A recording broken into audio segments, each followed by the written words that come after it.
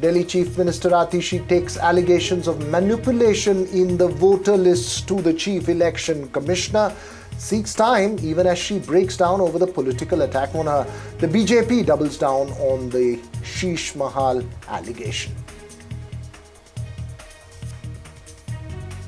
Karnataka Health Minister says there's no need for worry over the HMPV cases as the state is fully prepared. Across the country, the message is loud and clear. No need for alarm as 2 cases are detected in Bengaluru and 1 in Ahmedabad.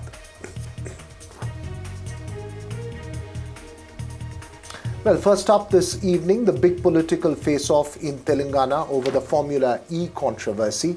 The Anti-Corruption Bureau carried out raids at residences of BRS leader and MLA K.T. Rama Rao.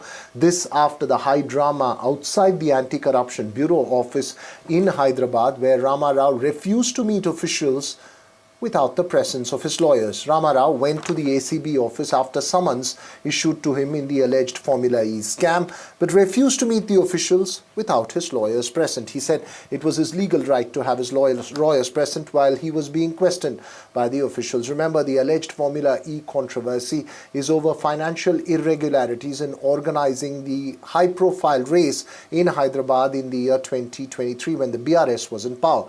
The Telangana High Court, which reserved orders on a petition by K.T. Rama Rao, has ordered that he can't be arrested till it delivers its verdict. Let's just listen into his reaction before we get into the first face-off this evening. In court, your lawyers argued about the delay in the filing of the case in this particular case, in case they felt that there was any kind of a wrongdoing. No, let me tell you, there are 3 things to the case. 1, we have done nothing wrong. Fundamentally, there's nothing wrong in terms of procedure or in terms of a policy decision. So the whole case is frivolous, it's abuse of process of law, it's travesty of justice at best. This is what I've said in my affidavit as well.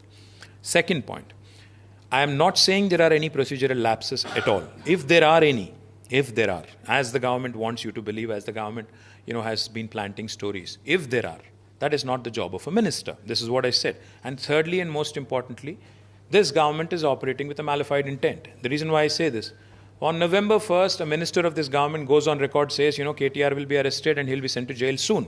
And then subsequently, ACB files a charge. What do I make of that? That political masters are calling the shots and it's not the investigating agencies.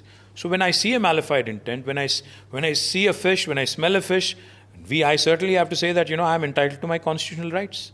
The affair does mention that Well, joining me this evening, Krishank Manne of the BRS and Syed Asad Abbas, who supports the Congress. Syed Asad Abbas, you just heard K.T. Rama Rao there. His point is that this is purely a politically motivated case and the ACB is acting on the instructions of the political leadership which had, even before the case was registered, declared that K.T. Rama Rao will be arrested. Veera Sahab, knowing and following Mr. KTR very closely, I could say he's one of the finest and articulate gentlemen that we have in politics today. But what has happened now? The fact that this man claims to be honest, he claims to be innocent, then what is stopping an honest man, a politician, a leader like KTR, to go and attend to the ACB? Why is he so reluctant in having his lawyer? He needs to understand that the law and order does not supersede any human being. This is a fundamental right and duty. Also, as a matter of fact, many a times when I heard Mr. KTR in the Davos summit, I became a huge fan of him. But the same man is using unparliamentary language. In the case of the farmers' policy by Revanth Reddy Garu, what did he call him? He called him a traitor. Not just that, even now, he's called him a criminal. Coming from an erudite leader like KTR, words like traitor, criminal, and so on and so forth does not show him right. And if he is indeed honest, if it happened as per procedure, why is he shying away to have his presence in front of the Anti-Corruption Bureau? He needs to understand, he could be the principal opposition. He could be the working president of Bharatiya Rashtra Samiti. But as per the purview and the eyes of the law and order, he is a common citizen of this country. So why should he have any special relaxations on that front? Also, as a matter of fact, let me bring to your notice, a man who always claims to be honest, innocent, so on and so forth. Why is he shying away from ACB? Had this case gone in the case of Enforcement Directorate... Why is he shying away from the ACB? Why is he shying away from the ACB is the question. Syed Asad Abbas is asking Krishank Mane, why the drama? Why not meet the authorities given the fact that the High Court has categorically said he can't be arrested till it delivers a verdict? Why not meet the authorities and answer their questions? How do you respond to Syed Asad Abbas? Krishank Mane. Veera, one thing the nation should know that after the arguments in the Honorable High Court from the ACB, from the government side pleaders, and from, in fact, KTR's counsel also, the judgment is reserved. There is an interim relief on that. And in fact, there is a no arrest also in this. But while we say this, as a law-abiding citizen, the visuals which your channel is currently showing is actually of the visuals where Mr. KTR visited to the ACB office. But what happened was, likewise, like every individual has their rights, KTR himself also has rights, and there are Supreme Court guidelines that when he is producing an evidence as a part of investigation, he can have his advocate with him. And that is what he was pleading the government, the police department, that why shouldn't my lawyer be with me? Number one. Why are we stressing on this point is, the Telangana police here and the Congress government, very recently, when an ex-MLA in the Kodangal farmers issue, an ex-MLA was arrested. And you know what happened, Veera? They wrote a document on their own that he has confessed the crime. After going to the jail, the ex-MLA did not know that the confession report said that he has already admitted to the crime. Then the ex-MLA from the jail wrote to the Honorable Judge that I haven't confessed any such thing. This is a scripted document by the Telangana police. This is what happened. This came up to arguments. So we do not trust the Congress government who is making their own scripts today. And that is why we wanted an advocate. And why so much of a hurry? Why don't you wait for the Syed Asad Abbas, what's wrong in having an advocate? Yeah. Yes, my friend Krishank Mane selectively spoke about the interim relief. Respected sir, yes, you are right on two accounts. Interim relief, yes. There is a stay order on the arrest, yes. But the fact of the matter, sir, if you've read the interim order carefully, you will know there is absolutely no mention which bars the Anti-Corruption Bureau of the Telangana police or the state to stop him from questioning. He's only merely being called to question. Yes, Krishank Mane Garu. He's only being asked to come and answer a few simple questions. What is the harm? Also, as a matter of fact, respected Why can't he have his lawyer with him? That's the question he's asking. Yeah, I'll come to that. And Kodangal MLA that you speak of, sir, many a times, we've seen MLAs, MPs, even ministers changing their stance. Also, as a matter of fact, with respect to MLA that you speak of, you need to understand, sir, if a man is honest, if he's a true leader of the masses, what is the harm in attending without his lawyer? What good can a lawyer do? I think a man like him, who claims to be so honest and innocent, why not a lawyer? Go and answer a simple what's question. The harm of having a lawyer, a last point, Krishank Mane Garu, I'll tell you. The fact you need to understand is that Mr. KTR Garu, many a times we've seen him, putting the same allegations on Revanth Reddy and the Congress party. Not just that. I think where he has made an error is questioning the Telangana state police, saying the state police is complicit of the crimes of Revanth Reddy. Let me tell you, sir, Telangana State Police is one of the finest that you have in the country today. And raising question is the same police which served under KCR Garu. And you question the same police. This is absolutely unfortunate, sir. Last word to you, Krishank Mane. Go ahead. Veera, see, I didn't get my answer. Why not a lawyer, number one? And if we are questioning and if we are calling Revanth Reddy Garu a traitor, it is a very serious concern that after giving in the guarantees, after Shri Rahul Gandhi coming to Warangal and announcing a declaration of 15,000 per acre to farmers, you in 2024 you stop the Raitu Bandhu scheme, you don't give a single penny to the farmers, and now you come retract your statement, say we are not going to give 15,000, we are going to give only 12,000. What do you call such a government? So we are not indulging into name calling, but what do we call such a government? Now to divert that issue, they are trying getting diverted from the core issue of. Just 10 seconds. Respected sir, I know he's doing his duty as a here is why the lawyers were not allowed is what the allegation is. Quick yes, response. Definitely. I'm sure the respective Anti-Corruption Bureau have the reasons on the same front. Lawyer allowed or not, my humble logic here is that an honest man with his lawyer or not will present his points. All he was asked is question on this. That's about it. also as a matter of fact, oppose No, I as a don't know why principal are you opposition. my- You why have are the my right friends to stressing oppose. honest man, Krishan honest man? Garu, You mean just having 10 lawyers seconds, is sir. being dishonest? 10 seconds. Krishan Garu, Why do we have 10 courts? seconds, sir.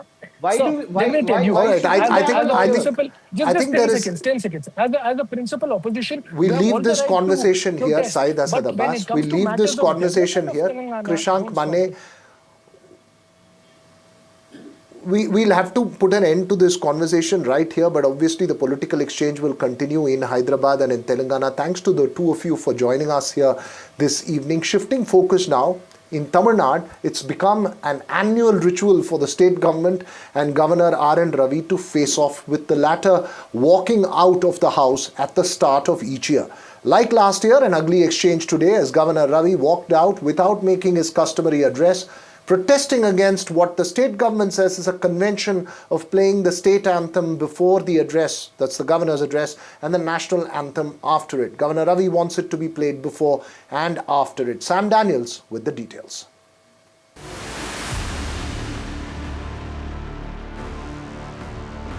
Once again, Tamil Nadu Governor R.N. Ravi walked out of the State Assembly without making the customary governor's address to the House. Like in 2024, this time he walked out protesting against the convention in the State Assembly, playing the state anthem before and the national anthem after the governor's address. Governor Ravi has demanded that the national anthem be played before and after. He took to social media, calling this a violation of the national anthem code and disrespect to the nation. Chief Minister M.K. Stalin called the governor's action as childish and undemocratic. We are singing the Tamil Thai word first, and at the end of the event, we have this procedure of singing the national anthem. So it is being followed. There is no question of leaving away the national anthem or like that. So when we are going to recite the national anthem at the end of the event, we do not know where comes the issue for the governor. Meanwhile, there was more drama in the House. Taking on the ruling DMK over the alleged Anna University sexual assault, the principal opposition AIADMK raised slogans and waved placards demanding justice. The involved person is the DMK office bearer.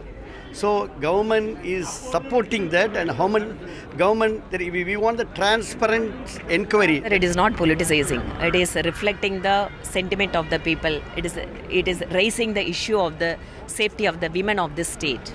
Amid a worrying trend of drama and acrimony becoming the norm from the parliament to state assemblies, Governor R.N. Ravi's boycott revives the debate on the relevance of the Raj Bhavan. And politically, the AIADMK is set to turn the heat on the ruling DMK on issues of women's safety and law and order. In Chennai with Suresh, Sam Daniel, for NDTV. Well, as I mentioned, it's become an annual face-off, and joining me this evening, Kalyan Raman of the Bharatiya Janata Party and Salem Dharanidharan of the Dravida Munnetra Kazhagam. Mr. Kalyan Raman, the state government's argument, and it has been over the last 2 years, that this is a convention that's followed in the state for many, many years. Why is it becoming a constant case of friction? Isn't it embarrassing each year after year if the governor has to walk out before giving his customary address?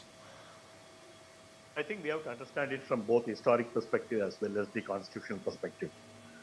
The Article 370 was an aberration on the Indian Constitution, which was repealed, as we all know, which was abrogated rather.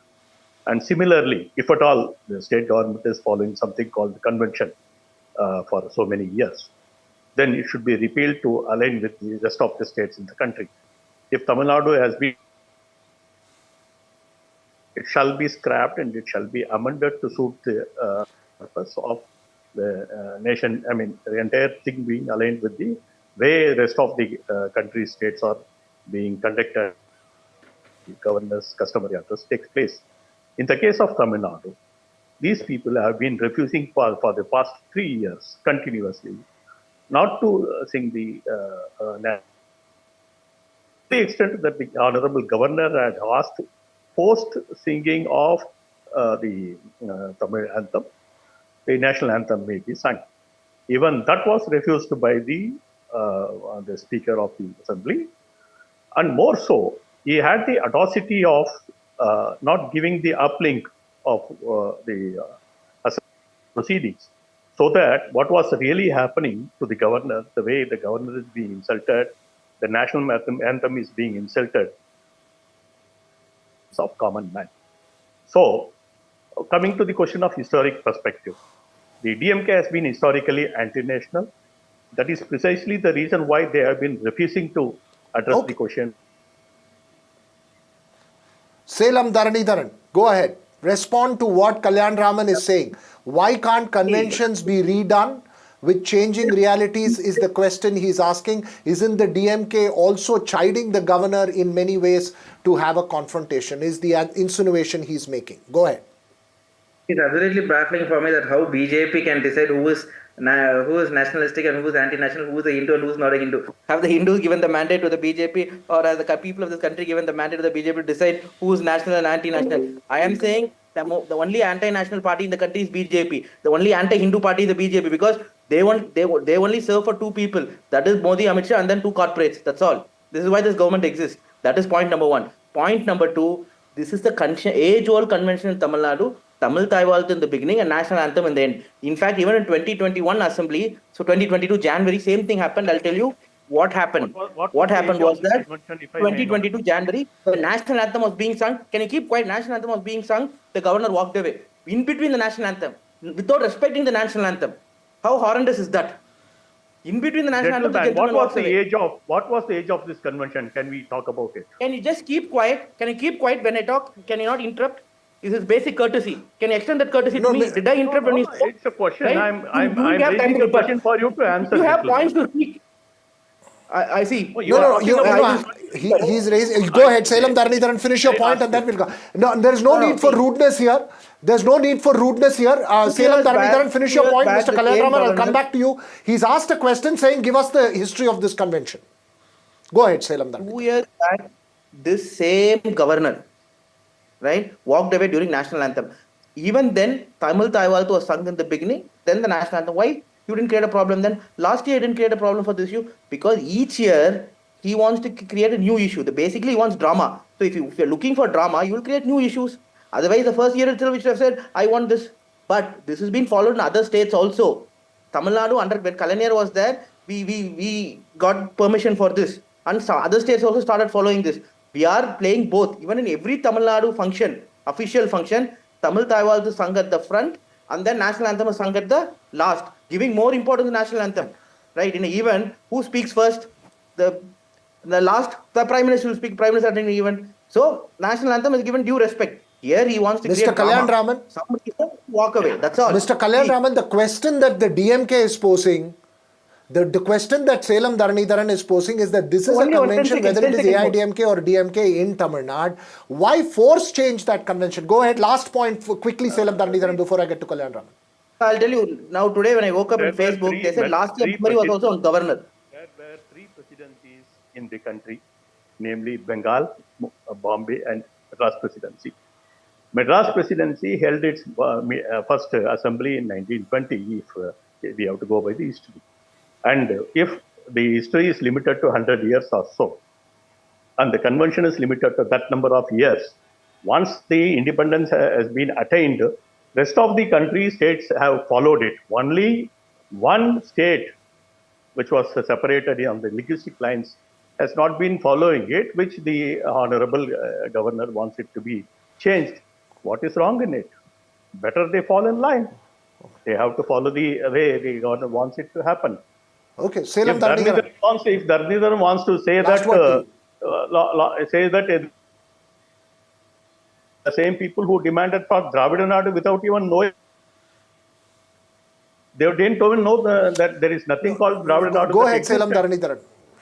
They have no clue or idea or definition about all these things. Sir, can I ask him to keep quiet? He keeps speaking, interrupting me. See, if the BJP spokesperson will keep speaking like this, I think the Oxford Dictionary will rename illogical, non-coherence to BJP spokesperson. That's how they all speak. It makes absolute no coherence. In fact, Karnataka have their own state flag, right? That doesn't mean that Tamil Nadu is not an integral part of India. DMK has been more nationalistic than the BJP. You know, there is no. We have done more for the country than they have. How can they come and say we are not? My very quick question. I have just 30 seconds left. I have just 30 seconds left. Will this continue again year after year? Again, will there be a face-off? Nationalist gentleman, since when you have become nationalist? Savarkar brought about the two national theory in 1926, and they come and preach about nationalism and everything. No, you are still to learn about. No, you know, we are discussing about what happened in 1930s and 40s. We are discussing about a simple thing. What happens in 1930s and 40s to learn Germany? history. We'll have to the same thing, and then Germany we'll have to end this conversation here. There are, we'll end this conversation here. Okay, Mr. Kalyan Raman, you know, unfortunately, television debates and the limited time we have does not allow for a deeper analysis of the points that both of you are making, but it could be a civil exchange and a conversation between the two. The real question is, and it's perhaps a troubling one, that will this happen again and again and again? And will the Raj Bhavan and the governor's office and the state government learn to work with each other?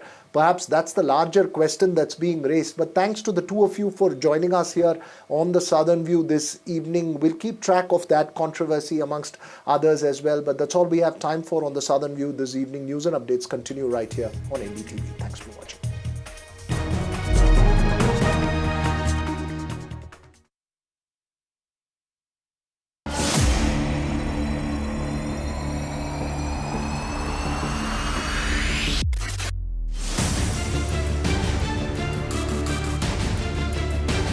After months of dissent from within his party, an imminent non-confidence motion that he was set to lose, and his growing unpopularity with the Canadian voters, Justin Trudeau is all set to resign. This big story from Canada all day on NDTV.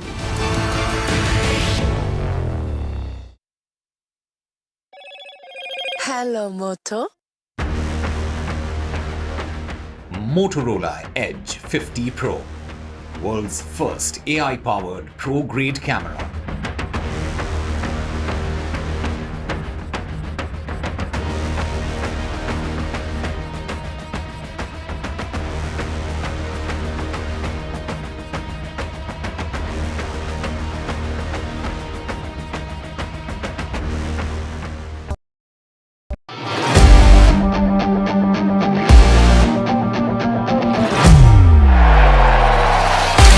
All set for Trump 2.0. Countdown to January 20th. Terror shadow, visa wars. All the twists and turns. Tracking Trump takeover. Every day at 10:30 p.m. only on NDTV 24/7.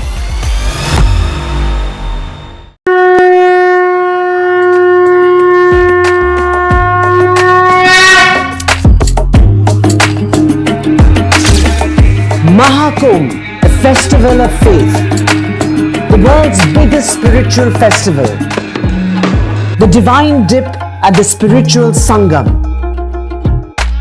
a sacred confluence of faith, culture and heritage. NDTV's mega coverage of the Mega Fest. NDTV at Mahakumbh 2025.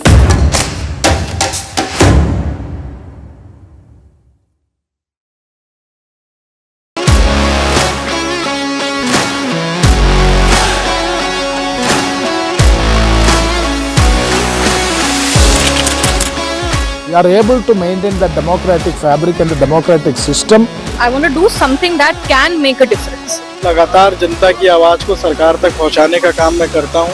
I was a student up until very recently. I really want to work and do something for my people because they have given me this opportunity. They have elected me. सोचा नहीं था कि राज्यसभा सांसद बनूंगी.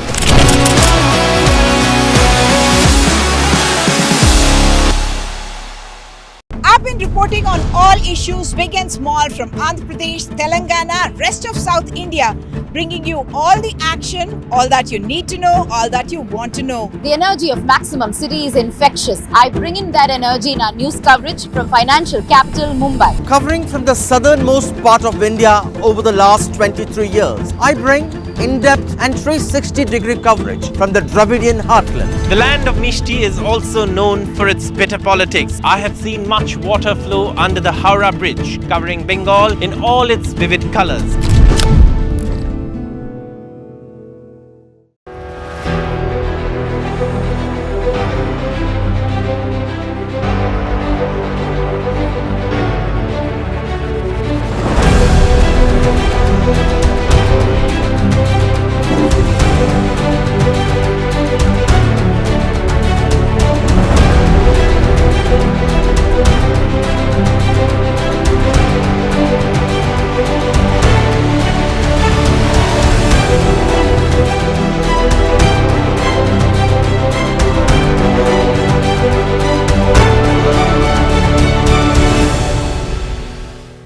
In today's interconnected world, India's voice is more crucial than ever.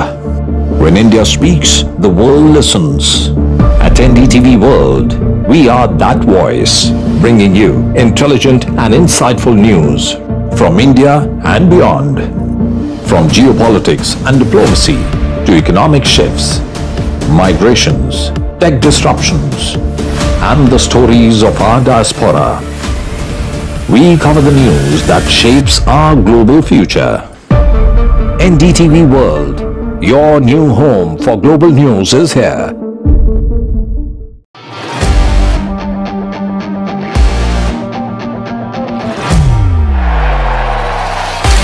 All set for Trump 2.0. Countdown to January 20th. Terror shadow, visa wars. All the twists and turns. Tracking Trump takeover. Every day at 10:30 p.m. only on NDTV 24/7.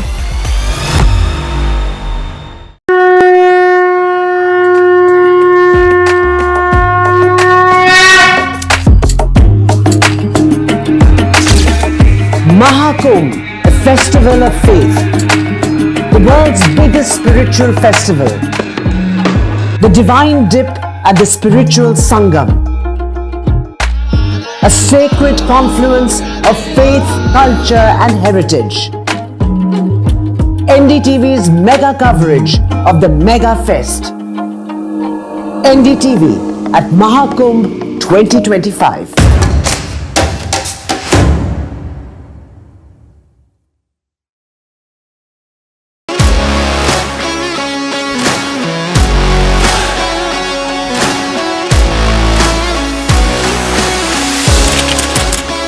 We are able to maintain the democratic fabric and the democratic system. I want to do something that can make a difference. लगातार जनता की आवाज को सरकार तक पहुंचाने का काम मैं करता हूं. I was a student up until very recently. I really want to work and do something for my people because they have given me this opportunity. They have elected me. सोचा नहीं था कि राज्यसभा सांसद बनूंगी.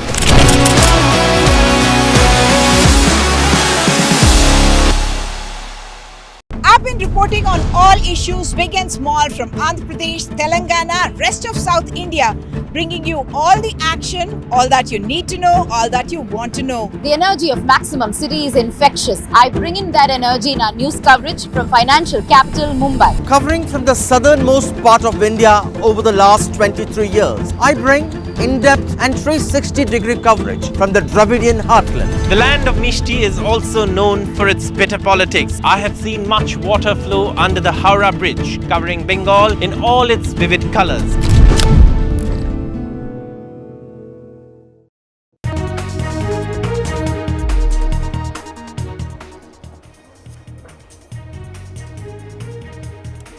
Good evening, ladies and gentlemen. You're watching NDTV. The BJP on Monday launched a scathing attack on the Aam Aadmi Party, centering it around the alleged indulgences of its chief Arvind Kejriwal in his former residence. Now, the party has cited a CAG report claiming the chief minister's former residence was renovated with an expenditure of rupees 33.86 crore, but the actual cost, the party says, could even be higher.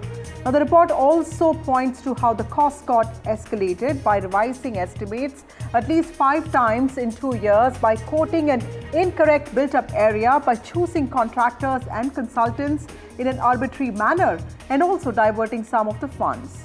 Now, from silk curtains to carpets to marble flooring, the BJP is using the findings of this CAG report, or the money that was allegedly spent by the chief on the beautification of his former house, to claim that the Aam Aadmi Party's non-corruption is nothing but hypocrisy.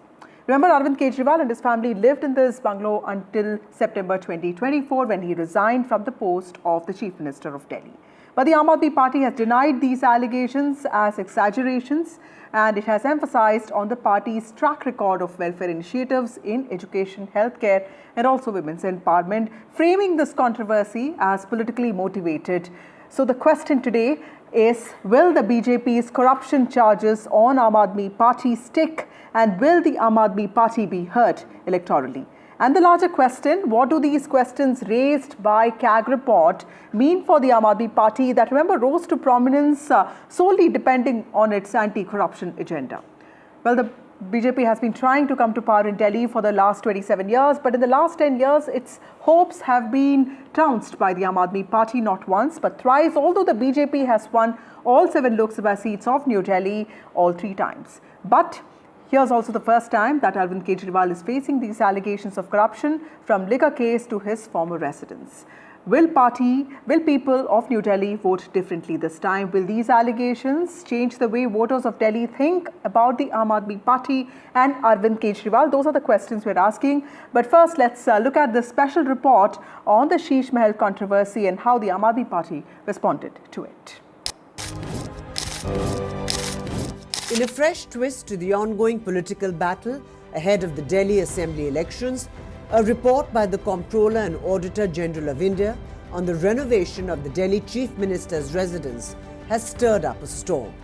The report reveals massive cost overruns in the CM's house renovation, giving the BJP fresh ammunition to attack Arvind Kejriwal and his Aam Aadmi Party.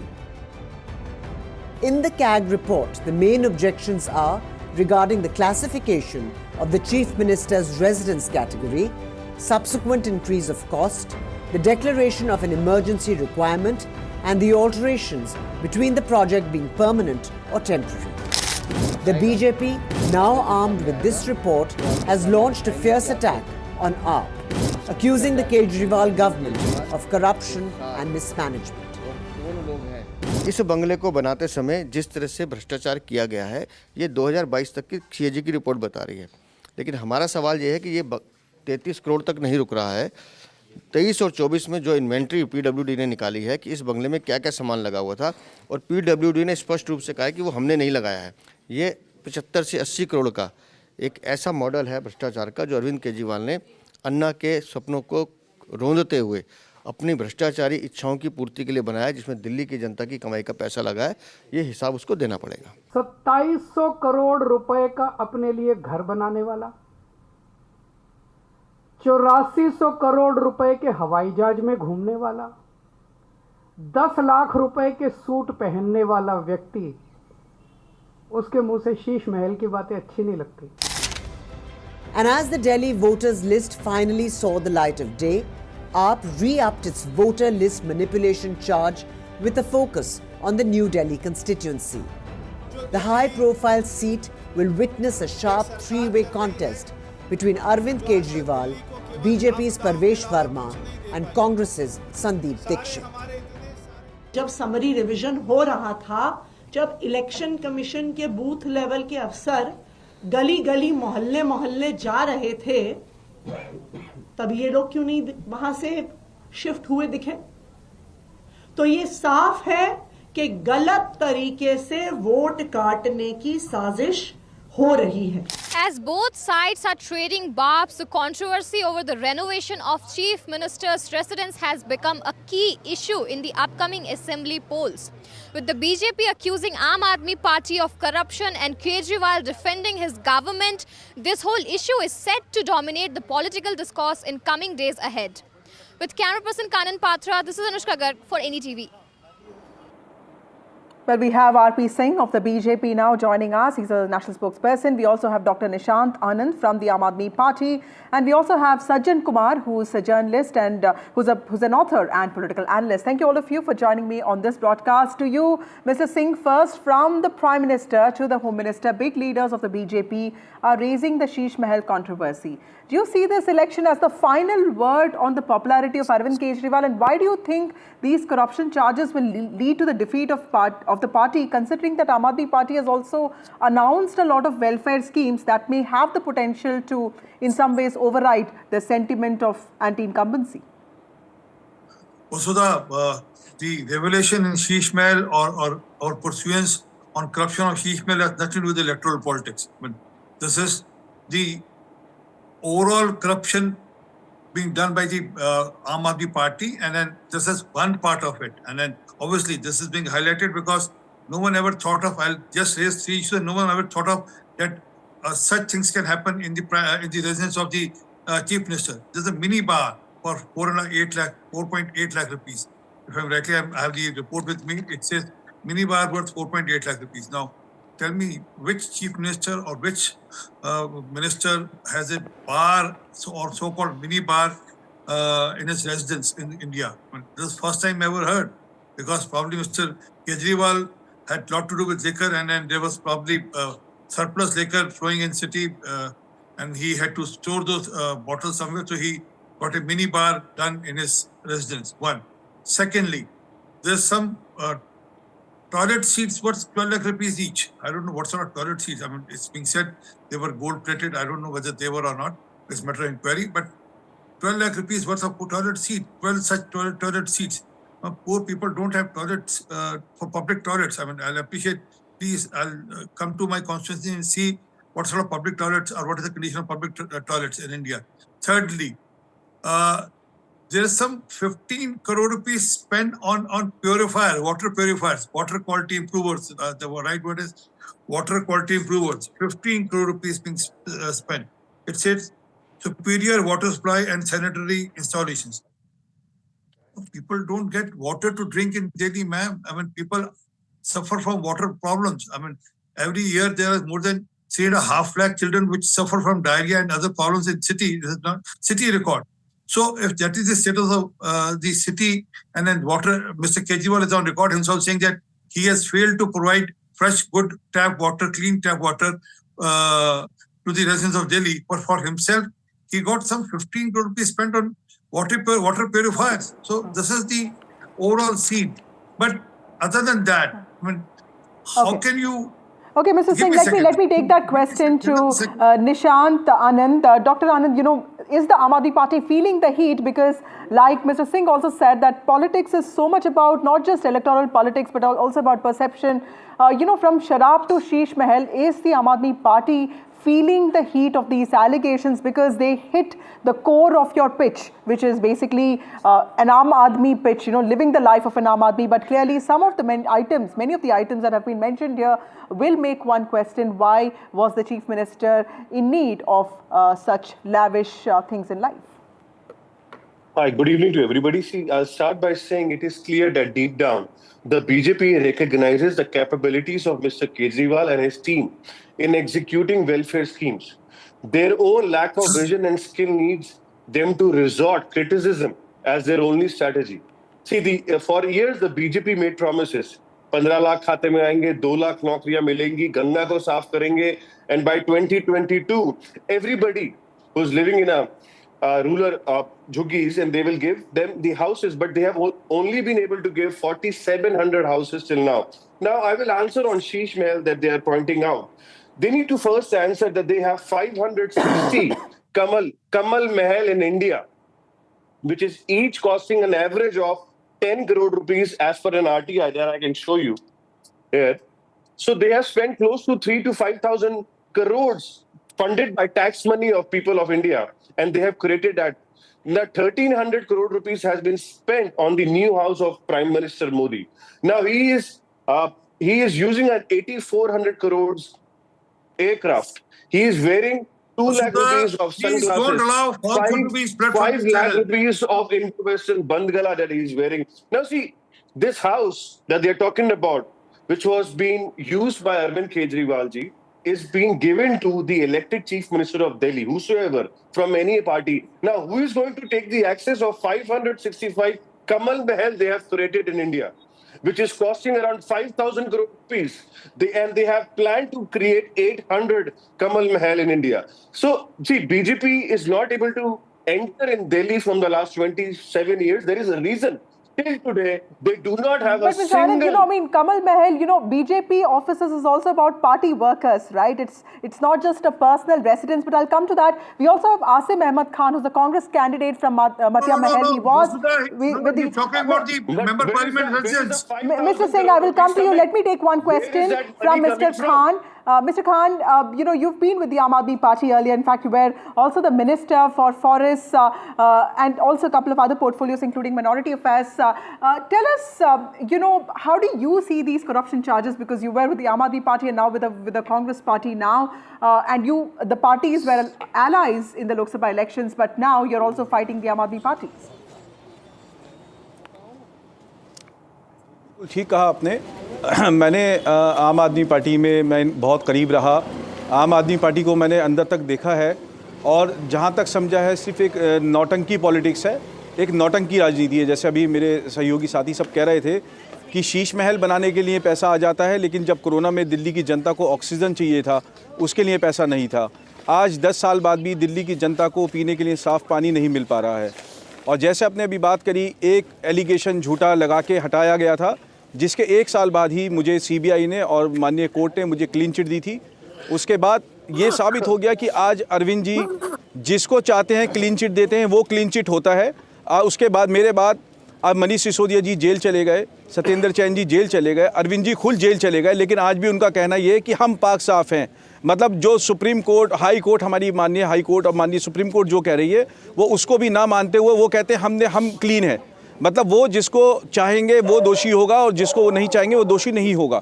मुझे तो माननीय court ने बाइज्जत बरी करा था आज ये कहते हैं कि हम जिनको पास क्लीन चिट नहीं है उनको इलेक्शन नहीं लड़ने देंगे तो आज अरविंद जी किस बिहाफ पे चुनाव लड़ना है मनीष जी किस बिहाफ पे चुनाव लड़ना है सत्येंद्र जैन जी किस बिहाफ पे चुनाव लड़ना है सबके ऊपर मुकदमे चल रहे हैं सब 2-2 साल जेल में रह के आए Before I come back to you, Mr. Singh, you wanted to make a point, sir.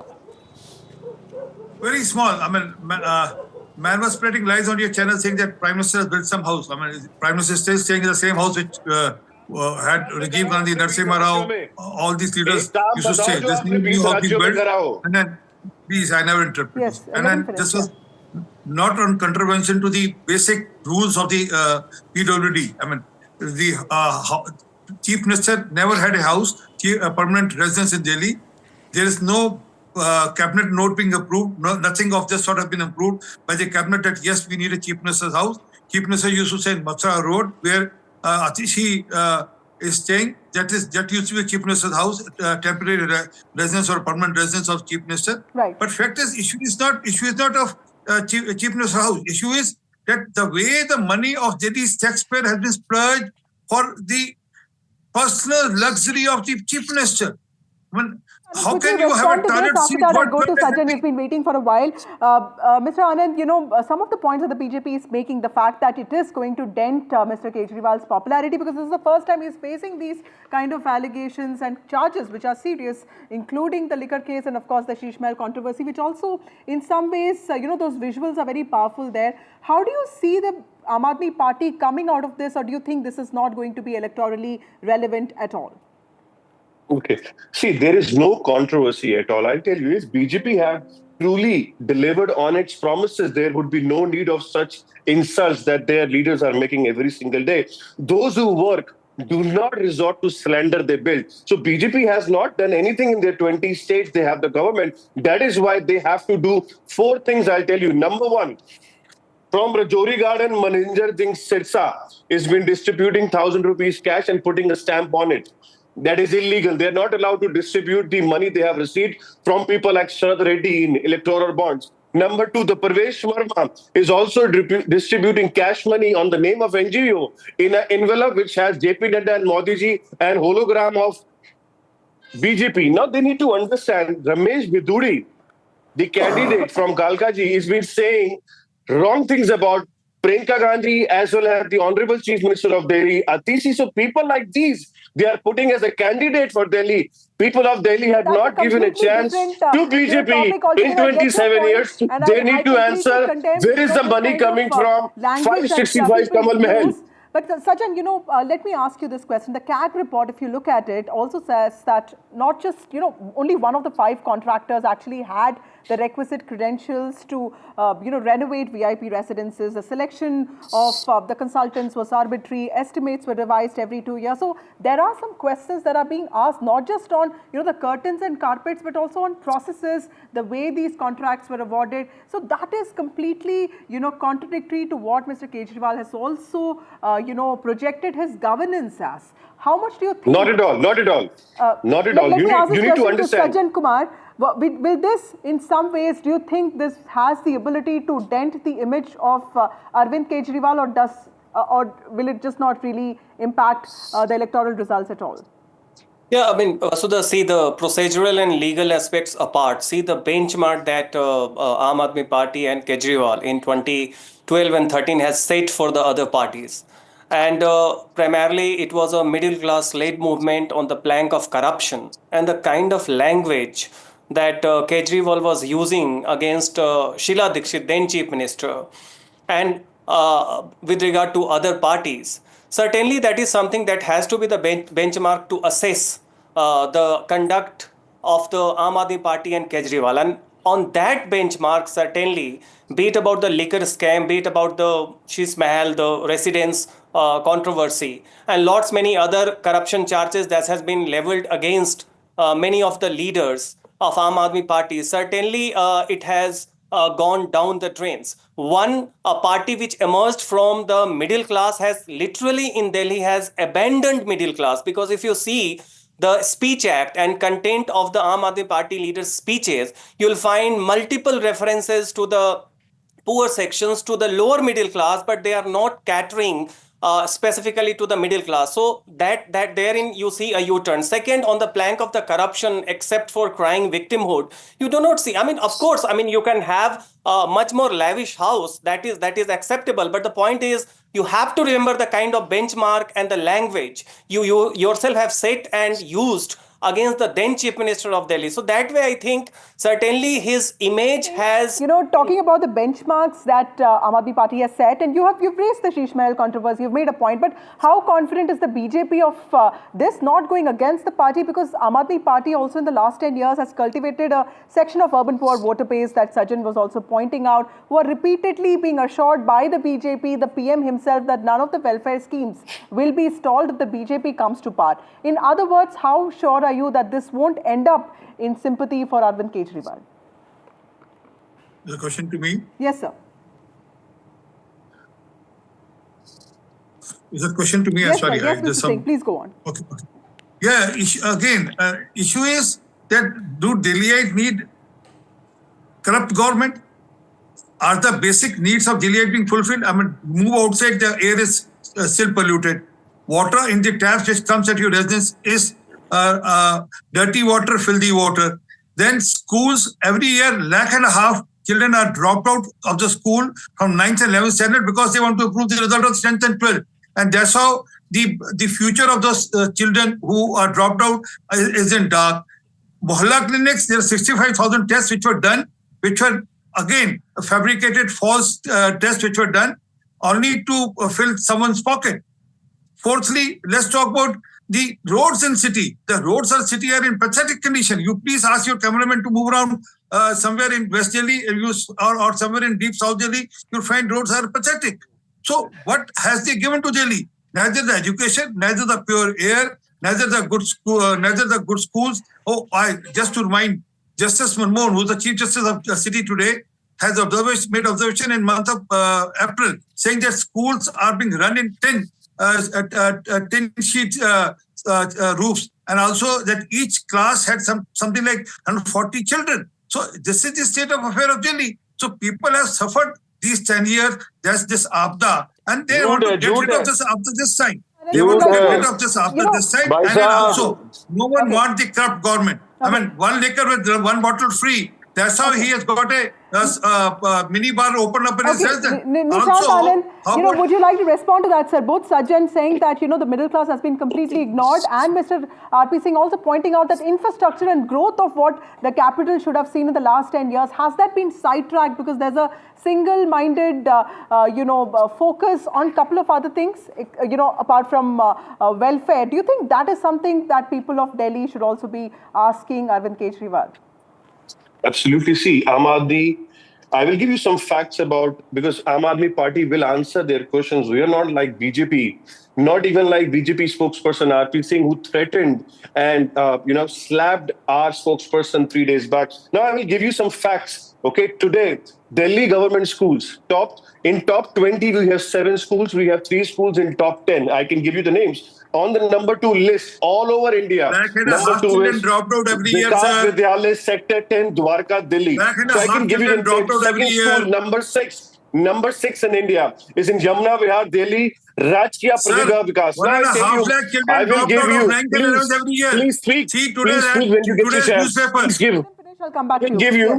I will give you the schools that Aam Aadmi Party has created. Number 1, Sector 18, Rohini, SOSE. Rohini Sector 23, 21, Rana Pratap Park, Guwahati. These are the new schools created by Aam Aadmi Party. Now I'll give you a few facts. We have 533. Please, let me complete my answer. Because you want to do the result of 10th and 12th. आप electoral bonds में पैसा लेते हो. About the 65,000 fabricated tests which was selected in Wala Clinic. How about those 3 children who died because of the wrong medicine prescribed by the Mullah Clinic? I'm giving the last word to Sajjan. Sajjan, how do you see this playing out? You have to let me complete. How about those IAS aspirant who died because of negligence of the Delhi government? How about those garbage dumps which How do you see this playing out, Sajjan? Because at the end of the day, politics is so much about optics and perception. While this controversy is going on, do you see the election results as being, in some ways, the last testament to what Arvind Kejriwal stands for? If he wins Delhi for the 4th time or the 3rd time, then probably this controversy will not see the light of another day. But if BJP manages to improve its performance and win, clearly corruption charges are sticking to the Aam Aadmi Party, isn't it? See, there are a couple of takeaways. One, at this juncture, certainly BJP's tally will improve. How much is something yet to be seen, because you do see an increase and intensification in the middle class antagonism. 2, unless and until Congress doesn't perform relatively better, the consolidation of Aam Aadmi Party votes among the poor and the lower middle class section is difficult to be dealt with, because they have a dilemma. 1, to go against the increasing dent in the image of Aam Aadmi Party, and 2, abandoning the kind of material benefits that are there. So crucial point would be how strong Congress is performing. Are they able to cut, say, for example, 10-15,000 votes in 2025 constituency? But the corruption charges, as far as it is concerned, even Aam Aadmi Party voters, they also now accept a significant section that the image that Kejriwal used to have in the past is no more what. Okay. But that is not enough, abandon Aam Aadmi Party for the poor section. Thank you so much, Sajjan. Thank you, Mr. Singh. Thank you, Mr. Anand, for joining me on this broadcast. A CAG report detailing exorbitant expenditures on the renovation of the Delhi Chief Minister's official residence has, of course, ignited a heated political debate ahead of the Delhi elections. This report, which has not been officially tabled, reveals some staggering overspending on the project, with opposition parties, particularly BJP, using these findings. But Aam Aadmi Party has dismissed all of these as exaggerations and a political conspiracy. What do people of Delhi think? That is something we will get to know in the next few weeks as election happens in the capital of India. Moving on, as the temperatures dip and fog engulfs the national capital, NDTV and Uday Foundation's blanket donation drive. 60,000 blankets are needed to help save lives and keep those less fortunate warm during harsh winters. The blankets can be dropped off at this location on your screen. Bring your blanket donations to Uday Foundation Sarvodaya Enclave in New Delhi.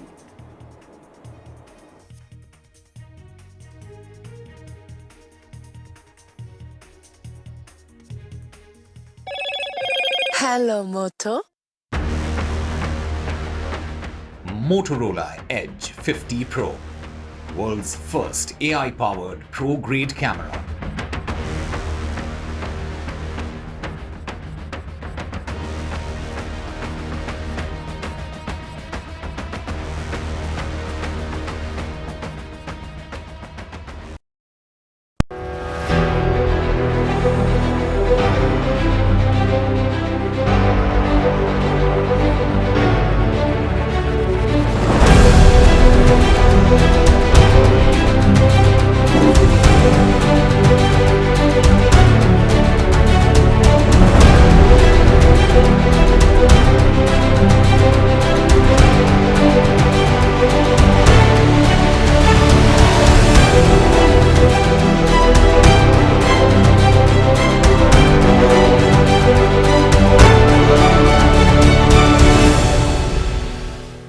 In today's interconnected world, India's voice is more crucial than ever.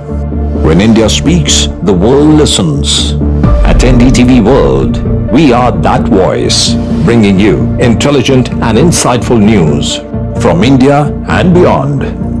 From geopolitics and diplomacy to economic shifts, migrations, tech disruptions, and the stories of our diaspora. We cover the news that shapes our global future. NDTV World, your new home for global news is here.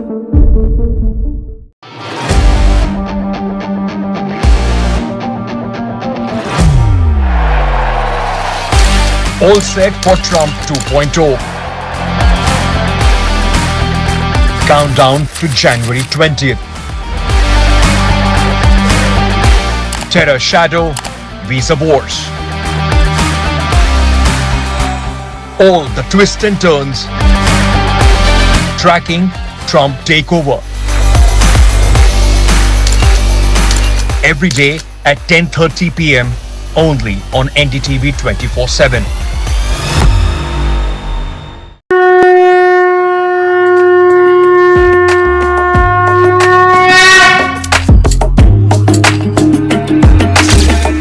Mahakumbh, a festival of faith, the world's biggest spiritual festival, the divine dip at the spiritual Sangam, a sacred confluence of faith, culture and heritage. NDTV's mega coverage of the Mega Fest. NDTV at Mahakumbh 2025.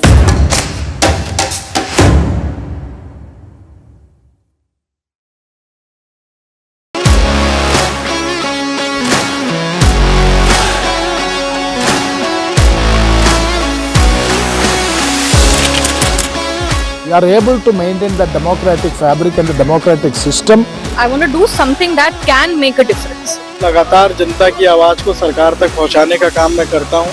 I was a student up until very recently. I really want to work and do something for my people because they have given me this opportunity. They have elected me. ये सोचा नहीं था कि राज्यसभा सांसद बनूंगी.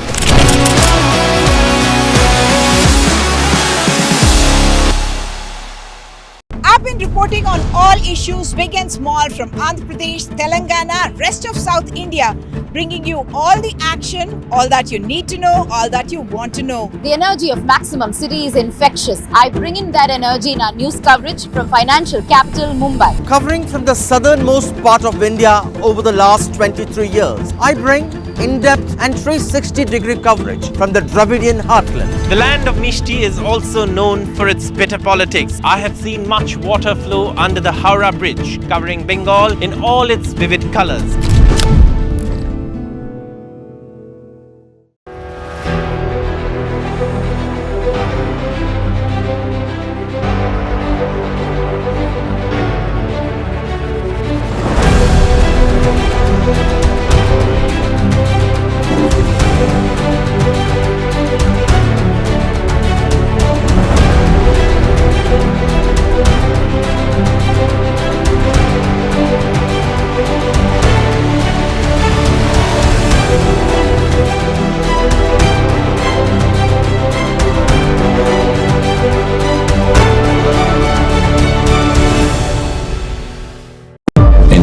today's interconnected world, India's voice is more crucial.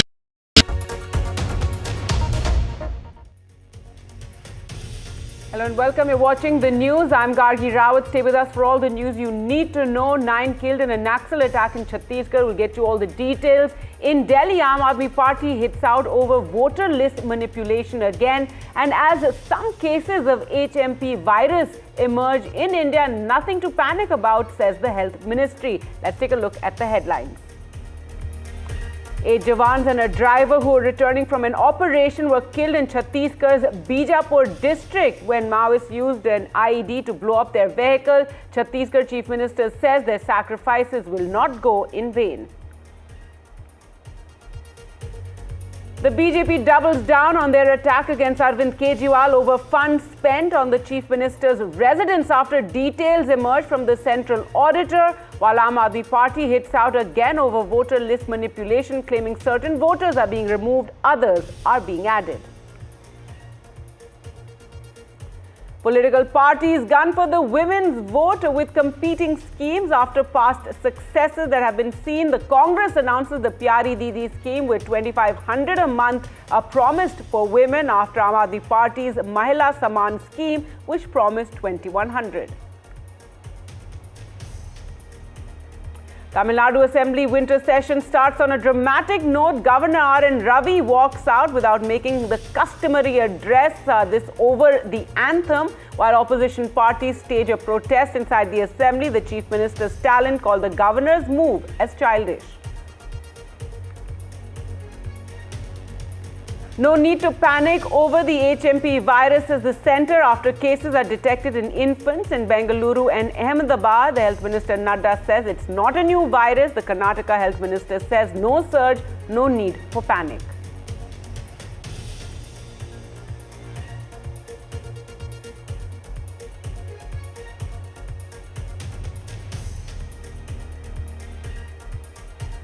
And the 82nd Golden Globes takes place. Women take the center stage, and while India's Payal Kapadia lost out, she did win hearts.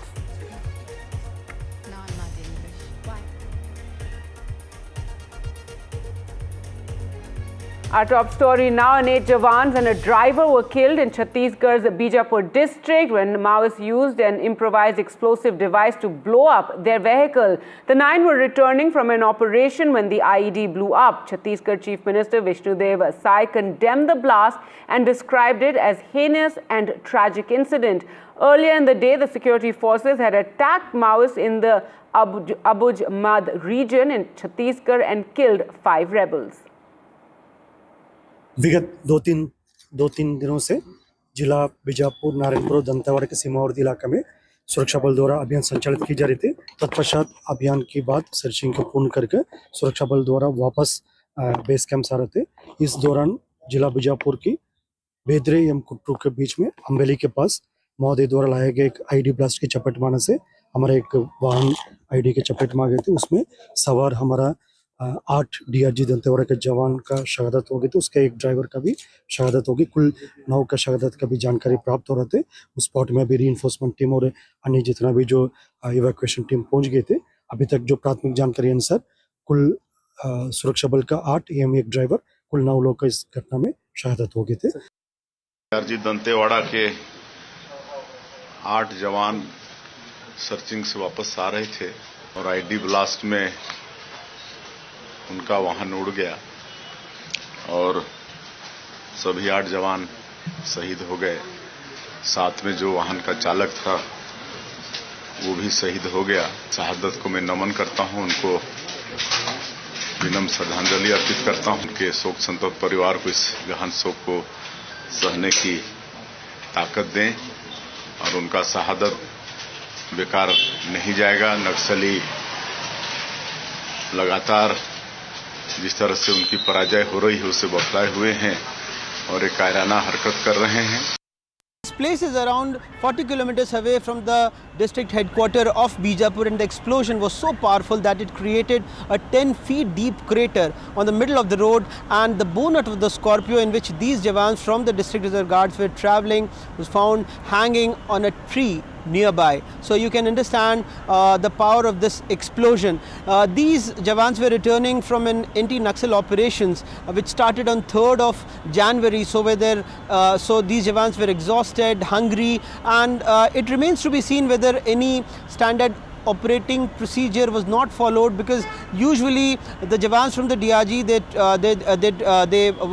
travel on foot or they use bike, and usually they don't use the same road while coming back. So it remains to be seen, and as per the security sources from the security forces there in Bastar, this time the Naxals have used a fox trap. A fox trap is a technique basically in which they hide stones. They dig the road and hide stones, and whenever they want to execute any explosion, then they fill these holes with explosives. So during anti-mining operation, usually you can't detect these foxholes, and whenever they want to execute some explosion, they usually fill these foxholes with explosives. 8 Jawans from the DRG and their driver was killed in this attack, because last year we have seen a massive victory for the security forces when they have killed more than 290 Naxals, and more than 1,000 Naxals have surrendered. But in 2025 the security forces are on offensive, but still today a major blow to the security forces when the Naxals killed 8 Jawans from the DRG and their driver in Bastar. All right, a big blow to operations with 9 killed in that Naxal attack. Moving on to news from Delhi now, and as Delhi elections near, political parties attacking one another, and the BJP doubled down today on its Sheesh Mahal attack on Arvind Kejriwal, receiving fresh ammunition in the form of a CAG report on expenses involved in renovating the Chief Minister's residence at the time. While Aam Aadmi Party today hit out over voters' list manipulation, Chief Minister Atishi accused the BJP-led centre of conspiring to remove AAP supporters from electoral rolls, fearing loss in the Delhi Assembly polls.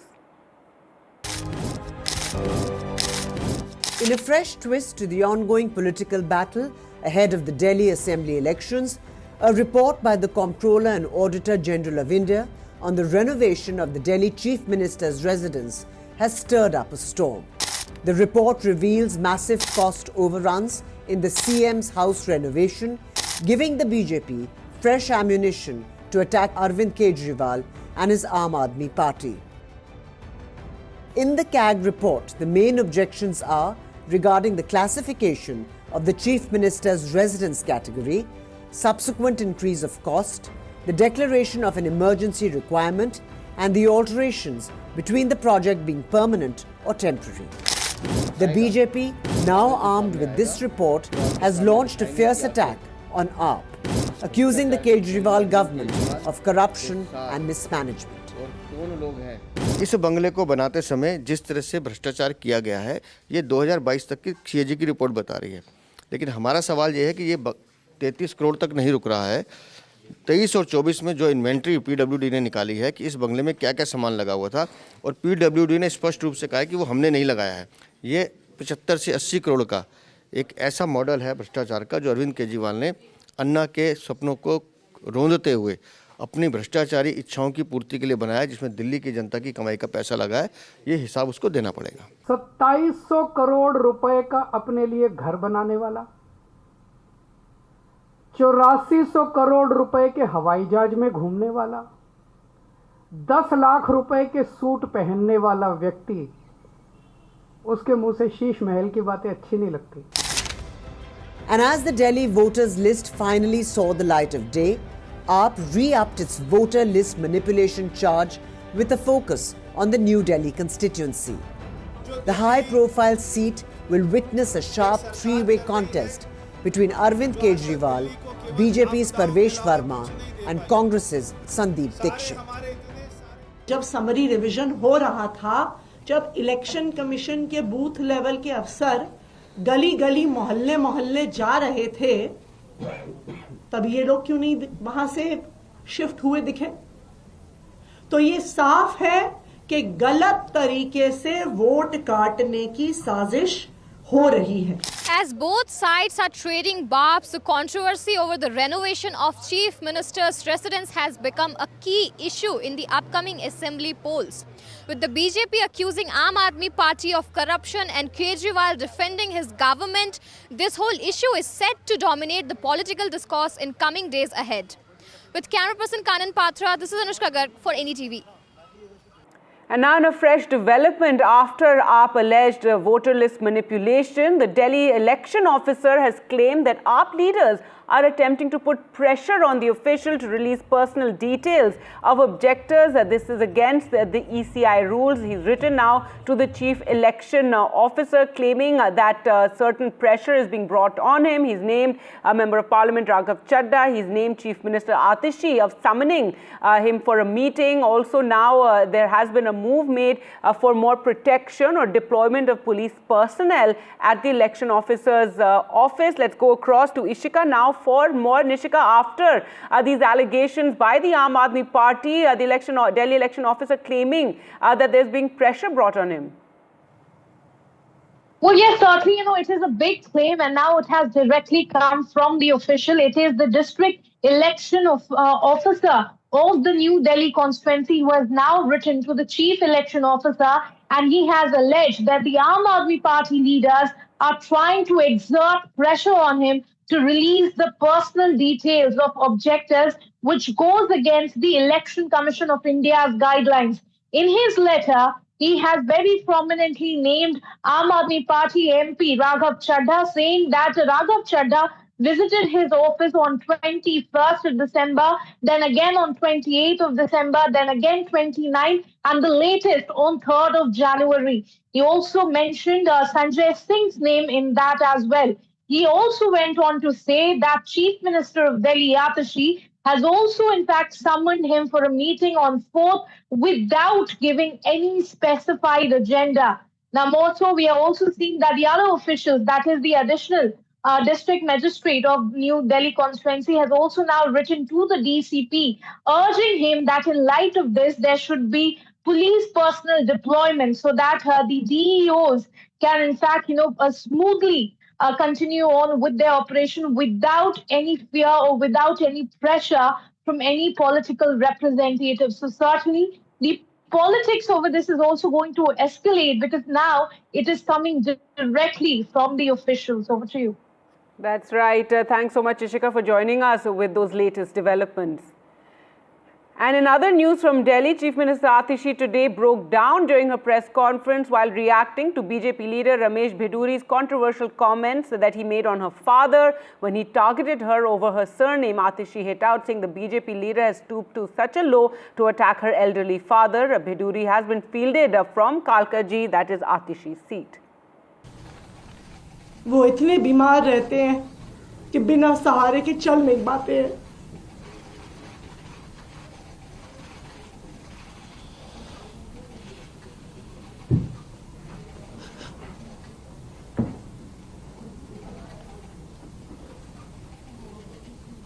आप चुनाव के लिए इतनी घटिया हरकत करेंगे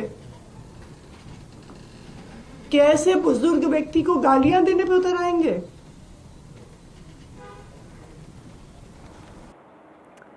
All right, an emotional Atishi there. Now, with political parties realizing it's the women voters who can carry them across that winning line, all parties are competing now to woo the women. If AAP announced the Mahila Samman Yojana scheme where women would receive 2,100 rupees a month, Congress today has outdone them, announcing the Pyari Didi Yojana, promising 2,500 every month. Political pundits credit the BJP for cracking the wooing women voters formula. But opposition parties too have been quick to pick up on the trend. As Delhi rolls up its sleeves to decide on the next government, Congress announced the Pyari Didi scheme for women in Delhi, promising 2,500 rupees per month. Karnataka Deputy Chief Minister D.K. Shivkumar did the honours, quoting the Karnataka model. whatever the decision has been taken in Karnataka on the same model, 2,500 rupees, this Pyari Didi Yojana will be implemented. Remember, the Congress rode home in Karnataka on the back of the Griha Lakshmi scheme, promising the same amount to women in the state. Mahalakshmi, which means rupees 2,500. More recently in Telangana, the Mahalakshmi scheme proved lucky for Revanth Reddy. In Delhi, AAP took the lead, sprinting off the block in the race to woo women voters. The party revised the payout to women to 2,100 rupees under the Mahila Samman Yojana. महंगाई बहुत ज़्यादा कर दी है केंद्र सरकार ने, उनकी नीतियों ने उनको घर का खर्चा चलाने में मदद मिलेगी. In 2020, with a record turnout of 62.5%, women bridged the gap with men. AAP swept the polls, winning 62 seats. The free bus scheme for women is what caught the imagination in the last Vidhan Sabha polls in Delhi. Jai Bhavani, Jai Shivaji, Ladkya Bainincha, Vijay. In the Maharashtra Assembly elections last year, many credit the BJP's Ladki Behna scheme for the turnaround in the Mahayuti's fate.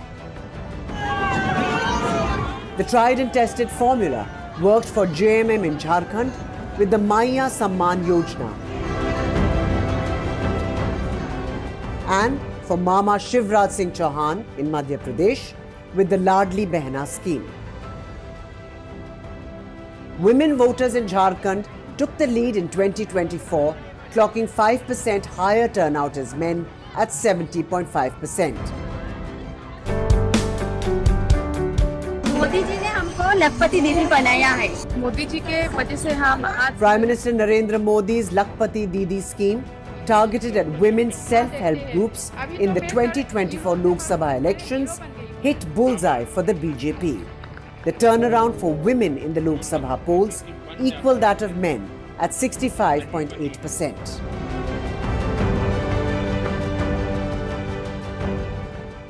Every political party now vies for women vote. There is a race among parties to dole out attractive SOPs for women ahead of the upcoming elections. Now, Delhi election season is no different from it.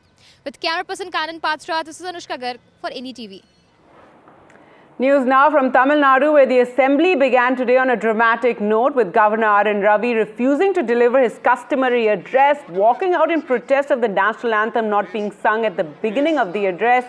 Chief Minister Stalin later called it childish and said it violated custom.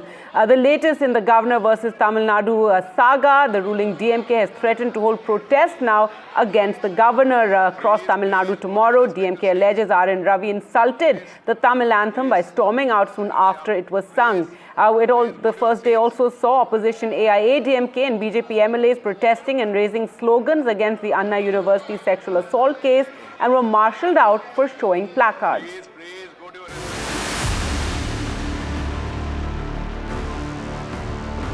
Once again, Tamil Nadu Governor R.N. Ravi walked out of the State Assembly without making the customary governor's address to the House. Like in 2024, this time he walked out protesting against the convention in the State Assembly, playing the state anthem before and the national anthem after the governor's address. Governor Ravi has demanded that the national anthem be played before and after.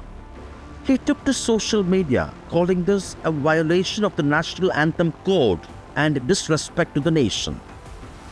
Chief Minister M.K. Stalin called the governor's action as childish and undemocratic. We are singing the Tamil Thai word first, and at the end of the event, we have this procedure of singing the national anthem. So it is being followed. There is no question of leaving away the national anthem or like that. So when we are going to recite the national anthem at the end of the event, we do not know where comes the issue for the governor. Meanwhile, there was more drama in the House. Taking on the ruling DMK over the alleged Anna University sexual assault, the principal opposition AIADMK raised slogans and waved placards demanding justice. The involved person is the DMK office bearer. So government is supporting that, and we want the transparent inquiry. It is not politicizing. It is reflecting the sentiment of the people. It is raising the issue of the safety of the women of this state. Amid a worrying trend of drama and acrimony becoming the norm from the parliament to state assemblies, Governor R.N. Ravi's boycott revives the debate on the relevance of the Raj Bhavan. And politically, the AIADMK is set to turn the heat on the ruling DMK on issues of women's safety and law and order. In Chennai with Suresh, Sam Daniel, for NDTV. Now, focus on the HMPV virus, and 3 cases were reported in the country today. 2 cases in Bengaluru, a 3-month-old baby who's been discharged and an 8-month-old who's recovering. Meanwhile, a 2-month-old infant in Ahmedabad has also been diagnosed with the virus. Now, HMPV has been in the news because of increase in cases in China. However, Union Health Minister J.P. Nadu said it is not a new virus. This is something doctors too have been saying that it spreads every winter and that it's children, infants and elderly who are more susceptible. Also, there's no reason to panic. The center is monitoring very closely. On recent reports, the cases of HMPV in China, the Health Ministry, the Indian Council for Medical Research and the National Center for Disease Control are keeping a close watch on the situation in China as well as in the neighboring countries. No surge in any of the common respiratory viral pathogens is observed in India. Joint Monitoring Group meeting was held under the chairmanship of Director General for Health Services on 4th of January 2025 to review the situation. The health systems and surveillance networks of the country remain vigilant, ensuring the country is ready to respond promptly to any emerging health challenges. There is no reason to worry. So no need to panic. HMPV is not a new virus, says the center. And finally, some entertainment news. The 82nd Golden Globe Awards kicked off the 2025 award season in grand fashion and in Los Angeles. Hosted by Nikki Glaser, the star-studded ceremony honored the year's most critically acclaimed films, TV shows and performances. Women dominated the event, while India's Payal Kapadia didn't get an award, but she certainly won hearts.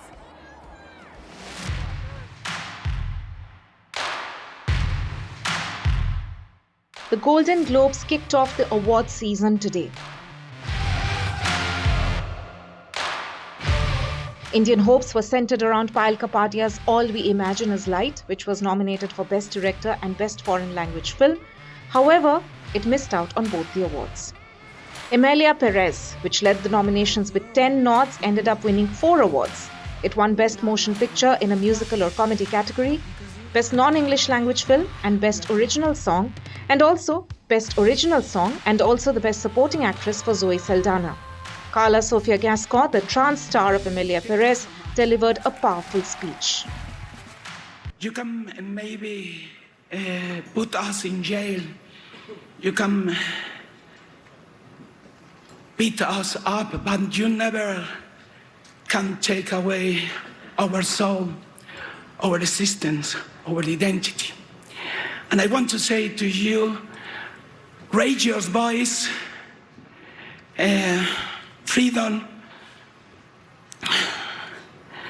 and say, I am who I am, know who you want. Shogun led the television category with 4 awards. It won Best Series in the Drama category and the awards for the Best Actor, Actress and Supporting Actor in a drama series. It was also a night of Hollywood's biggest female stars picking up awards. Demi Moore won her first major acting award for The Substance, her comeback movie. I thought a few years ago that maybe this was it. Maybe I was complete. Maybe I've done what I was supposed to do. And as I was at kind of a low point, I had this magical, bold, courageous, out-of-the-box, absolutely bonkers script come across my desk called The Substance. And The universe told me that you're not done, and I am so grateful. You understand the Jodie Foster took home the Best Female Actor in a limited series for True Detective. Nikki Glaser also made history as the first solo woman Golden Globes host. Her monologue included playful casting couch humor about Hollywood, political digs at President-elect Donald Trump, and more. Most importantly, the wins at the Golden Globes give a big hint as to who might be ahead in the Oscars race. With Abira Dhar, Bureau Report, NDTV. And with that, it's a wrap from me. News updates continue right here on NDTV.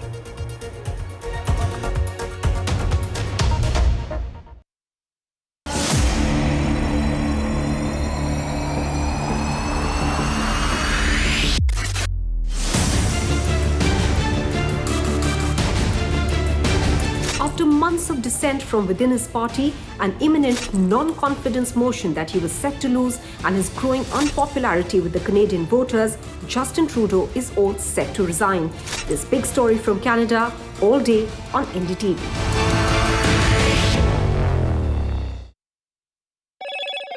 Hello, Moto. Motorola Edge 50 Pro. World's first AI-powered pro-grade camera. Women take center stage at the 82nd Golden Globes. Amelia Perez and the Shogun dominate the evening.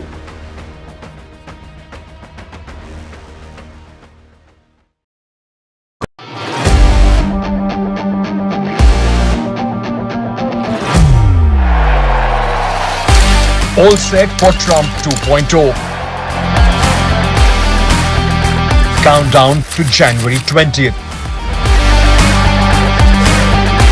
Terror Shadow, Visa Wars. All the twists and turns. Tracking Trump takeover. Every day at 10:30 p.m. only on NDTV 24/7.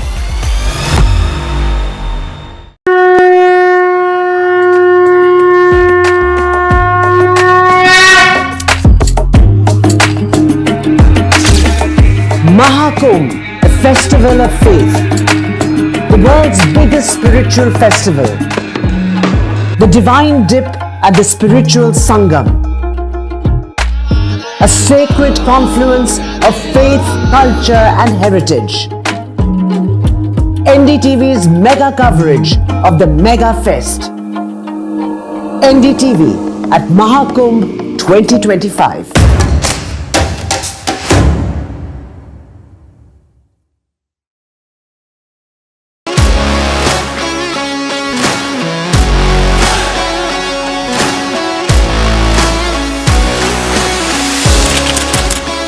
We are able to maintain the democratic fabric and the democratic system.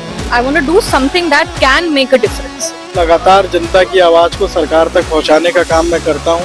I was a student up until very recently. I really want to work and do something for my people because they have given me this opportunity. They have elected me. सोचा नहीं था कि राज्यसभा सांसद बनूंगी.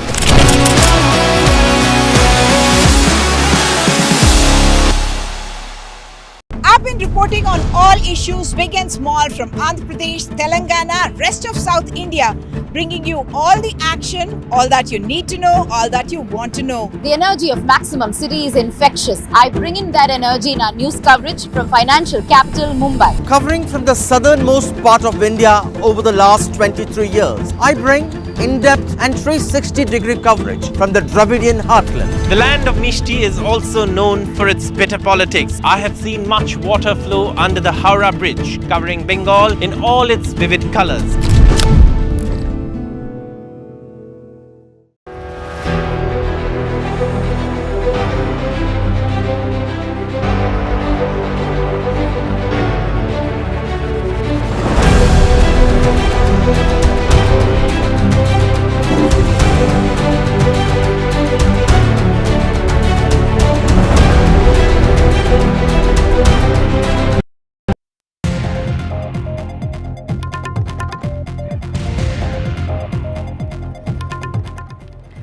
The Last Word and I'm Maria Shakil. Tamil Nadu Assembly's first session of the year got off to a stormy start as opposition AIADMK and BJP MLAs protested and raised slogans against the Anna University sexual assault case. Several leaders, including the leader of opposition, Edapadi Palaniswamy, who led the protest, also held placards in the House. The protesting MLAs were later marshalled out. Following this, the PMK, which is also an alliance partner in opposition, and the BJP leaders walked out of the assembly. The ruling DMK has been facing challenges as far as its alliance partners are concerned as well. The VCK also submitted a notice to the Speaker to discuss the issue surrounding the Anna University sexual assault case. What played out today was also a familiar face-off between the Governor, R.N. Ravi, and State's Chief Minister, Mr. M.K. Stalin. Governor Ravi refused to deliver his customary address to the Assembly and walked out in protest of the national anthem not being sung at the beginning of the address. As per the tradition, the state anthem, that is Tamil Thai Velthu, is sung when the House meets, and the national anthem is at the end. But Governor Ravi has taken exception to this norm and has said that the national anthem should be sung at both times. M.K. Stalin said that Governor had made it a custom to violate the Assembly's tradition and called his actions childish. First the story, then I bring in the guests.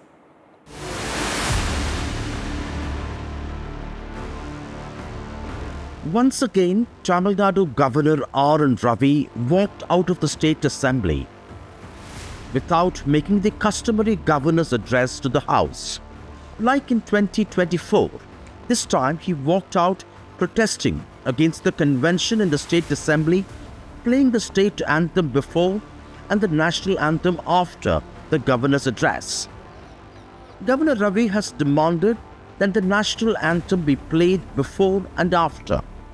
He took to social media, calling this a violation of the national anthem code and disrespect to the nation.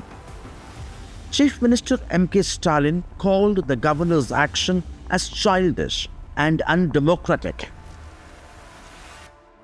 We are singing the Tamil Thai Valthu first, and at the end of the event, we have this procedure of singing the national anthem. So it is being followed. There is no question of leaving away the national anthem or like that. So when we are going to recite the national anthem at the end of the event, we do not know where comes the issue for the governor. Meanwhile, there was more drama in the House. Taking on the ruling DMK over the alleged Anna University sexual assault, the principal opposition AIADMK raised slogans and waved placards demanding justice. The involved person is the DMK office bearer. So government is supporting that, and we want the transparent inquiry. It is not politicizing. It is reflecting the sentiment of the people. It is raising the issue of the safety of the women of this state. Amid a worrying trend of drama and acrimony becoming the norm from the parliament to state assemblies, Governor R.N. Ravi's boycott revives the debate on the relevance of the Raj Bhavan. And politically, the AIADMK is set to turn the heat on the ruling DMK on issues of women's safety and law and order. In Chennai with Suresh, Sam Daniel, for NDTV. And joining me on the show tonight, we have Salim Dharanidhar, national spokesperson of the DMK. Kovai Satyan is the national spokesperson of AIADMK. Madhu Vanti is leader of the BJP in Tamil Nadu, and we have Radhakrishnan, senior journalist. Salim Dharanidhar, beginning with you, you are part of opposition in the national cap in Delhi, and we have seen how the entire India bloc staged protests. You were not marshalled out.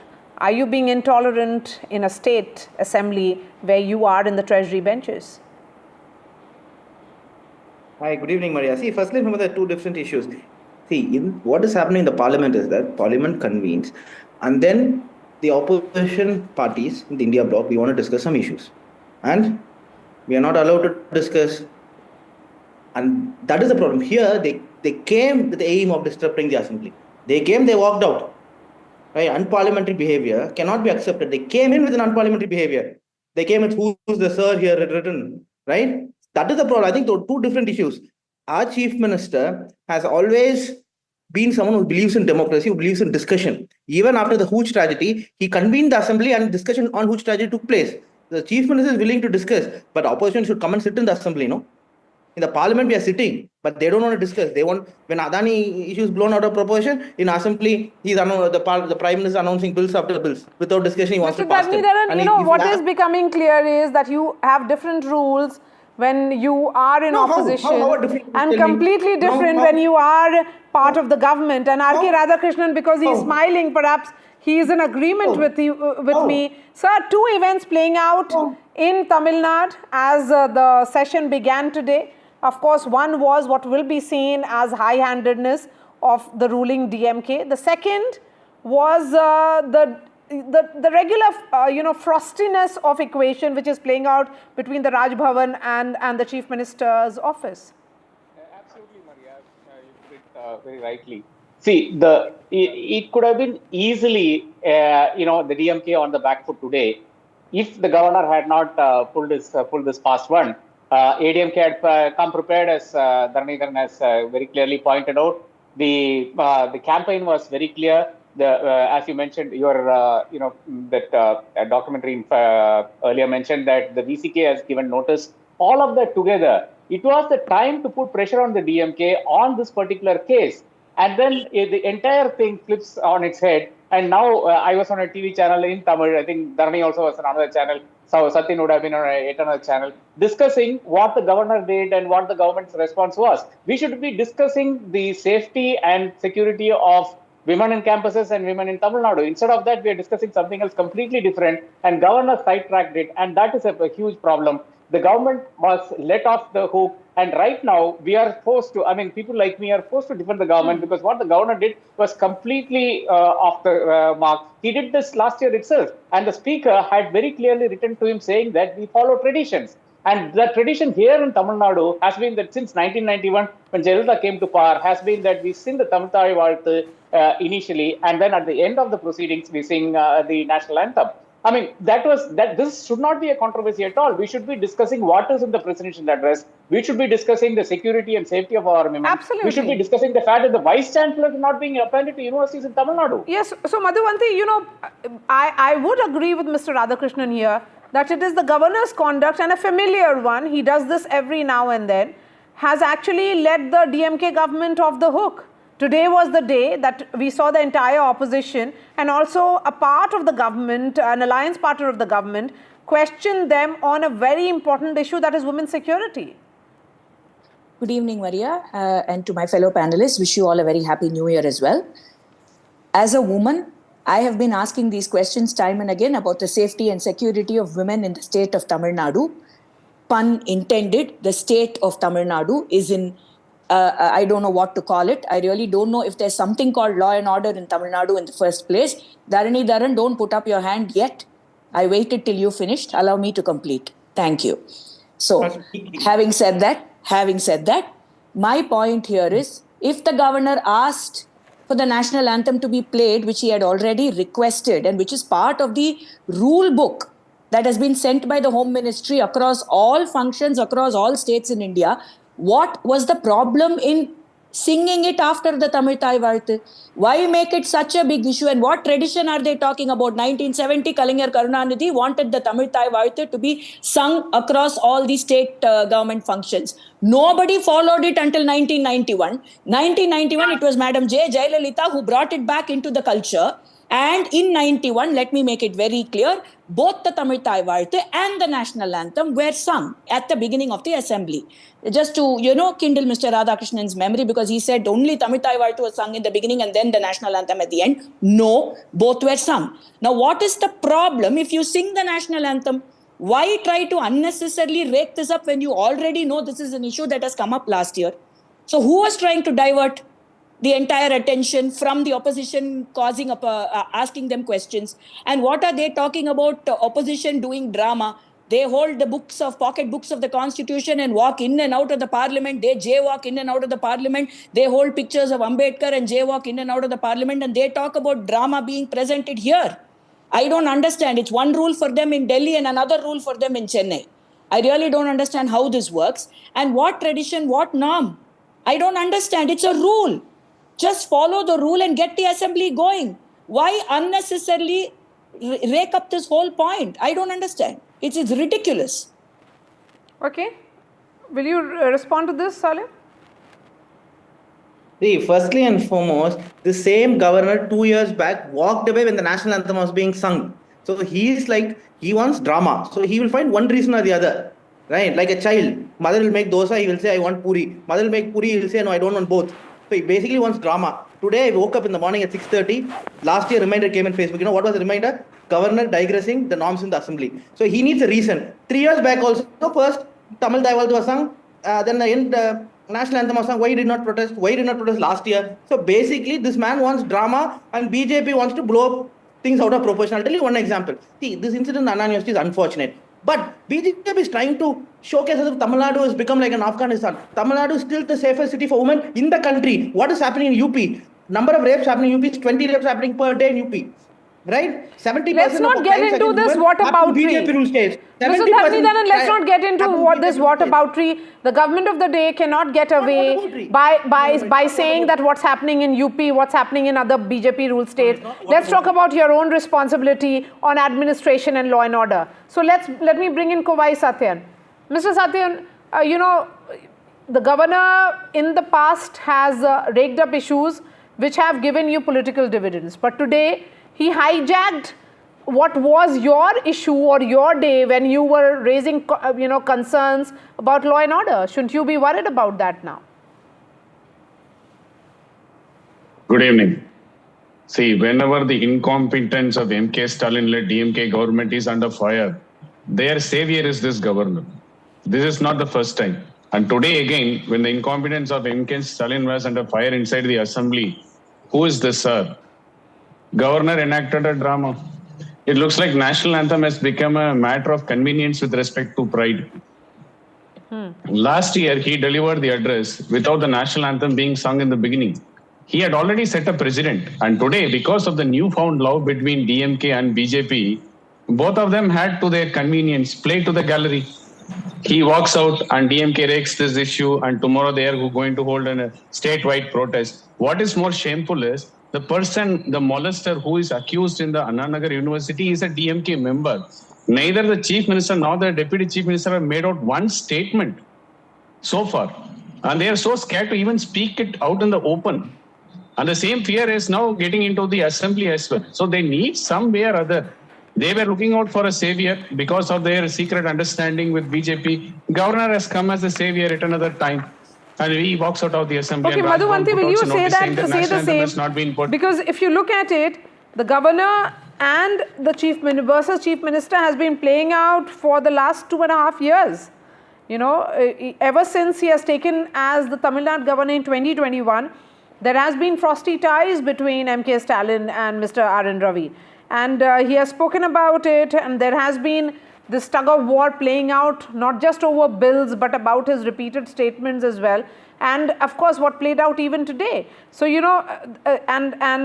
last February also the governor had refused to deliver the customary address to the assembly and had said that there were several passages in the speech which are misleading and far from truth. Yes, I am aware of what the governor said the last time, and I'm also amazed at the fact that Kovai Satyan, my very good friend, is saying that there is this secret relationship between BJP and DMK. I really don't know who is doing the drama and writing the screenplay and script for the ADMK off late. Really, truly, it's amazing to hear that today on this debate, because the same DMK was the one questioning the governor on passing 11 bills. And you know what they were? To to make the chief minister chancellor of all the universities, including Anna University. Now, when the governor said, I cannot pass those bills and sat on them, the same DMK is now saying it's the fault of the governor because he is the chancellor of Anna University, and that is why there has been a law and order problem in Anna University, and that is why this whole mess has happened. I mean, ma'am, please look at the entire hypocrisy and dichotomy here. I really want to know who's being childish, who's behaving like an LKG student, who's behaving like a 3-year-old. God forbid if this is going to continue in Tamil Nadu. I shudder to wonder what's going to happen for the safety and security of any woman in Tamil Nadu, leave alone the women students. I am worried about the safety and security of women in Tamil Nadu in general. Okay, Mr. Dharni, may I interfere here? Yes, I want you to No, I want to respond. I'll come to you. I haven't replied to him yet. So let me and foremost, I'll tell you this. Firstly, any socio-economic metric, you compare with BJP rule state, let BJP rule these states for 20-25 years. Not even a single metric, including inclusive industrial growth, these states do better than Tamil Nadu. So why will, and even in law and order, they own NCRB data.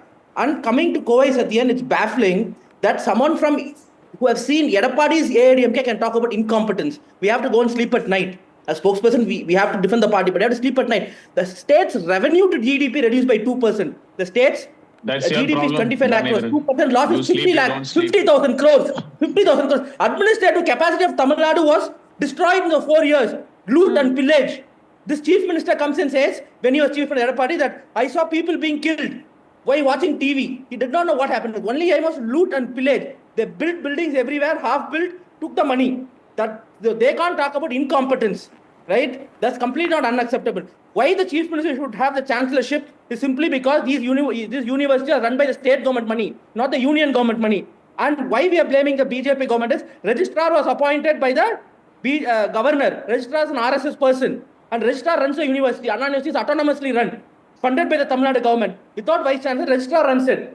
So this kind of, and last time you told me what about it? I don't think it's a what about it. I said Tamil Nadu, the incident should not have happened, but to showcase as if Tamil Nadu is unsafe. May I come in? And yes, it's like a top, it's the worst place to live in India. It's completely wrong, yes. And it's a and then I'll give the last word to Mr. Radhakrishnan. Yes. May I come in? Yes. Go ahead. No, what is the irony is the DMK leader who is so spineless, they don't take ownership and accountability. The person who is arrested is a DMK office bearer. Gnanasekhar is a DMK office bearer. And there is one more person involved in it, and they are trying to shield him because he has connect in the ministerial level. And a commissioner is coming out and lying in the open, minister is lying. Rather than facing the reality and bringing in transparency and delivering justice, don't shout. I heard you speak. I heard you speak. Now you keep quiet. It's my time. It's my time. It's my time. It's my time. You please have. You want to sleep, you don't sleep, it's your problem. You have to listen to others, please. You have to listen to others, please. Wherein your ministers are involved. One is Raghupati. Another one is Raj Kannappan. 2 more sexual assault cases are there. You are still not able to take accountability for the Anna University episode. Shame on you people. Shame on your leader. Not able to face the media, not able to make out one statement in this Anna University issue. You and BJP are interested to play politics to the gallery. Have some courage, have some spine, stand up and take up responsibility. Ask your leader to stand up. Show some courage. Take up the responsibility. Sack that Gnanasekhar from your party. He was arrested. Have some shame. He is not DMK. Don't protect the sexual offenders. He was arrested in 3 hours. Don't protect the sexual offenders. Are you a party for sexual offenders? Don't you have a element of shame? Are you a party for sexual offenders? Wherein everybody has a freedom in this DMK government. Any lawbreaker has a freedom. SP Velmani was seen with that person. SP Velmani shielding that person who was involved in the sexual harassment of Pollachi. There is challenges in the court. Tomorrow I will file a case on you for taking SP Velmani's name. If you have the courage and guts, come to and face in the court. Your Prince Udayanidhi came and apologized in High Court. Your Prince Udayanidhi came and apologized in High Court for taking the name of our leaders. Yeah, fine. Know the history. First of all, for the Pollachi issue, you ran helter and skelter. You played dirty politics. You ran helter and skelter. Your Prince came and apologized in the High Court. Has done so much corruption. SP Velmani has done so much corruption. I tell you what, your 10-year girl got molested. Your 10-year girl got molested. HC High Court directs it to CBI inquiry. You went to the Supreme Court. and you are demanding not a CBI inquiry to be held in that case. Shame on your government. You can't even deliver justice to a 10-year-old kid or any girl or woman in this state. Let me bring in R.K. Radhakrishnan and go back to all the guests after a response from Mr. Radhakrishnan. Mr. Radhakrishnan, there seems to be several fault lines in Tamil Nadu politics and an emergence of a new face as well. But the larger question is, what is this secret alliance that is being spoken about on this show? Is it just rhetoric, or is there some truth to it?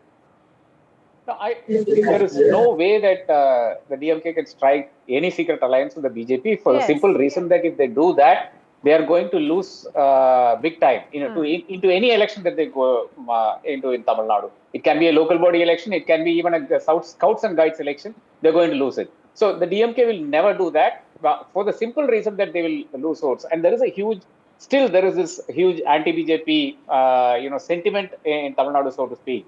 And both the both the ADMK and the DMK are trying to cultivate that particular vote bank, which is significant. It cuts across caste, it cuts across class. It's because of people like R.N. Ravi being governor that the problem gets accentuated. And now you have somebody like Annamalai, who instead of taking out a procession or condemning or doing some other kind of protest against this Anna University episode, he started flogging himself and made the whole thing about himself. There too, I think the BJP lost out. So the faces of the BJP in Tamil Nadu have a serious crisis of identity, serious crisis of connect with the people of Tamil Nadu and also connect with the issues of Tamil Nadu. I think that is the defining problem in Tamil Nadu, and that is why both the DMK and the ADMK are doing so well with the number of votes and with the number of seats that they have. And specifically to Madhavanti's point about national anthem being sung, I've been inside the assembly from 1991 to 2009. I can tell you with a fair amount of certainty that the Tamil Thai Valtu was being sung. It was introduced by Jayalalitha, and then national anthem was sung at the end. We have had 8 or 9 governors from the 1991, including Channa Reddy to R.N. Ravi. Not a single governor, including Purohit, including Vidyasagar Rao. These are BJP governors that I am naming. Have never had a problem with Tamil Thai Valtu being sang initially and the national anthem being sang in the end. I was a reporter in the assembly. So please don't start teaching me lessons on how the assembly was being run. Thank you. I'm not teaching you any lessons, sir. I'm only stating what was minuted in the Legislative Assembly's book in 1991 that Tamil Thai Valtu and national anthem were sung back to back. I am not saying this. It is there in the minutes. I am sure you have been attending the assembly for many years. I have never entered the assembly, so to say. That's not the point. I am only telling you what has been minuted as per the legislative book of the assembly. Madam, no, 1991. Please go check your records, sir. You seem to have a problem with the records. 1991, Jayalalitha's time. It has been there, sir. I can even tweet it for you and I can tag you on Twitter, sir. Absolutely no problem. Okay, you can take this conversation perhaps off the show as well. But the last comment I'll give it to Mr. Dharnidharan and Kovai Satyan. Mr. Dharnidharan, you'll have much to explain. So Kovai, go ahead. Yeah, I think. So due respect to our senior RK sir. Listen, I have to speak, right? No, I'll come to you. You'll get the last word. You will get the last word. You will have the last word because anyways you will not let me speak. Okay, Kovai will speak first. 2017 to 21 in the name of smart city scam. He was seen on the picture with the convict of the Pollachi scandal. Right? I don't want to bring all this. Mr. Dharnidharan, one moment, please. Okay, let Kovai Satyan speak. Go ahead, Kovai Satyan. DMK can't stand the truth. They always scream in debates. It's a no. So with due respect to RK sir, who understands politics better than many here, sir, what is the need for Durai Murugan, the senior most minister, to take a night flight 10:30 on a Sunday to go to Delhi when the ED raid was happening in his place? And you mean to say that nobody believes that there is a newfound love between DMK and BJP? And what is the need to change the education minister? What is it? Without BJP have some decency. You have your time. Have some decency. You have your time. You speak when your time is there. You are speaking about decency. Why are you barking in a national channel, my dear friend? No, why You're are you talking about barking like that, decency, dog? Kawai Satin, really? Why are you Really? You're barking? talking about Why are you not letting the other person Mr. speak? Karnataka, you'll have Why to are you not wait for letting the other 30 person seconds. speak? Let him finish his point, please. Yes, if you Yes, talk, don't please, bark, go but ahead. unfortunately I have to do it. Who to do? No, why you have to bark like You're a talking dog? about Why you don't let the other having a person civilized speak? debate, really? Yes. You ask Maria how many No, debates forget. I've been on. Okay, Right? go She knows. ahead. No, Yes. forget it. Yes, Maria, you He's trying to make it personal. personal. Please, Viewers know it. let's be calm. Who's Go civilized ahead. and who's not. I don't want to make it personal, but it is his choice to make it personal. Go ahead. Sir, everybody You made it knows personal. there is a You new made it found law personal. between DMK Not and me. BJP. The education minister was changed only because of the fact that BJP was not comfortable and the governor was not comfortable with Ponmudi Dude, being the there. chief minister. There are many Dalit man, that- hardworking We have Dalit come man. to the end of this discussion. Mr. Dharnidharan, Kawai Satyan, Madhuvanti and R.K. Radhakrishnan, thank you so much for joining us. That's all from me. Thanks so much for watching. I'll be seeing you tomorrow. And we have Vishnu Shom right here in the studio. Well, in just about 15 odd minutes from now, we expect a live press conference from the Canadian Prime Minister Justin Trudeau, where he's expected to announce, Maria, that he's going to step down as leader of his party. Just a matter of time, it seems, that he's going to step down as Prime Minister, perhaps delaying that announcement until there's a successor. Also, very sadly, 8 Jawans have been killed in a Naxal attack in Chhattisgarh. We'll be bringing our viewers all the latest details on that. That's up after this short break.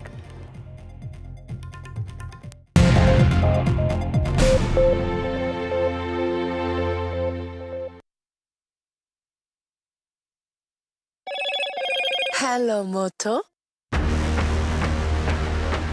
Motorola Edge 50 Pro, world's first AI-powered pro-grade camera.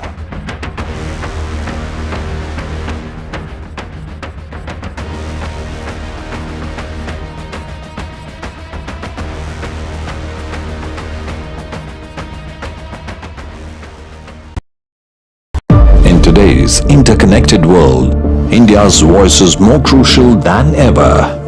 When India speaks, the world listens. At NDTV World, we are that voice, bringing you intelligent and insightful news from India and beyond.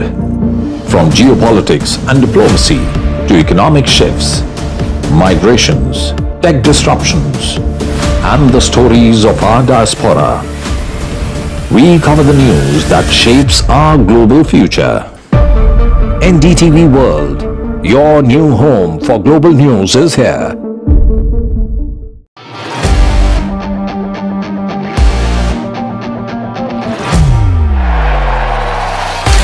All set for Trump 2.0. Countdown to January 20th. Terror shadow, visa wars. All the twists and turns. Tracking Trump takeover. Every day at 10:30 p.m. only on NDTV 24/7.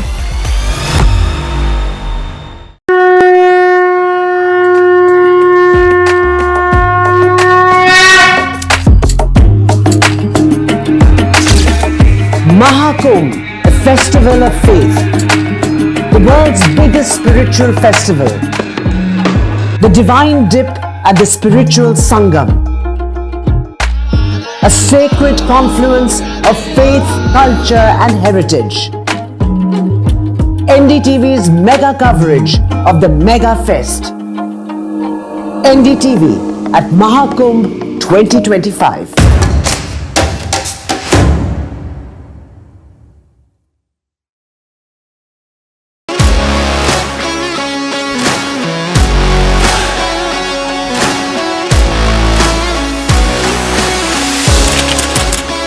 We are able to maintain the democratic fabric and the democratic system. I want to do something that can make a difference. लगातार जनता की आवाज को सरकार तक पहुंचाने का काम मैं करता हूं. I was a student up until very recently. I really want to work and do something for my people because they have given me this opportunity. They have elected me. सोचा नहीं था कि राज्यसभा सांसद बनूंगी.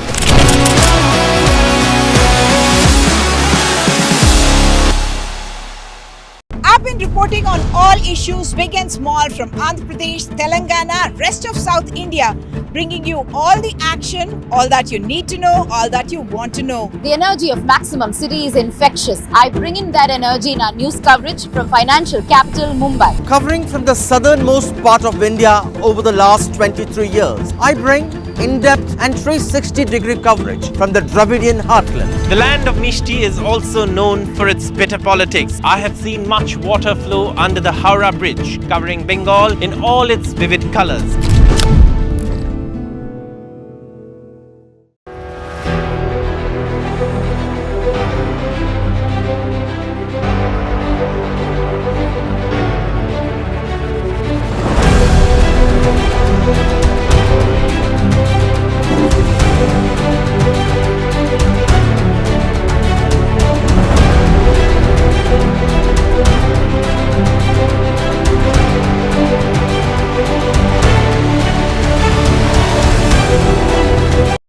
Welcome to Left, Right and Centre. I'm Vishnu Shoma. On the programme this evening, breaking news from Ottawa.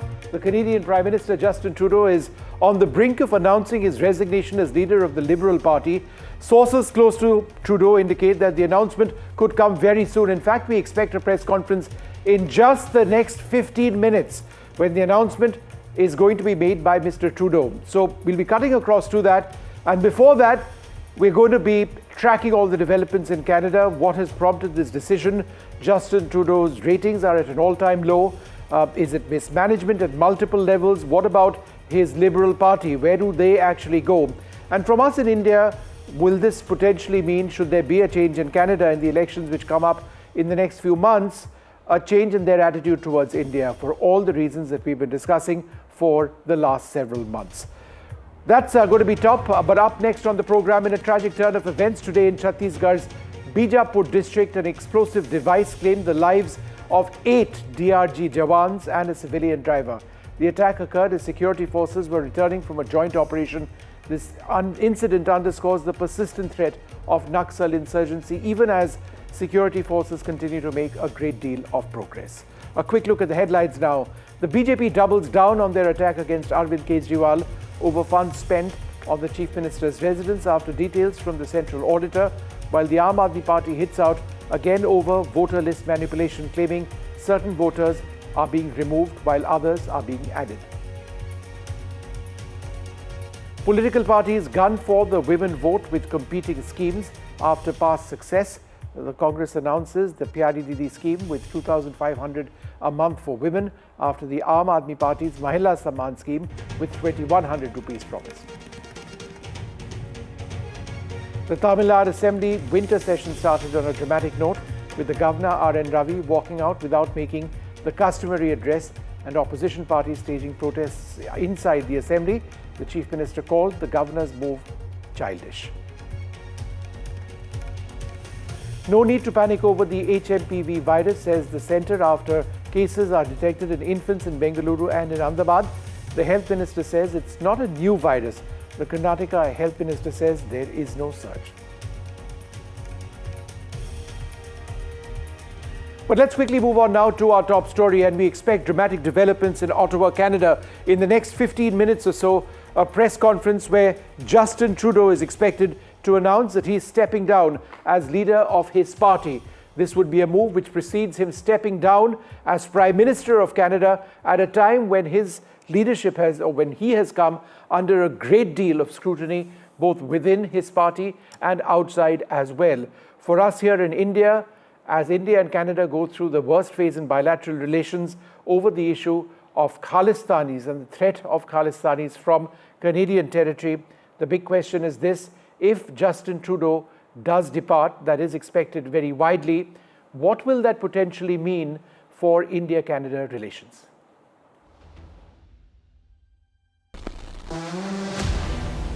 In a stunning turn of events, embattled Canadian Prime Minister Justin Trudeau is reportedly set to announce his resignation as the leader of the Liberal Party. This announcement is expected before the crucial Liberal caucus meeting Wednesday, with some even claiming that Trudeau could step down as early as Monday.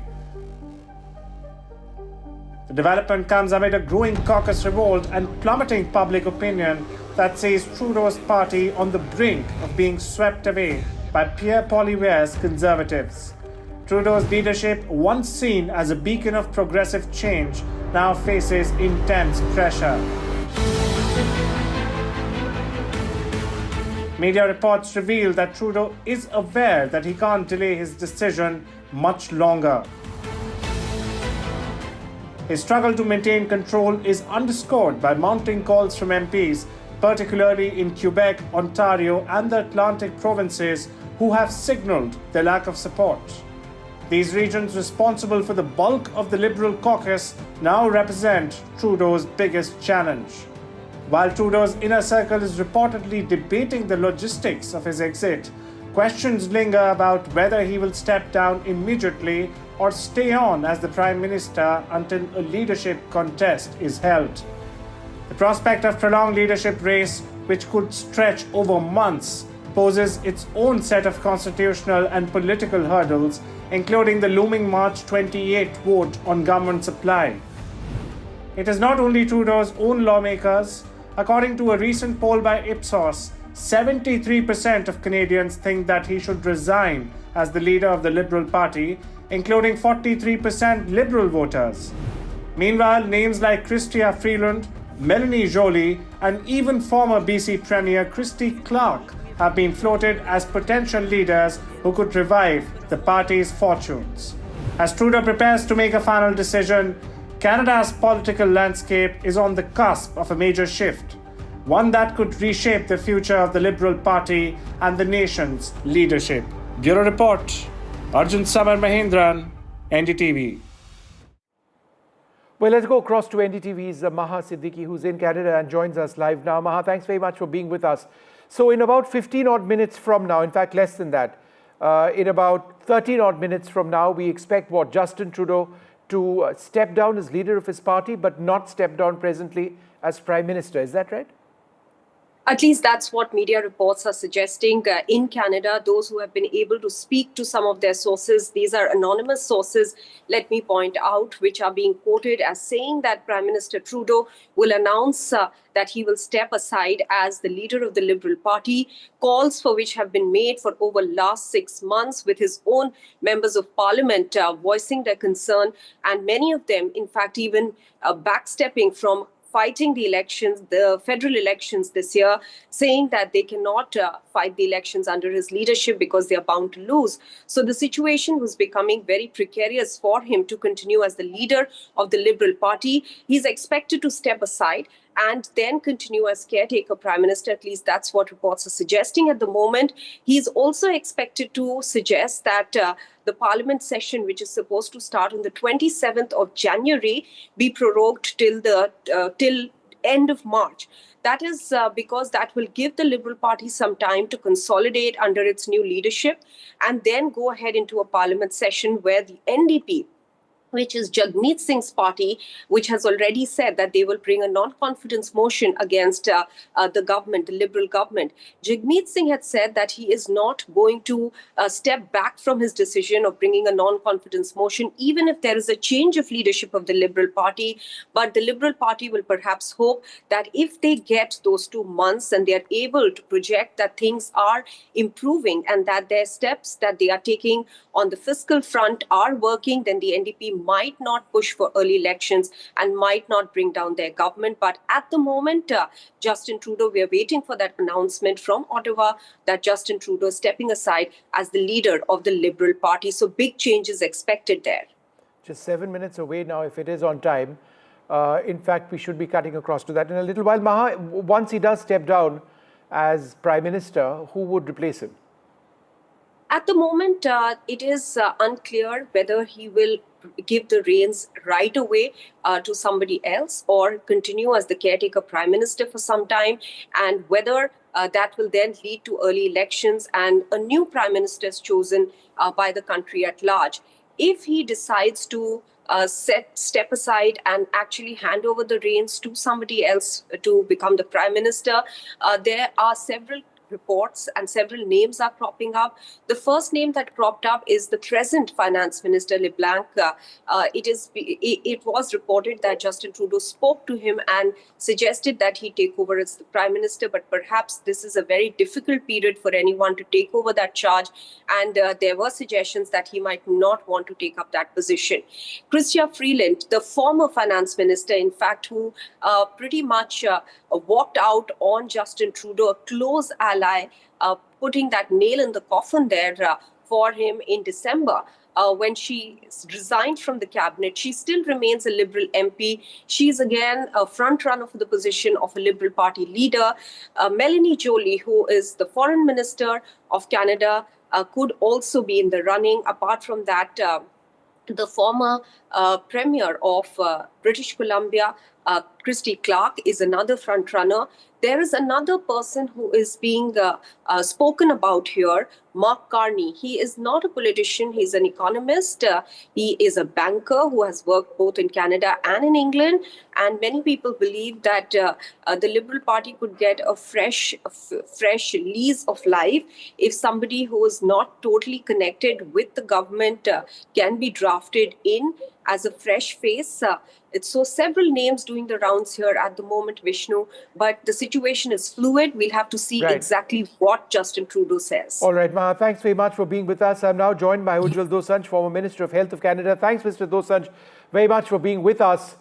What specific factors, in your opinion, like, for example, the resignation of Chrystia Freeland or deteriorating poll numbers, have most influenced Trudeau's decision to step down, as is widely expected in the next few minutes?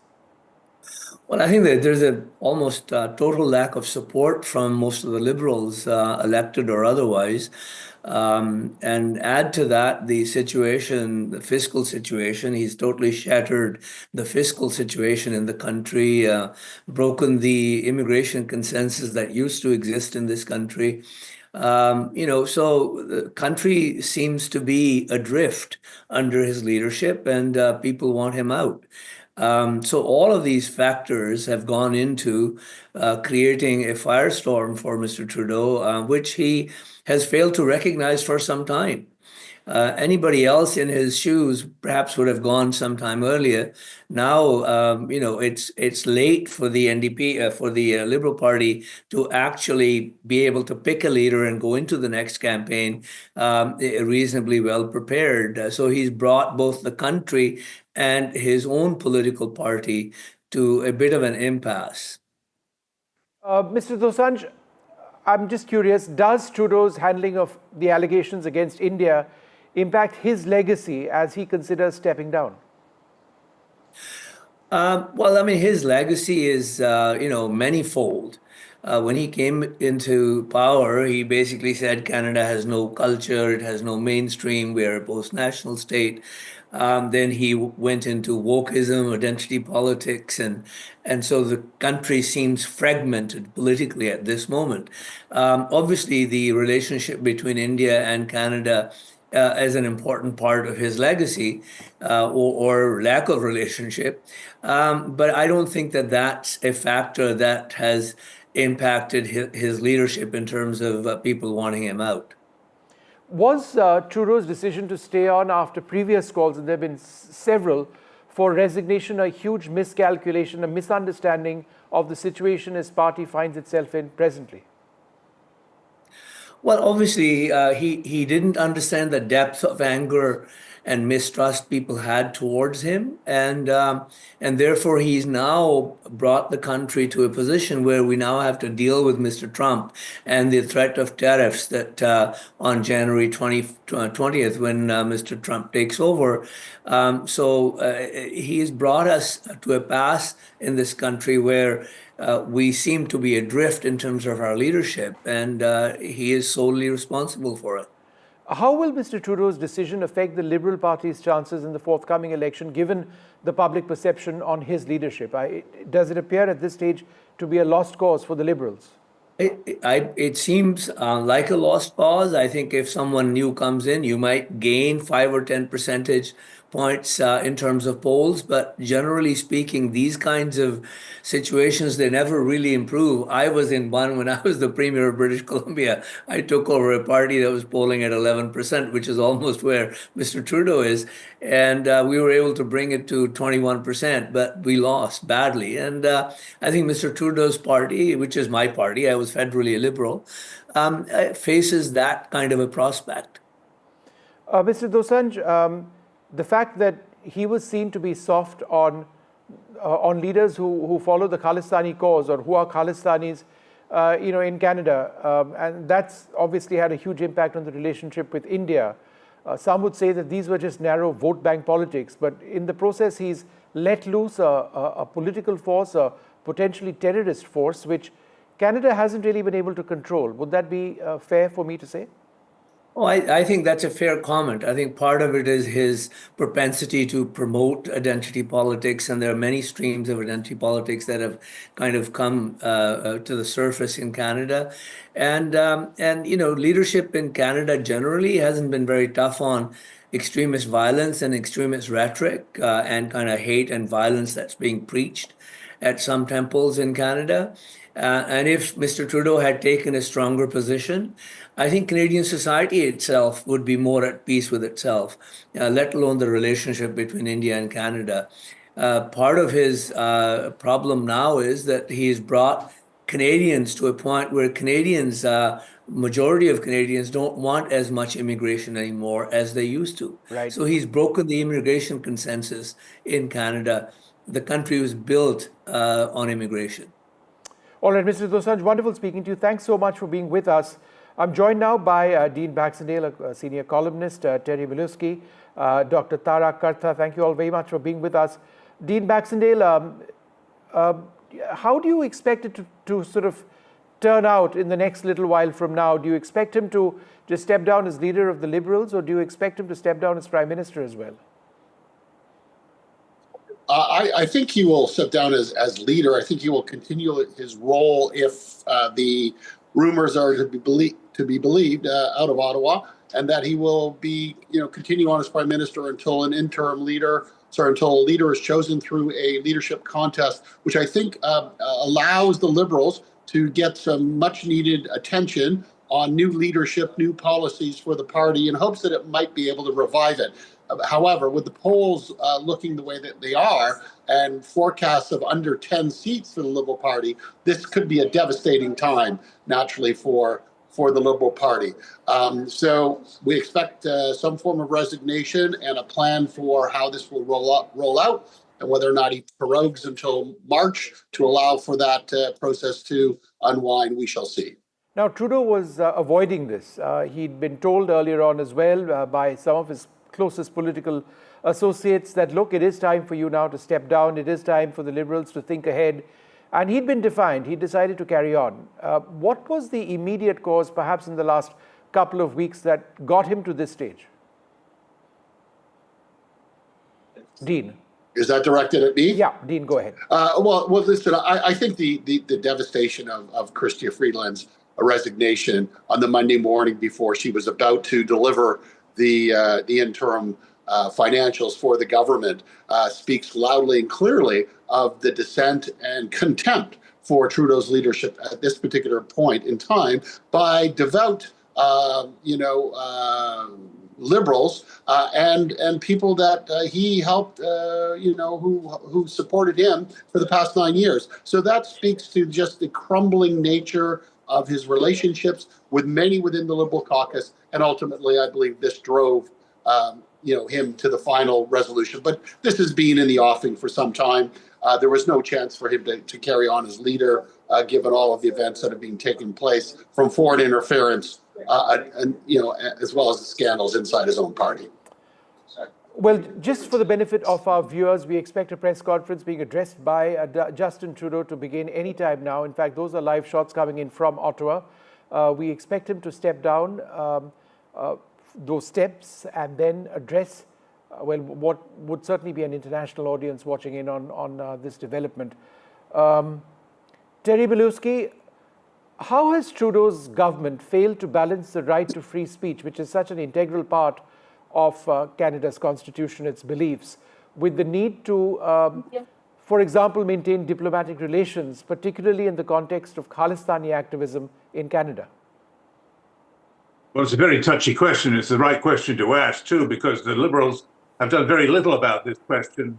Over the years, they've been content to stand back and allow pretty much anything goes, to include, for example, things that wouldn't be accepted in many democratic countries, like, for example, glorification of terrorists, murderers.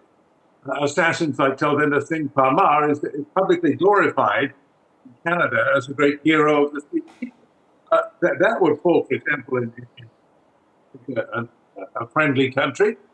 In Britain, for example, that's contrary to their anti-terrorism act. That's the glorification of terrorism, and it's illegal. But in Canada, it's legal. It's perfectly legal. And something could have been done about this. Reasonable people can disagree about the fine points of this question. The Liberals under Trudeau have done nothing about it. They basically let the Khalistanis antagonize the Indian government with activities like that and others. They're burning the Indian flag and so on. So it'll be interesting to see if the new conservative government that the polls tell us to expect, if they will approach this question differently and try to mend fences with the Indian government.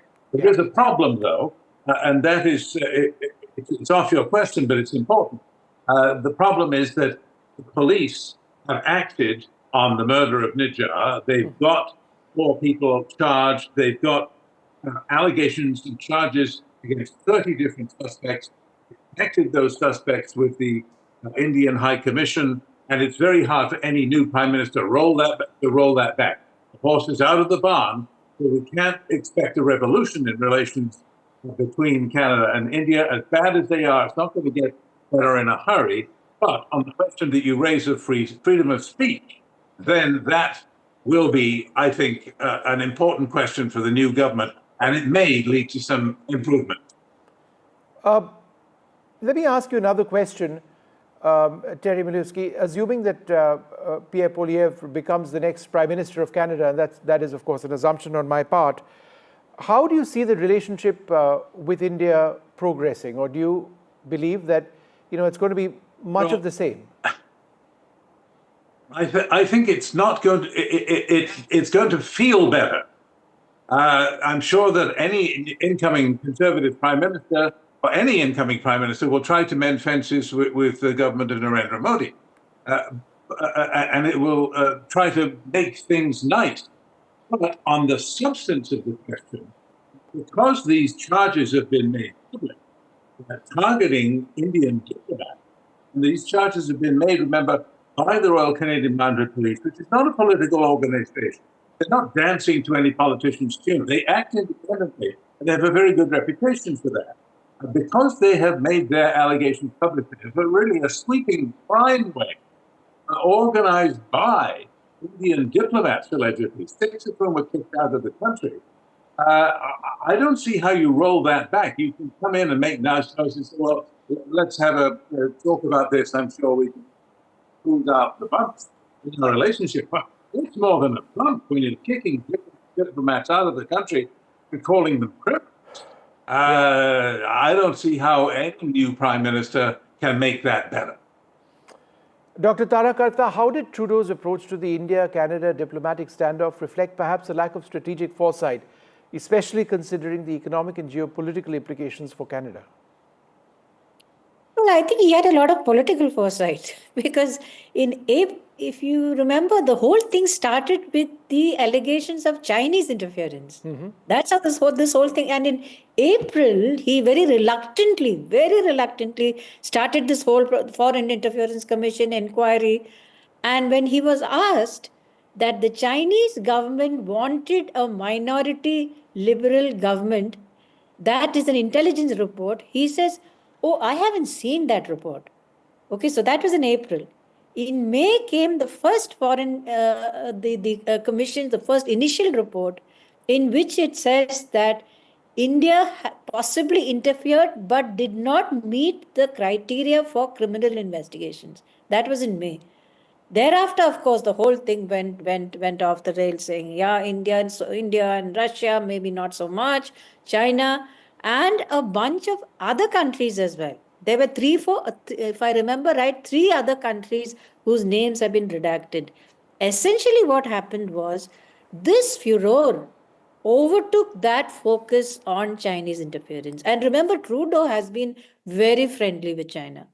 The trade has been immense, and despite US pressure, back in 2018 when Meng Zhao was arrested, despite that, that relationship has prospered. So I think politically, he probably did what he thought was the right thing. All right, just once again for the benefit of our viewers, look at the image there on your screens. That's live from Ottawa, Canada. The Prime Minister expected to address the media. Lots of people around the world waiting for him to come down those stairs and then announce his decision to step down from his Liberal Party. How long will he remain as Prime Minister? Would he be a caretaker Prime Minister? That seems to be the indicator at this stage. Terry Milewski, just to return to the theme which obviously people in India would be looking at closely, the entire Khalistani sentiment which exists in Canada.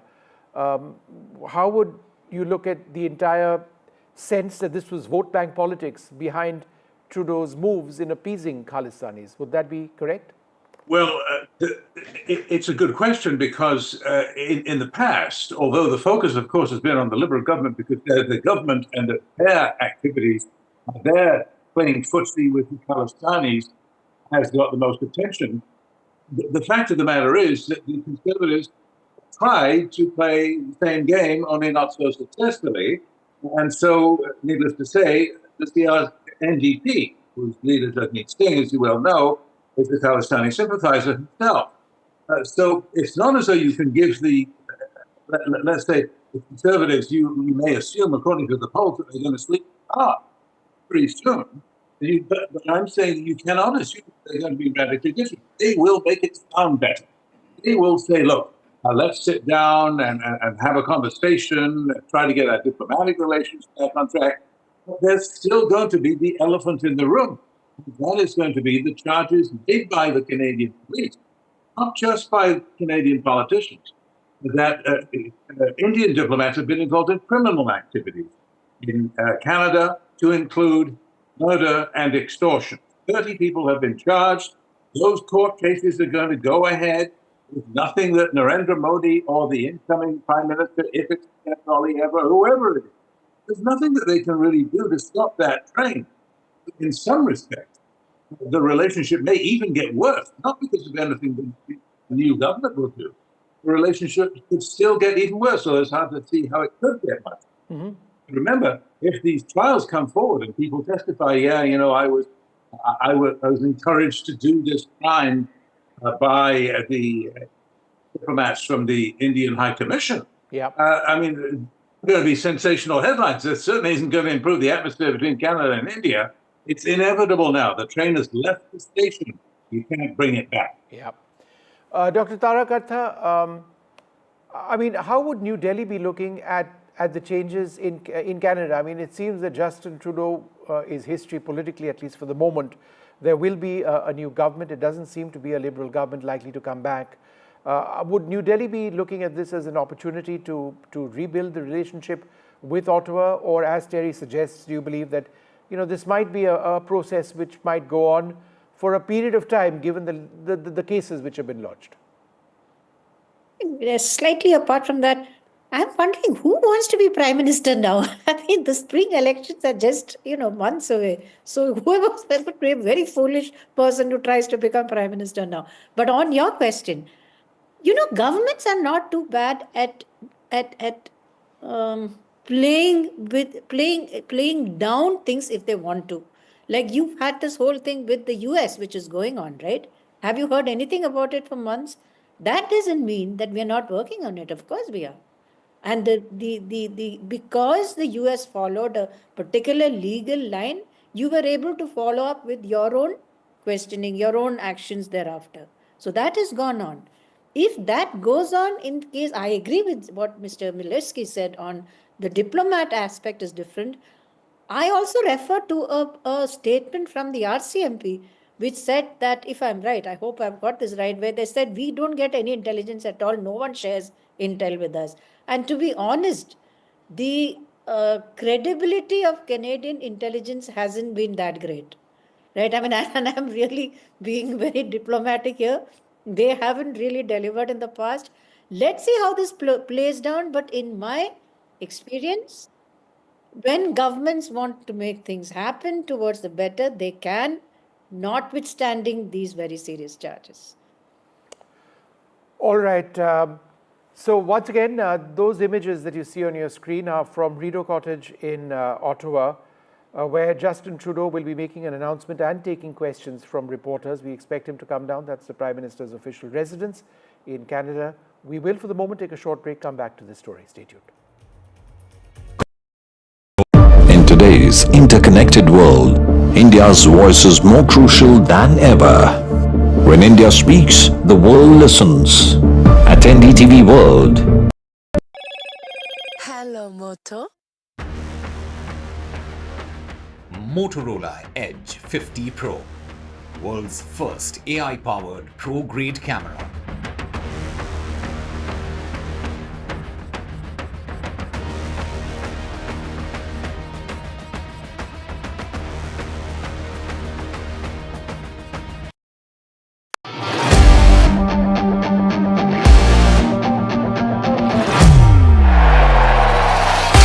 All set for Trump 2.0. Countdown to January 20th. Terror shadow, visa wars.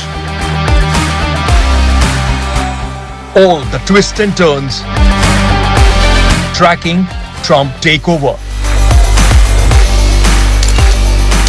Every day at 10:30 p.m. only on NDTV 24/7.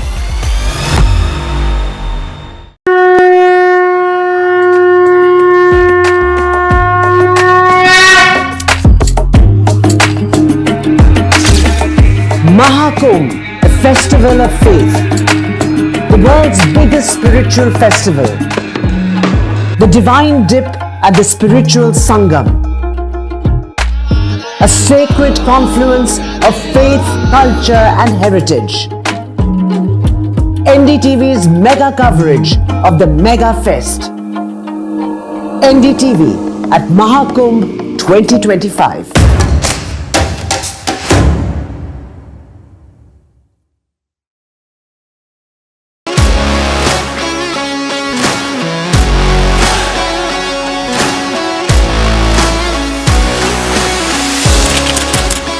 We are able to maintain the democratic fabric and the democratic system. I want to do something that can make a difference.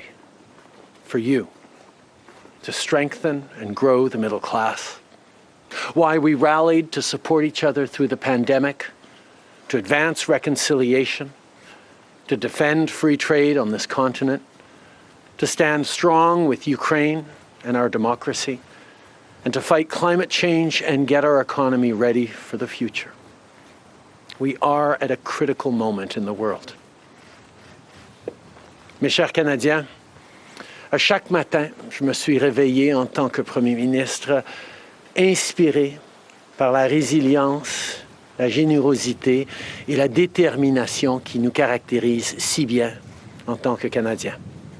C'est ce qui me motive à chaque jour où j'ai le privilège de servir dans ce poste. All right, Justin Trudeau over there at the Rideau Cottage, that's the official residence of the Prime Minister of Canada, stepping down, coming down those stairs to announce what we expect to be an announcement where he says he's stepping down as leader of the Liberal Party. Will he continue as Prime Minister or not? We don't know at this stage. He could be caretaker Prime Minister.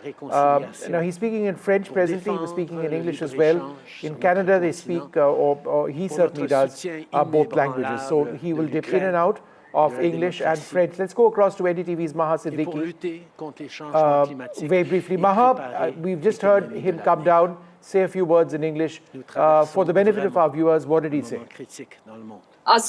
Vishnu, let's just wait for another couple of minutes because he's going to take 2 questions in English and 2 questions in French after he finishes that announcement in French as well. So we'll get to know more about what's the way ahead after he steps down as the leader of the Liberal Party, whether he's going to continue as caretaker Prime Minister, because what we are hearing is that there has been a request made to prorogue the Parliament till the 24th of March. Has been paralyzed for months after what has been the longest session of a minority parliament in Canadian history.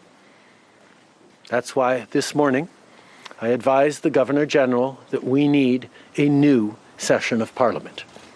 She has granted this request, and the House will now be prorogued until March 24th. Over the holidays, I've also had a chance to reflect and have had long talks with my family about our future.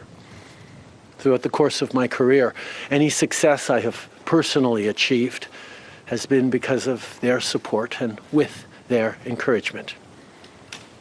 So last night over dinner, I told my kids about the decision that I'm sharing with you today. I intend to resign as party leader, as Prime Minister, after the party selects its next leader through a robust, nationwide, competitive process. Last night, I asked the President of the Liberal Party to begin that process. This country deserves a real choice in the next election, and it has become clear to me that if I'm having to fight internal battles, I cannot be the best option in that election. Mes chers amis, comme vous savez, je suis un fighter. Dans mon fort intérieur, all right, so that's the breaking news. Justin Trudeau, the Canadian Prime Minister, announcing that he's resigning as party leader and that he will step down as Prime Minister. And he is essentially a caretaker Prime Minister now until such time as his party, the Liberals in Canada, select another Prime Minister. The House has been prorogued till the 24th of March. He says, and Mahal, let me bring you in on this very briefly before we go back to what he says, that there are internal battles within his party which Trudeau says he cannot fight. That's why he's taken this decision. Go ahead, Mahal. That's absolutely correct. There were at least 20 members of parliament from the Liberal Party who had been voicing open concern about his leadership, and many of them, in fact, had said that they would not want to contest the federal election under his leadership because they were bound to lose.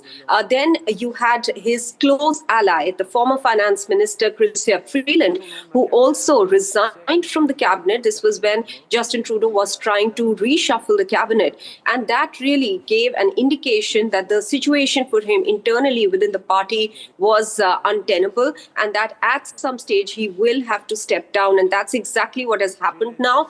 Parliament has been prorogued, as he said, till the 24th of March. Otherwise, it would have met on the 27th of January. And Vishnu, we knew that the NDP, that is the party that had been supporting them on a case-by-case basis after withdrawing outside support in September to this minority government, that they would have brought in a non-confidence motion, which this government would have lost in any case. So there were a couple of reasons for this push, the final push for Justin Trudeau to take that call to step down as the leader of the Liberal Party and resign later on as the Prime Minister once a new leader of the Liberal Party is chosen. Now, as per the constitution of the Liberal Party, 90 days is the time given within the party to choose a new leader once the leader, that is the current leader, steps down. So we should expect that process to start right away. As Justin Trudeau pointed out, that he's already informed his party that he is stepping down. He did that last evening, and therefore the process is already in motion now. We're expecting big candidates for that position. Chrystia Freeland, in fact, interestingly, is one of them. In fact, there were a lot of reports that had also suggested that maybe Justin Trudeau at some point felt that there were questions about her loyalty because her name was being thrown up as one who could take over his position.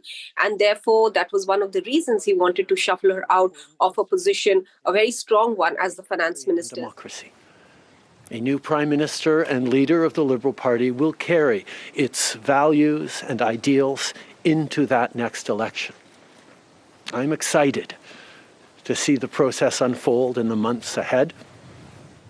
We were elected for the third time in 2021 to strengthen the economy post-pandemic and advance Canada's interests in a complicated world. And that is exactly the job that I and we will continue to do for Canadians. Merci beaucoup, mes amis. Thank you, Prime Minister. We'll now go to questions, starting with Laurence Martin, Radio-Canada. Bonjour, Monsieur Trudeau. Vous vouliez le faire, ce combat contre Pierre Poilievre. Des batailles internes, il y en a dans votre parti depuis plusieurs mois déjà. Pourquoi est-ce que vous décidez d'abdiquer maintenant? Qu'est-ce qui vous a fait changer d'avis? Comme vous savez, je ne suis pas quelqu'un qui recule facilement devant un combat. All right, we'll Surtout un combat. go back to Maha for the moment. He'll be taking a couple of English questions as well, French and English questions.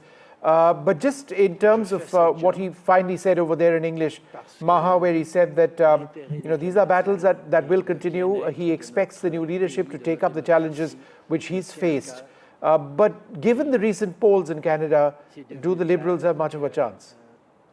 Well, the Liberals felt that they do not have a chance at all under his leadership, and that is why they wanted a leadership change. They feel that a change of leadership might give them some fighting chance against the Conservatives come the federal election. I am not someone who backs away from a fight, particularly when a fight is as important as this one is. But I have always been driven by my love for Canada, by my desire to serve Canadians, and by what is in the best interest of Canadians. And Canadians deserve a real choice in the next election. And it has become obvious to me with the internal battles that I cannot be the one to carry the Liberal standard into the next election. Vous êtes au pouvoir depuis près de 10 ans. Le Canada a changé avec votre gouvernement. S'il y a une réalisation que vous pourriez nommer, Right, so I'm just going to go through a few of the points that Justin Trudeau mentioned. He's the Canadian Prime Minister resigning as party leader, also announcing his decision to resign as Prime Minister, which he will do formally as soon as there is a new Prime Minister in place.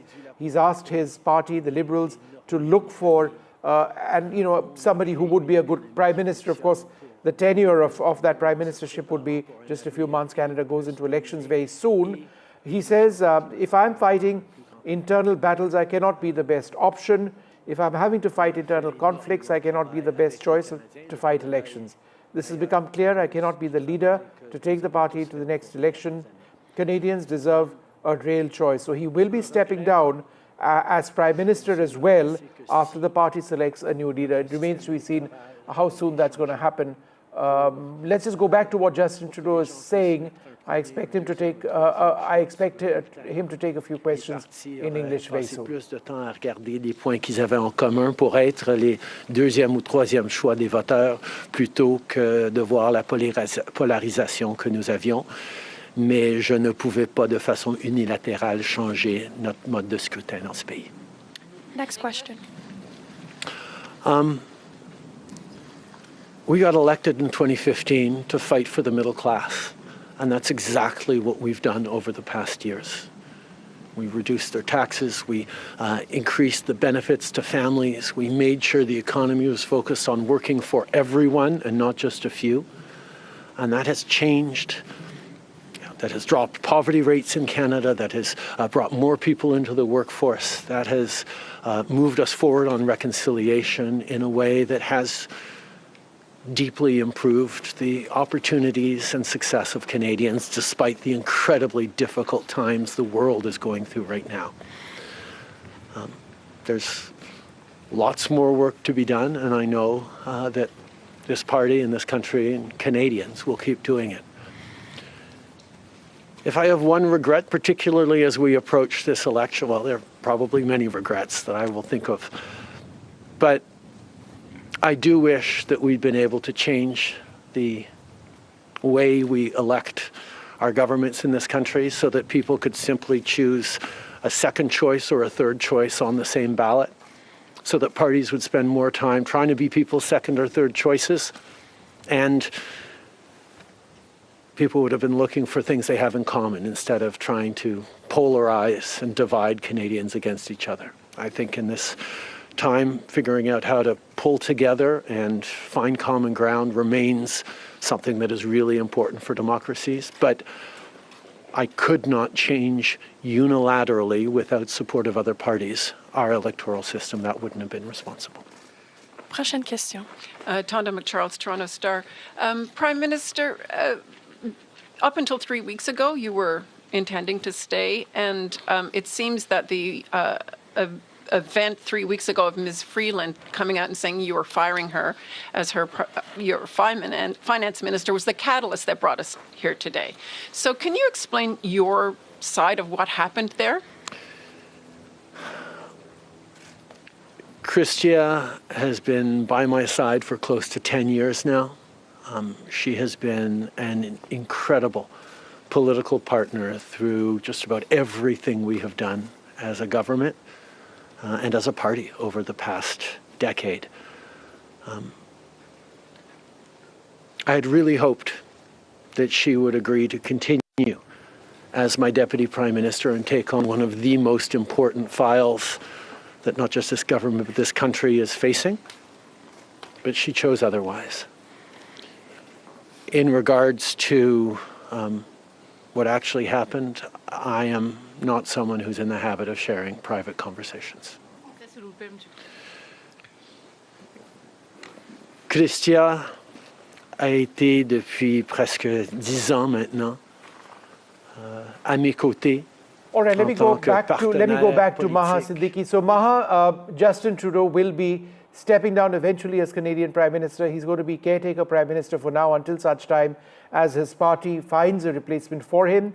Lots of key points essentially saying that, look, there are too many problems within the party and he cannot continue as Prime Minister now. How soon, realistically, before we see a new Canadian Prime Minister?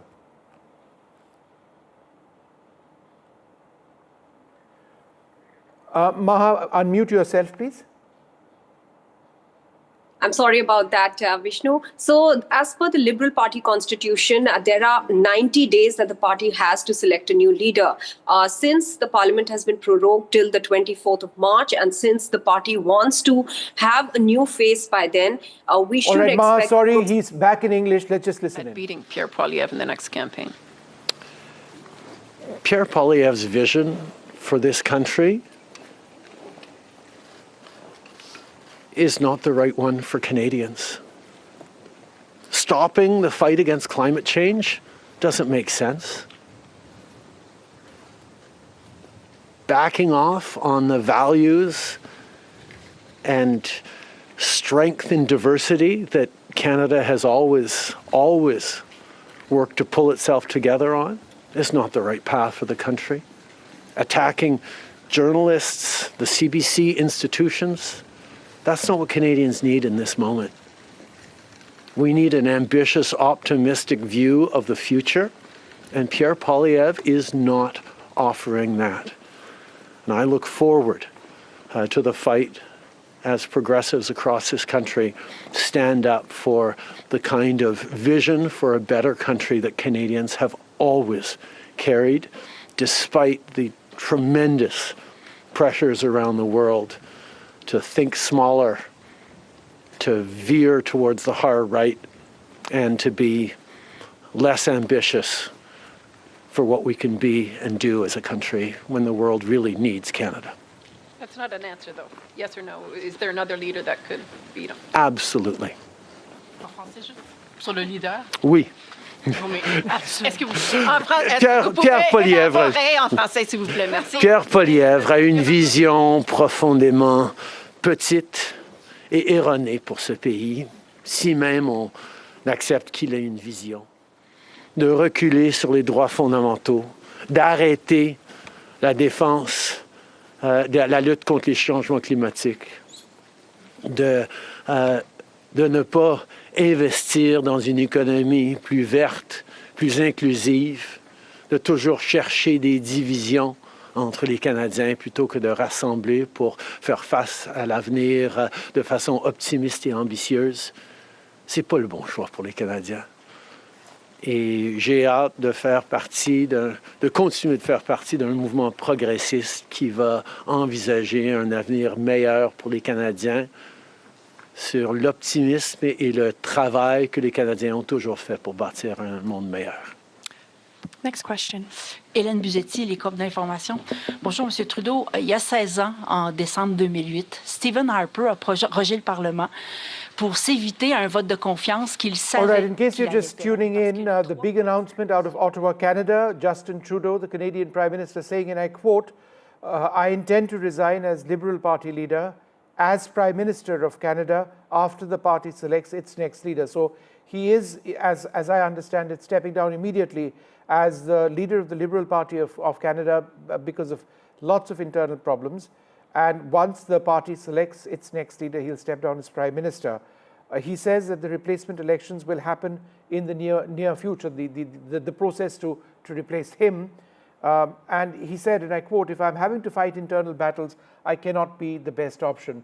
But by the same token, hitting out at his primary political adversary, the Conservative leader, Pierre Poilievre, saying that Pierre Poilievre is not the right choice for Canadians. But that's perhaps something he would say. Justin Trudeau is on a very, very thin wicket, shaky wicket, and has been that for a very long period of time. He's been a Canadian Prime Minister for several terms, but the popularity has just disappeared completely. Maha, come in over here.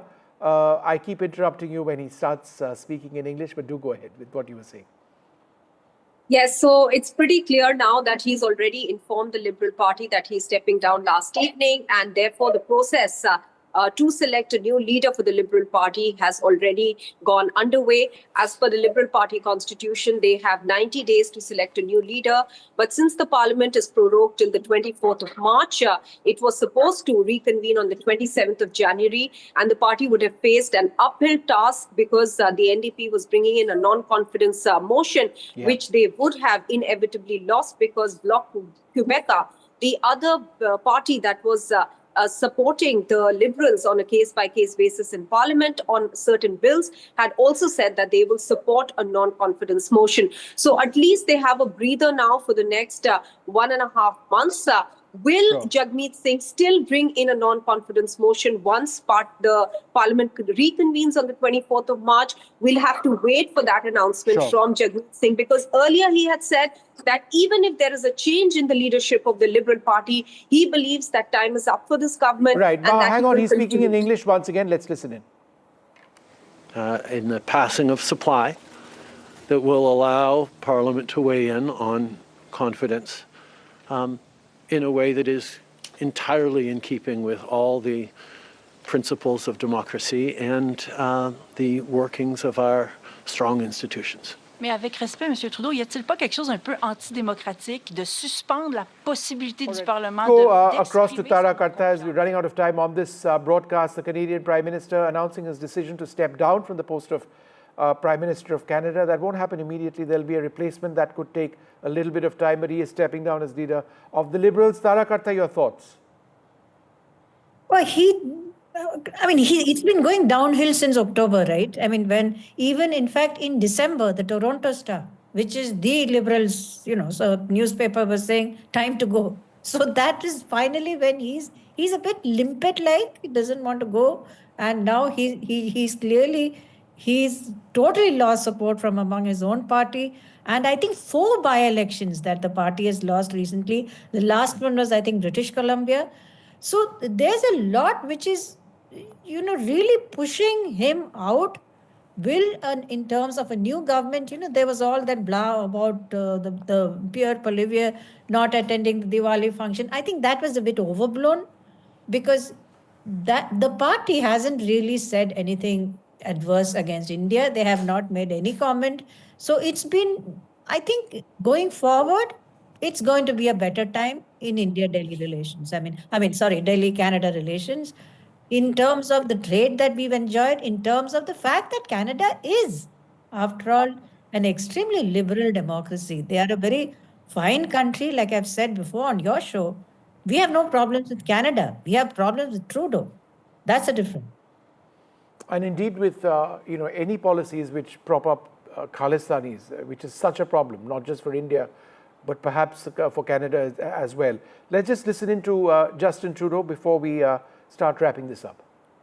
Le reset nécessaire pour le Parlement. En anglais, mais si vous pouvez dire pourquoi pas une élection, vous l'avez pas dit. The parliamentary press gallery, and anyone who's been watching politics closely over the past months will know that Parliament has been entirely seized by obstruction and filibustering and a total lack of productivity over the past few months. We are right now the longest serving minority government in history, and it's time for a reset. It's time for the temperature to come down, for the people to have a fresh start in Parliament, to be able to navigate through these complex times, both domestically and internationally. And the reset that we have. All right, well, there you have it. Justin Trudeau is effectively history. He's going to cease being the Prime Minister of Canada in a short period of time. He announces his decision to step down as Prime Minister.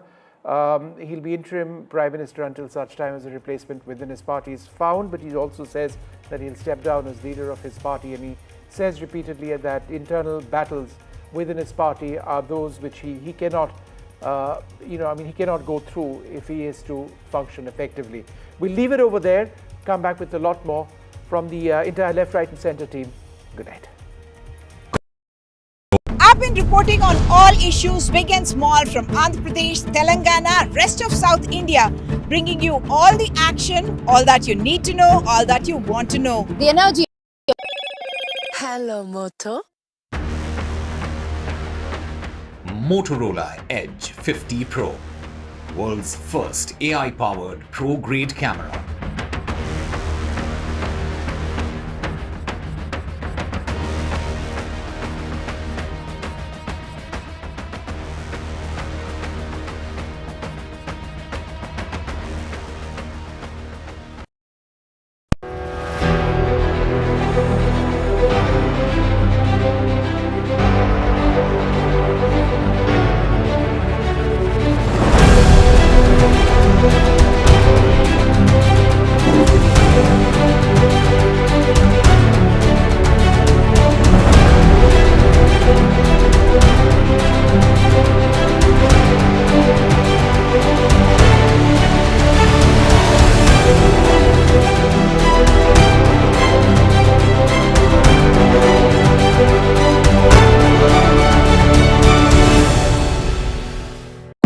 Today's interconnected world, India's voice is more crucial than ever.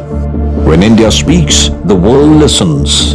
At NDTV World, we are that voice, bringing you intelligent and insightful news from India and beyond. From geopolitics and diplomacy to economic shifts, migrations, tech disruptions, and the stories of our diaspora. We cover the news that shapes our global future. NDTV World, your new home for global news is here.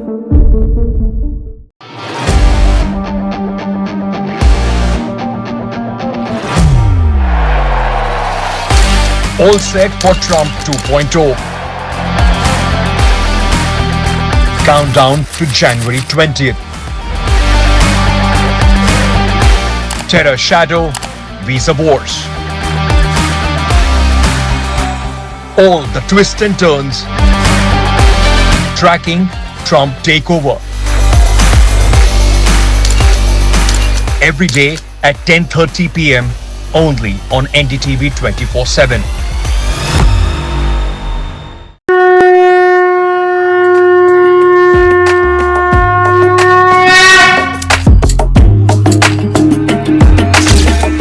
Mahakumbh, a festival of faith, the world's biggest spiritual festival, the divine dip at the spiritual Sangam, a sacred confluence of faith, culture and heritage. NDTV's mega coverage of the Mega Fest. NDTV at Mahakumbh 2025.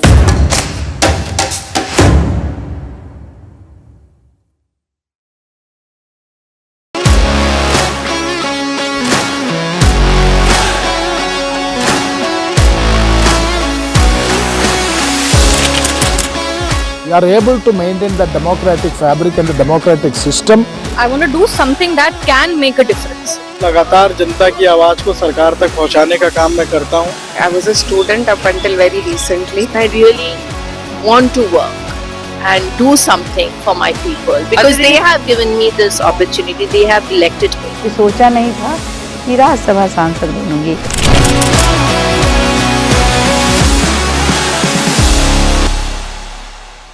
I've been reporting on all issues, big and small, from Andhra Pradesh, Telangana, rest of South India, bringing you all the action, all that you need to know, all that you want to know. The energy of Maximum City is infectious. I bring in that energy in our news coverage from financial capital Mumbai. Covering from the southernmost part of India over the last 23 years, I bring in-depth and 360-degree coverage from the Dravidian heartland. The land of Mishti is also known for its bitter politics. I have seen much water flow under the Howrah Bridge, covering Bengal in all its vivid colors.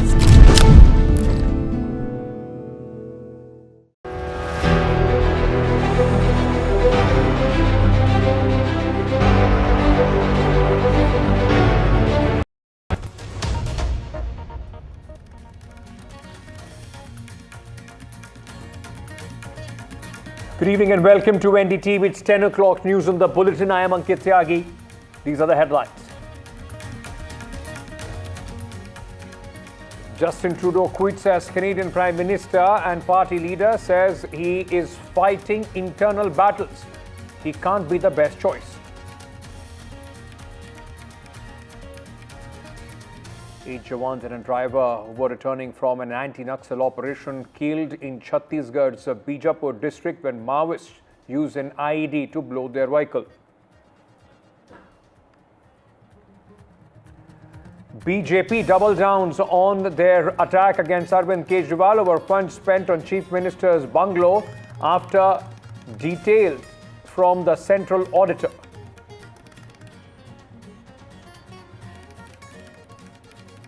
Political parties gun for women votes in the national capital with competing schemes. The Congress announces Pyari Didi scheme with 2,500 a month to woo the women in the national capital.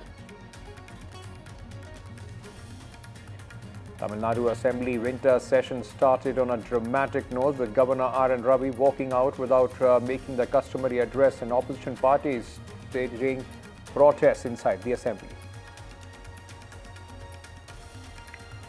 No need to panic on HMPV virus, says the centre, after cases are detected in infants in Bengaluru and Ahmedabad. There is no reason to worry.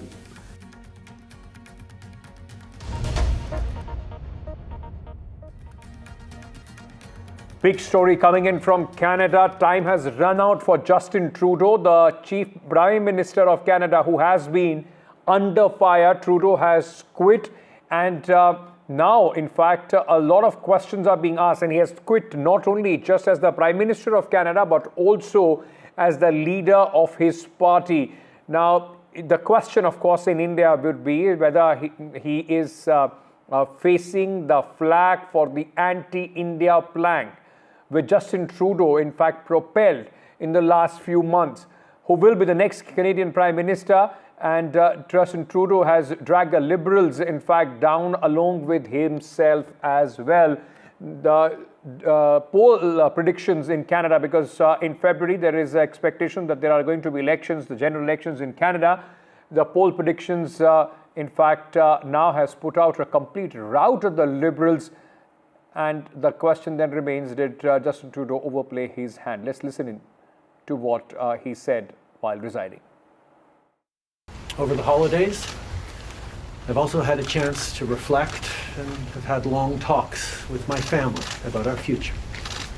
Throughout the course of my career, any success I have personally achieved has been because of their support and with their encouragement. So last night over dinner, I told my kids about the decision that I'm sharing with you today. I intend to resign as party leader, as Prime Minister, after the party selects its next leader through a robust, nationwide, competitive process. Let me go across to my colleague Maha Siddiqui, who is joining us with more details from Vancouver, Canada. Maha, it was expected, but Justin Trudeau, the way he has come down in his fortunes along with his party at this moment, lots of uncertainty for the Liberal Party now. Yes, the Liberal Party, though, Ankit, has now started the process of selecting a new leader for the party. And he will, that is, Justin Trudeau, will continue to remain the caretaker Prime Minister till such time as the party selects a new leader.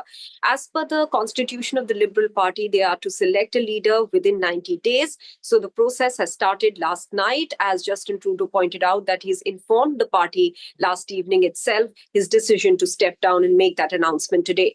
As far as the Parliament goes, it has been prorogued till the 24th of March. Had the Parliament reconvened on the 27th of January, as it was supposed to, the NDP, that is Jagmeet Singh's party, would have brought in a non-confidence motion, which this government would have lost because the other political party that had been supporting the Liberals on a case-by-case basis, Bloc Quebecois, had also said that they would not support the government this time around in the non-confidence motion.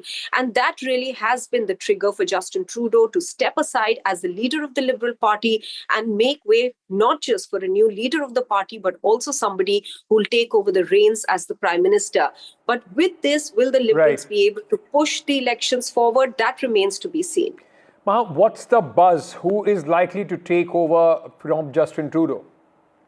So there are several names doing the rounds, Ankit. One is the lady who just resigned and actually was one of the catalysts in this decision of Justin Trudeau to step down, Chrystia Freeland, the former finance minister, a close ally of Justin Trudeau, who had a falling out with Justin Trudeau and resigned from the cabinet. She's one of the front runners. In fact, her name was one that was being touted for a very long time. So many suspect that there could have been questions that Justin Trudeau raised about her loyalty as well, which is what led to the souring of the relationship.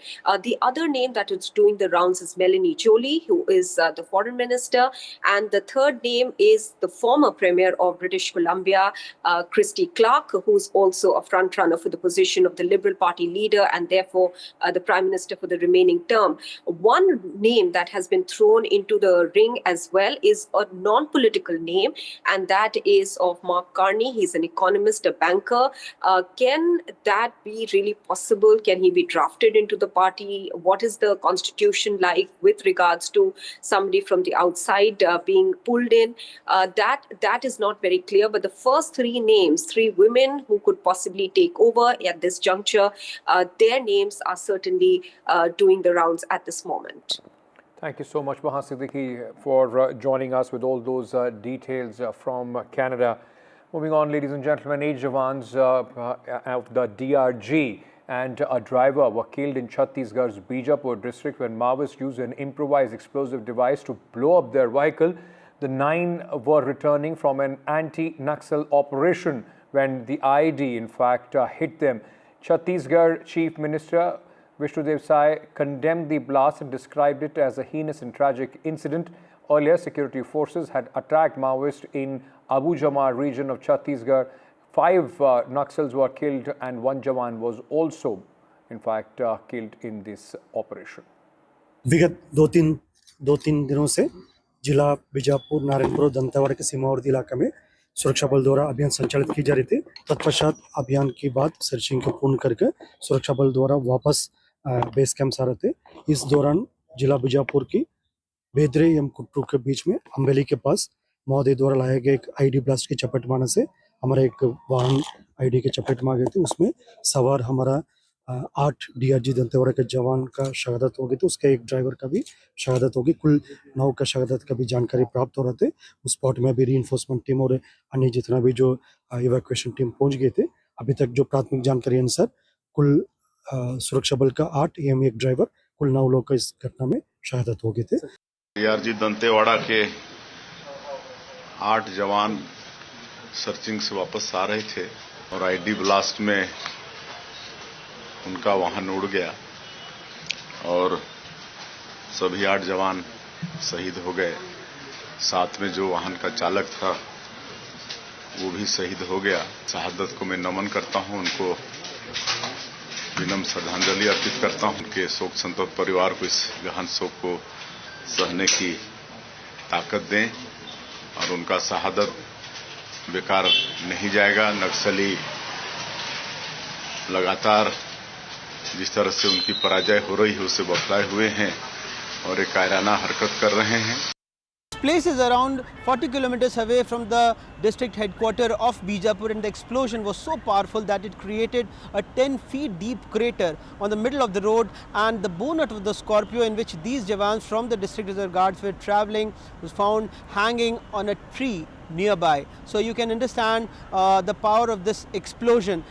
These jawans were returning from an anti-Naxal operations which started on 3rd of January. So these jawans were exhausted, hungry, and it remains to be seen whether any standard operating procedure was not followed, because usually the jawans from the DRG they travel on foot or they use bike, and usually they don't use the same road while coming back. So it remains to be seen, and as per the security sources from the security forces there in Bastar, this time the Naxals have used a fox trap. A fox trap is a technique basically in which they hide stones. They dig the road and hide stones, and whenever they want to execute any explosion, then they fill these holes with explosives. So during anti-mining operation, usually there you can't detect these foxholes, and whenever they want to execute some explosion, they usually fill these foxholes with explosive. 9 jawans, 8 jawans from the DRG and their driver was killed in this attack, because last year we have seen a massive victory for the security forces when they have killed more than 290 Naxals and more than 1,000 Naxals have surrendered. But in 2025 the security forces are on offensive, but still today a major blow to the security forces when the Naxals killed 8 jawans from the DRG and their driver in Bastar. As Delhi elections near, political parties are attacking one another. It's the political heat which is peaking in the national capital. The BJP doubled down on its Sheesh Mahal attack on Arvind Kejriwal, receiving fresh information in the form of a CAG report on the expenses involved in renovating the former Chief Minister's residence, while the Aam Aadmi Party hit back over the voter list manipulation. Chief Minister Atishi also accused the BJP-led centre of conspiring to remove AAP supporters from the electoral rolls. In a fresh twist to the ongoing political battle ahead of the Delhi Assembly elections, a report by the Comptroller and Auditor General of India on the renovation of the Delhi Chief Minister's residence has stirred up a storm. The report reveals massive cost overruns in the CM's house renovation, giving the BJP fresh ammunition to attack Arvind Kejriwal and his Aam Aadmi Party. In the CAG report, the main objections are regarding the classification of the Chief Minister's residence category, subsequent increase of cost, the declaration of an emergency requirement, and the alterations between the project being permanent or temporary. The BJP, now armed with this report, has launched a fierce attack on AAP, accusing the Kejriwal government of corruption and mismanagement. इस बंगले को बनाते समय जिस तरह से भ्रष्टाचार किया गया है, ये 2022 तक की सीएजी की रिपोर्ट बता रही है। लेकिन हमारा सवाल ये है कि ये 33 करोड़ तक नहीं रुक रहा है। 23 और 24 में जो इन्वेंट्री पीडब्ल्यूडी ने निकाली है कि इस बंगले में क्या क्या सामान लगा हुआ था, और पीडब्ल्यूडी ने स्पष्ट रूप से कहा है कि वो हमने नहीं लगाया है। ये 75 से 80 करोड़ का एक ऐसा मॉडल है भ्रष्टाचार का जो अरविंद केजरीवाल ने अन्ना के सपनों को रोंदते हुए अपनी भ्रष्टाचारी इच्छाओं की पूर्ति के लिए बनाया, जिसमें दिल्ली की जनता की कमाई का पैसा लगा है। ये हिसाब उसको देना पड़ेगा। 2700 करोड़ रुपए का अपने लिए घर बनाने वाला, 8400 करोड़ रुपए के हवाई जहाज में घूमने वाला, 10 लाख रुपए के सूट पहनने वाला व्यक्ति, उसके मुंह से शीश महल की बातें अच्छी नहीं लगती। And as the Delhi voters list finally saw the light of day, AAP re-upped its voter list manipulation charge with a focus on the New Delhi constituency. The high-profile seat will witness a sharp three-way contest between Arvind Kejriwal, BJP's Parvesh Verma and Congress's Sandeep Dixit. जब summary revision हो रहा था, जब election commission के booth level के अफसर गली गली मोहल्ले मोहल्ले जा रहे थे, तब ये लोग क्यों नहीं वहां से शिफ्ट हुए दिखे? तो ये साफ है कि गलत तरीके से वोट काटने की साजिश हो रही है।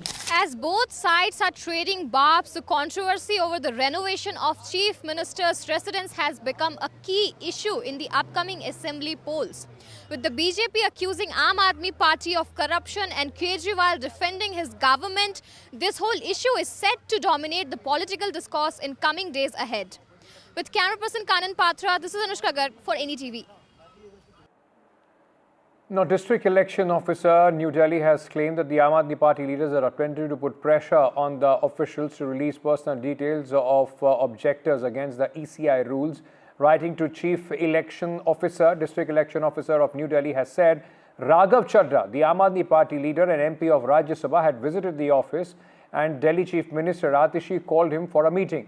Over this, Additional District Magistrate of New Delhi has written to DCP New Delhi for deployment of security personnel at DEO's office.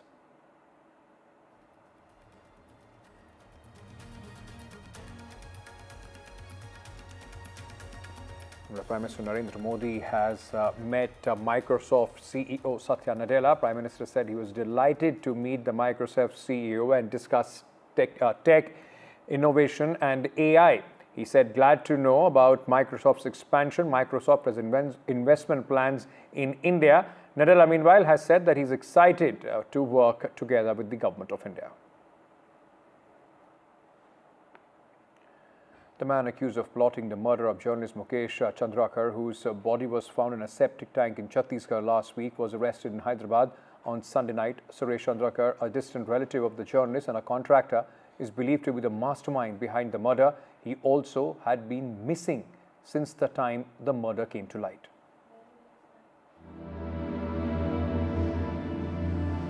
The SIT, after a relentless investigation, tracked Suresh Chandrakar to his driver's residence in Hyderabad. Police analyzed footage from 200 CCTV cameras and traced near 300 mobile numbers to locate the accused. The operation finally culminated in his arrest late last night. In a parallel development, Suresh's wife was also taken into custody in Kanker yesterday evening and interrogation is underway. SIT team के द्वारा पत्रकार साथी मुकेश चंद्राकर के हत्या की घटना में शामिल फरार आरोपी सुरेश चंद्राकर की देर रात हैदराबाद में हिरासत में लिया गया। साथ ही साथ इस प्रकरण में अब तक सुरेश चंद्राकर के अलावा 3 आरोपियों की गिरफ्तारी पहले ही की जा चुकी है, जिसमें रितेश चंद्राकर, दिनेश चंद्राकर एवं महेंद्र रामटेके शामिल हैं। साथ ही साथ मामले में विस्तृत पूछताछ की जा रही है। 3 other accused, including Mukesh's cousin Dinesh and Ritesh Chandrakar, along with the supervisor Mahendra Ramteke, were earlier arrested on January 4th. Investigations revealed that the murder was pre-planned and executed with brutal precision. As per few media reports, Mukesh suffered 15 fractures on his head, his liver split into 4 pieces and 5 ribs were broken. He also sustained a 2.5-inch deep head wound, indicating a violent assault. The injuries suggest that Mukesh attempted to shield himself, as evident a wound on his left wrist. In doctor के team के द्वारा, जिसमें doctor Rajendra राय, doctor Zeeshan Ali और doctor Jitendra थे, इनके द्वारा postmortem की कार्रवाई की गई थी और पोस्टमार्टम रिपोर्ट अभी अवेटेड है। जो भी तथ्य है उसको उसमें भी बुलाया जाए और जितना भी जो भी फाइंडिंग्स होते हैं उसको माइनरली उसमें लिया जाए। किलोमीटर के दायरे में 35 से ज्यादा इस तरह के Sources alleged that the murder was linked to NDTV's expose on corruption in a rupees 120 crore road construction project. where Suresh was the contractor. After NDTV's report, a government inquiry was initiated, leading to fears of financial losses for Suresh. It was revealed that Mukesh's cousin and close friend Ritesh was used to lure him to a dinner where he was brutally assaulted, strangled and attacked with a sharp weapon. His body was later dumped in a septic tank and concealed with concrete to hide the crime.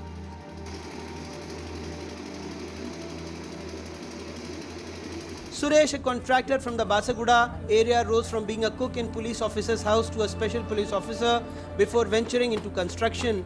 His alleged involvement in large-scale corruption and his troubled relationship with Mukesh have now come under scrutiny. With Pankaj and Vikas Tiwari, Anurag Dwari for NDTV.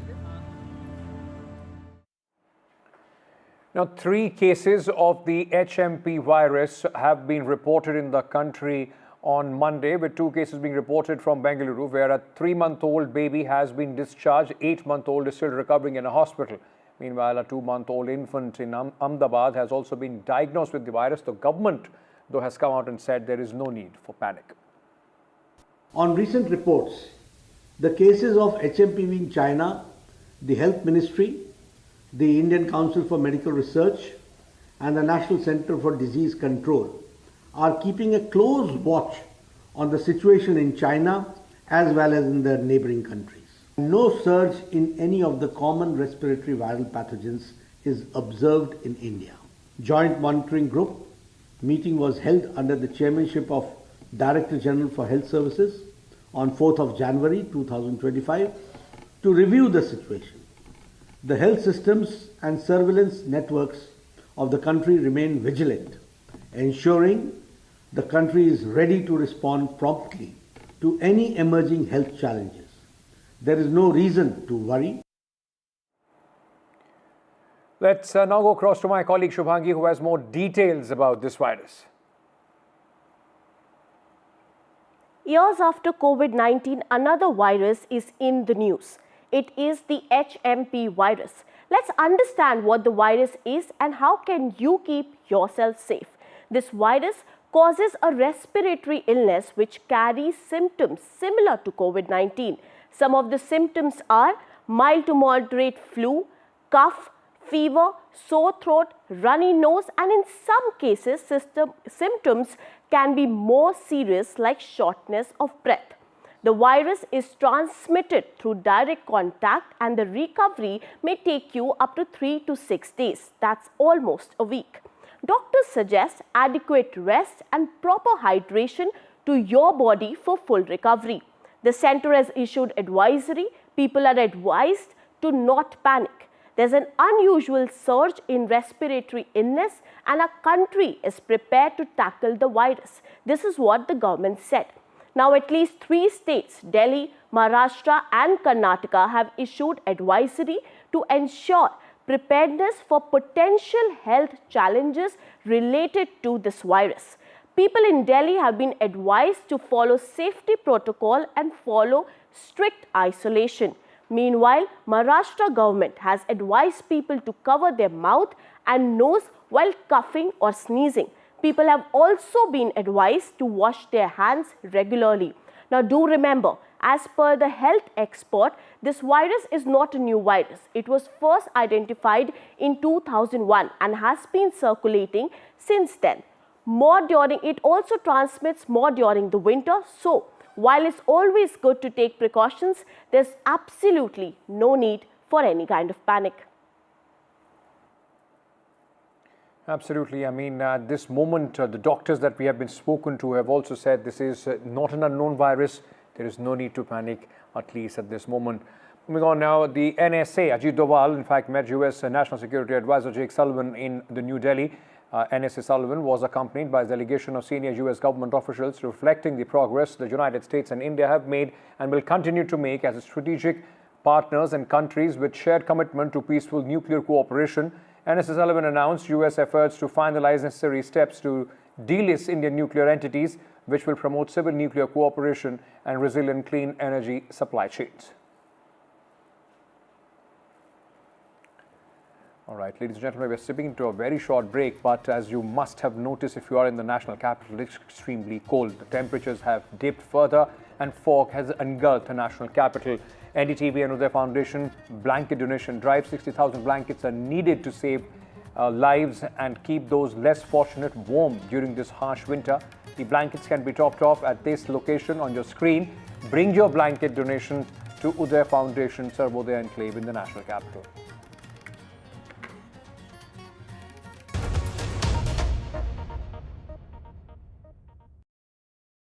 In today's interconnected world, India's voice is more crucial than ever. When India speaks, the world listens. At NDTV World, we are that voice, bringing you intelligent and insightful news from India and beyond. From geopolitics and diplomacy to economic shifts, migrations, tech disruptions, and the stories of our diaspora. We cover the news that shapes our global future. NDTV World, your new home for global news is here.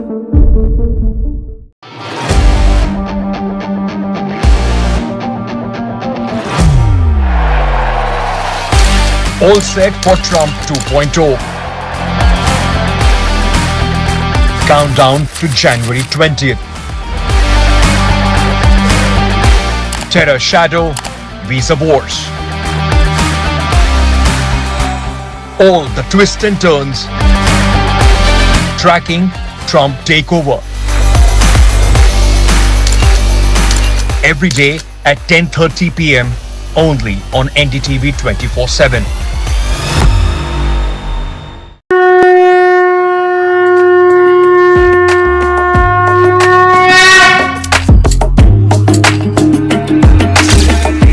Mahakumbh, a festival of faith, the world's biggest spiritual festival, the divine dip at the spiritual Sangam, a sacred confluence of faith, culture and heritage.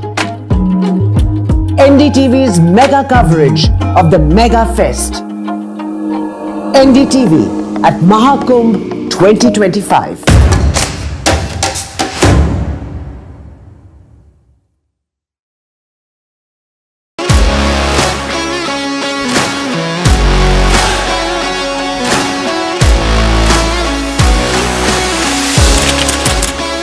We are able to maintain the democratic fabric and the democratic system. I want to do something that can make a difference. लगातार जनता की आवाज को सरकार तक पहुंचाने का काम मैं करता हूं. I was a student up until very recently. I really want to work and do something for my people because they have given me this opportunity. They have elected me. सोचा नहीं था कि राज्यसभा सांसद बनूंगी.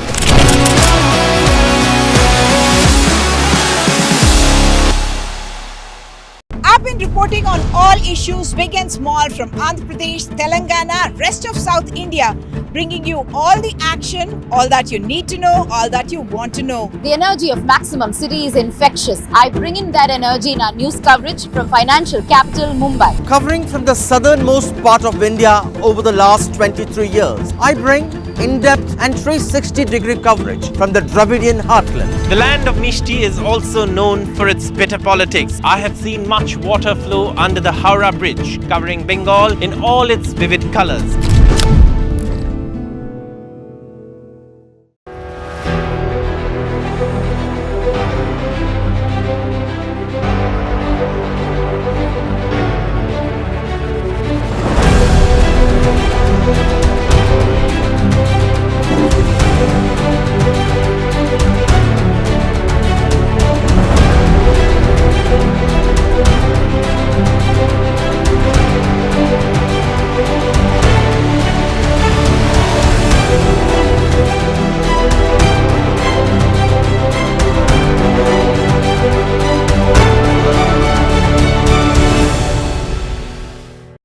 today's interconnected world, India's voice is more crucial than ever. When India speaks, the world listens. At NDTV World, we are that voice, bringing you intelligent and insightful news from India and beyond. From geopolitics and diplomacy to economic shifts, migrations, tech disruptions, and the stories of our diaspora. We cover the news that shapes our global future. NDTV World, your new home for global news, is here.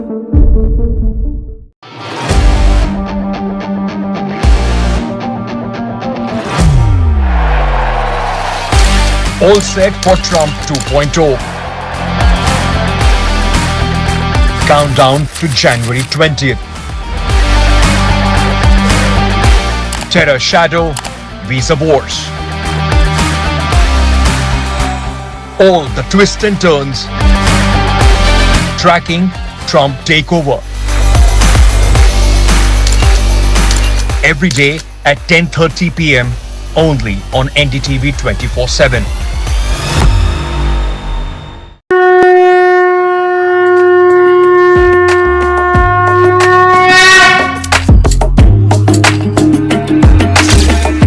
Mahakumbh, a festival of faith, the world's biggest spiritual festival, the divine dip at the spiritual Sangam, a sacred confluence of faith, culture and heritage. NDTV's mega coverage of the Mega Fest. NDTV at Mahakumbh 2025.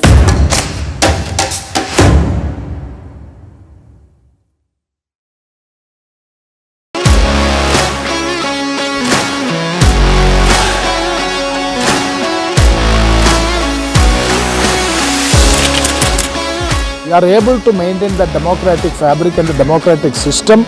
I want to do something that can make a difference. लगातार जनता की आवाज को सरकार तक पहुंचाने का काम मैं करता हूं. I was a student up until very recently. I really want to work and do something for my people because they have given me this opportunity. They have elected me. सोचा नहीं था कि राज्यसभा सांसद बनूंगी.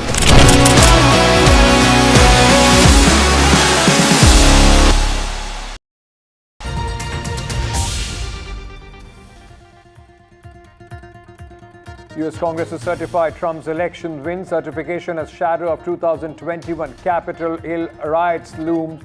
Vice President Kamala Harris to certify Trump's victory. The United States marks 4 years since the January 6 Capitol Hill riots. The January 6 riots, 200 pending cases as Trump takes office.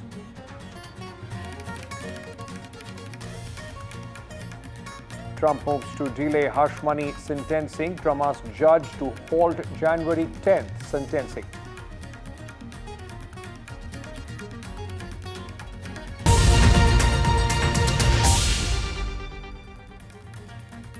Welcome, ladies and gentlemen, to our special segment where we track the changes in the United States of America. Donald Trump is all set to take over as the President of the United States. The US Congress will certify Donald Trump's presidential election victory in an event heavy with symbolism 4 years or to the day since he allegedly incited a violent mob to disrupt a similar ceremony in an attempt to overrun his 2020 election defeat.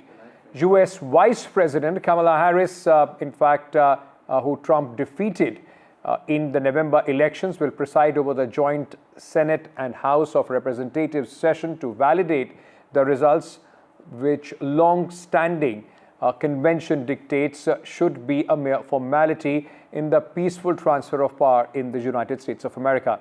However, the proceedings will take place amid unprecedented security measures from United States Capitol and Washington, D.C. police, fearful of a repeat of the tumultuous events of 6 January 2021 when Trump supporters tried to prevent the certification of Joe Biden amid false allegations that the election had been stolen. Kate Fisher is joining us from Washington, D.C. to talk more about this. Kate, just a formal step before Donald Trump takes over as the President of the United States, but a very different, from 2021.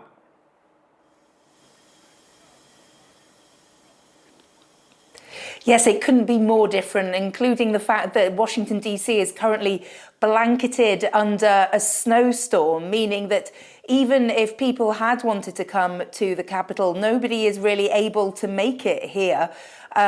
It's very quiet there. There are really just lots of police officers bundled up in their coats. But as for the usual, reporters, people, it's much, much quieter than usual because of this snow. Now, authorities say they weren't expecting there to be any problems this time around, but even so, they have made sure that they are prepared and ready. As you say, Capitol Police and Washington, D.C. Police out in force.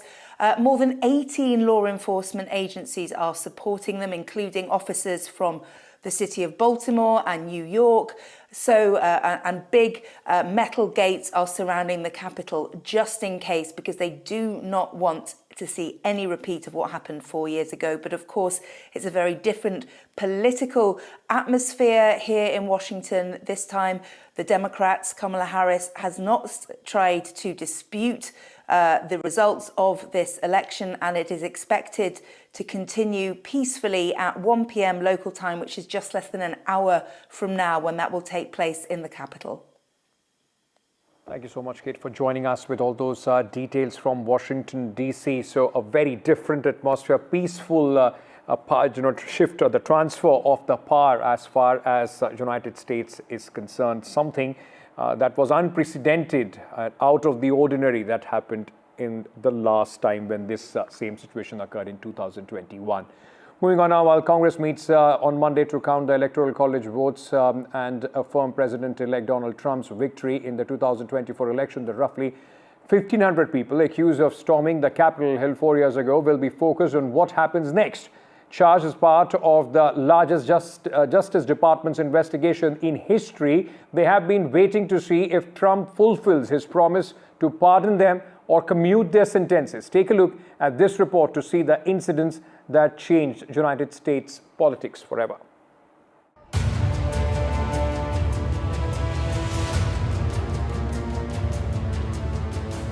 Four years ago, a mob of thousands stormed the U.S. Capitol, attempting to halt the peaceful transfer of power after Joe Biden's 2020 election victory.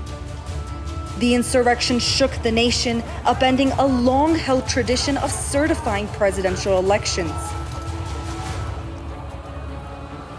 Fueled by Donald Trump's false claims of a stolen election, his supporters clashed with police and violently breached the Capitol, aiming to disrupt the certification of Biden's win.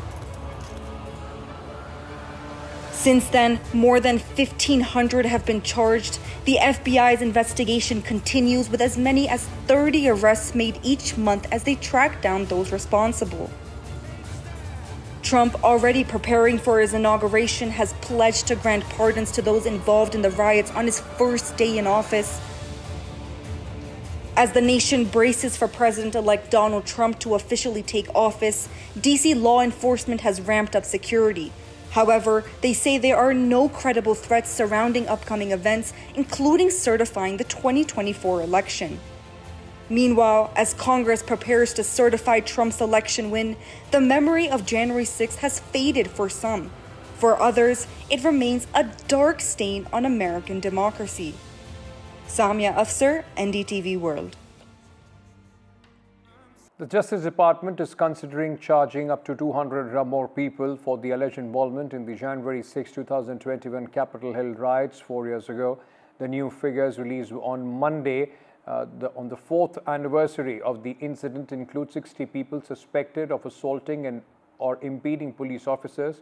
President-elect Trump, who is set to be sworn in as the country's next president in less than 2 weeks, has vowed to pardon the January 6 rioters on the first day of his administration, and has said on January 6th, committee in Congress belonged in jail. U.S. President-elect Donald Trump has sought to halt sentencing in the hush money case as he appeals recent rulings upholding the verdict. Lawyers said they are planning to ask a state appeal court to reverse the decision by Judge Juan M. Merchan. Last week, the case is currently set for sentencing on Friday.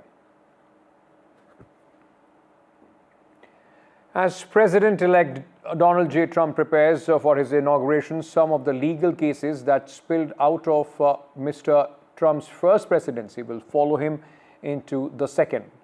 Donald Trump has signaled he plans to fight or to postpone the scheduled sentencing for his criminal convictions set by Justice Juan M. Merchan of New York Supreme Court for Friday. In social media posts this weekend, Mr. Trump rallied against the justice, saying he should be disbarred. I will fight for you with every breath in my body, and I will never, ever let you down. Donald Trump's criminal cases may be fading, but the legal battles are far from over. As the president-elect prepares to take the oath of office on January 20th, numerous lawsuits still threaten to cost him hundreds of millions of dollars. Just a year ago, Trump faced the weight of 4 criminal trials and massive civil penalties. But his stunning election victory on November 5th has changed the political landscape in the United States. Federal prosecutions have been dropped due to a Justice Department opinion shielding sitting presidents from prosecution. Meanwhile, appeals courts could scale back hefty civil judgments against him. But not all his legal troubles have evaporated.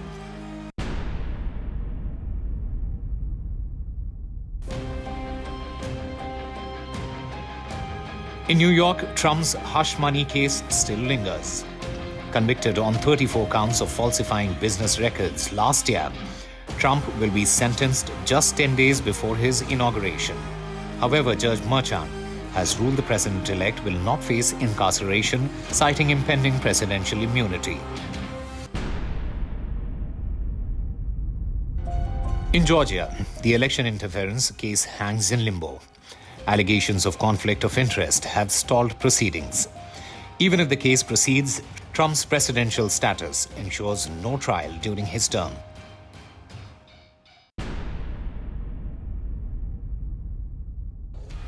One of the most significant financial threats to the president-elect stems from a $350 million fraud judgment issued February last year by a New York court.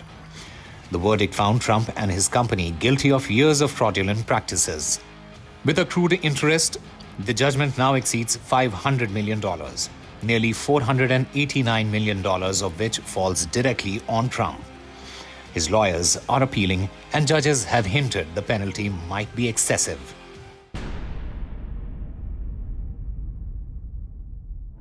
E. Jean Carroll's defamation verdicts against Trump total $87 million. Trump's appeals remain ongoing, but he argues presidential immunity should shield him from liability.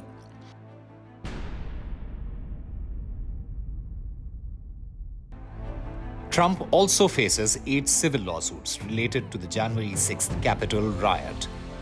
His team insists presidential immunity protects him, with a ruling expected by summer.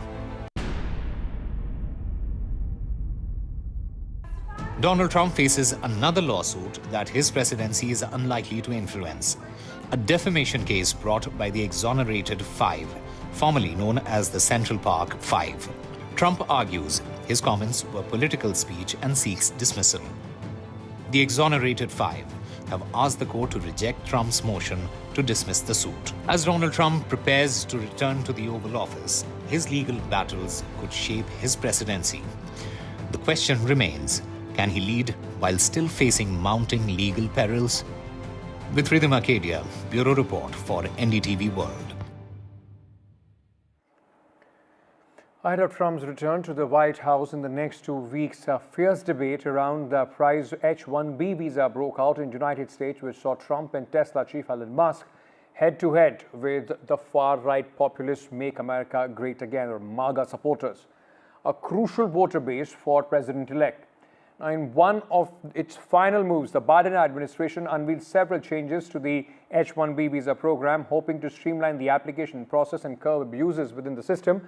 These reforms are likely to benefit Indian techies in the long run. On January 17, the reforms will take effect and present significant advantages for these techies. Let's try and understand how this is going to impact. What are the changes? How is it going to impact specifically in Indian context? Soundarya Balasubramanian is joining us at this moment. She's author, Unshackled San Francisco. We'll also, in fact, go across in a short while from now to Alison Kranz, immigration attorney in Boston. Soundarya, thank you for joining us. Let me begin by asking you, what are these, fundamentally, what are the changes that have taken place and what is the impact that they are going to have on Indian students, those who are hoping that they'll be able to secure a job there, and of course, Indian techies? Thanks so much for having me. So the final rule, which was published a few weeks ago, has a lot of changes. It's several hundred pages long, but I'm going to talk about maybe a few key changes that affect students first. So there is something called a cap gap extension. This is what a student gets when their F1 OPT, which is this work authorization that they use to work in the US post-graduation, when that expires before their H1B kicks in. So H1B generally kicks in October 1st of any year. And sometimes it can be even delayed if the processing takes more time. So previously, students whose OPT expired before the H1B taking place, they had no status in between. But right now, they've made it clear that that is extended until the April 1st of the following year. So even if your visa ends before, you can still keep working on it as long as you get picked in the H1B lottery. So that's a small relief for students. I think for techies, they've just made it more easier for transferring an H1B from one company to another and to extend and renew your H1B after the first 3 years.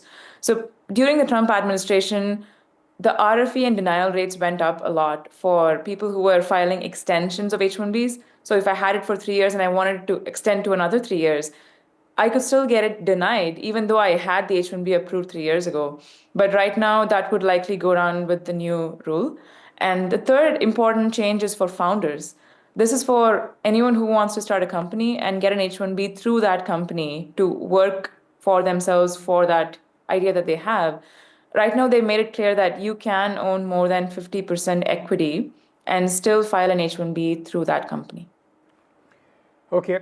So, you explained how the changes come in, but this is happening at a time when there is fierce debate around H1B, which is going on largely on the immigration as far as United States of America is concerned, specifically the far right or Donald Trump supporters. There has been a lot of hate that has been generated online against Indians, those who want to come to the United States and work. How do you see these changes in that context?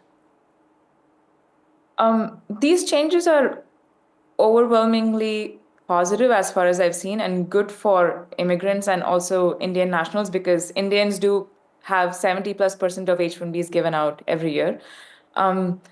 These have already, they will be going into effect on January 17th or 19th, if I'm not wrong, in just another 2 weeks before the next administration takes over.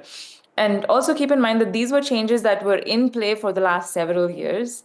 So it's not an immediate rule that was published. It's been in the pipeline for several years. And so I feel that these changes should help people despite the rhetoric that's happening online, on Twitter, on LinkedIn, and other platforms. I do think it's going to help people like me and other immigrants. Do you think that this is because we have seen even for President-elect, there is a lot of anxiety as well. You talk to a lot of companies and the young techies in India, and everybody wants to reach United States, even if they have H1B or any other working visa before the inauguration of President-elect Donald Trump. Do you see that, once they come in and President Trump comes in, immediately there could be some changes? He could try and make things difficult as far as the immigration is concerned? Well, I think we're just going to have to wait and see. But what I can say is the president does have power to launch executive orders, just as the president has the power to take away an executive order. So, yes, a lot of people are concerned that President Trump would take away things that were there in the last 4 years, such as the H4 EAD, which is work authorization for spouses of H1B holders, through which they get to work. But I don't want to speculate on that because we don't know what's going to happen. Right. And I would just be on the lookout every single day for new policy changes. Okay, and there have been a lot of, before these changes came in, there has been a lot of criticism as well of the H-1B system where people, it was seen that, they were able to, there were some certain companies and certain people, those who were able to game the system. Do you think that with the new changes coming in, there are much more safeguard for genuine, genuine skill to come into United States? I think so. One of the other changes with the new rule is a crackdown on fraud. So there would be, at least the rule mentions that there will be more site visits. There will be lower fraudulent filings by IT consultants who try to game the system, as you said. And they'll be checking that the job offer being presented in the application is actually legitimate and not just a fake offer that someone is using to get somebody a visa. So I do think that would go down. It did go down a lot last year itself. Compared to 2023, last year we saw less than almost half the number of filings as the previous year. So I expect that to hopefully go down. Right. Let me conclude this discussion by asking you, what will your advice be to somebody who is hoping to make it to United States? Should they wait, let these changes come into effect, then apply? What would be your advice to them would be? My advice would be that even if the president comes in and makes a lot of changes that would hurt immigrants, I still feel like people who are coming here to study, they will be able to study and they'll be able to work on OPT and H-1B because the president would not take away a visa without going through a law. A law has to be passed in Congress for something like that to happen, something that drastic. And I highly doubt that the president would take away any of the existing student or work visas. So I would just focus on coming to the US and keeping track of policy as and when they happen and using legitimate sources for that as opposed to just social media, because social media can be misleading. If you don't mind, how long have you been in the United States? And have you seen any change with Donald Trump coming in vis-a-vis the way vis-a-vis the way people are, or immigrants from India, from other places, are being looked at? Interestingly, I came when President Trump became, the 45th or some. When he was elected the president the last time, I had entered the US just then in 2017. So I thought there would be a lot of changes that would affect me personally as a student. But honestly, it didn't, because for the 2 years that I was studying in the US, there was no direct impact to what was happening. I'm not diminishing the impact that other people had. For example, people who were spouses of H-1B holders, they were scared that their work authorization would be taken away. Tons of people got higher denial rates on their applications and RFEs. But personally, as a student, I didn't face any issue in the first 2 years. And then I got my H-1B picked in 2019. So I understand the anti-immigrant rhetoric. I do think that went up during the time that I was there. But it didn't impact me directly in terms of taking away my visa or the option to work in the country. Thank you so much, Sundar, for joining us. Pleasure having you here and speaking to all our viewers, those who are hoping to make it to the United States and hoping for an H-1B visa. Thank you for that conversation. Moving on now, NSA Ajit Doval today met with U.S. National Security Advisor Jake Sullivan in New Delhi. NSA Sullivan of United States was accompanied by a delegation of senior U.S. government officials reflecting the progress the United States and India have made and will continue to make as strategic partners and countries with a shared commitment to peaceful nuclear cooperation. And Sullivan announced U.S. efforts to finalize necessary steps to delist Indian nuclear entities, which will promote civil nuclear cooperation and resilient clean energy supply chains.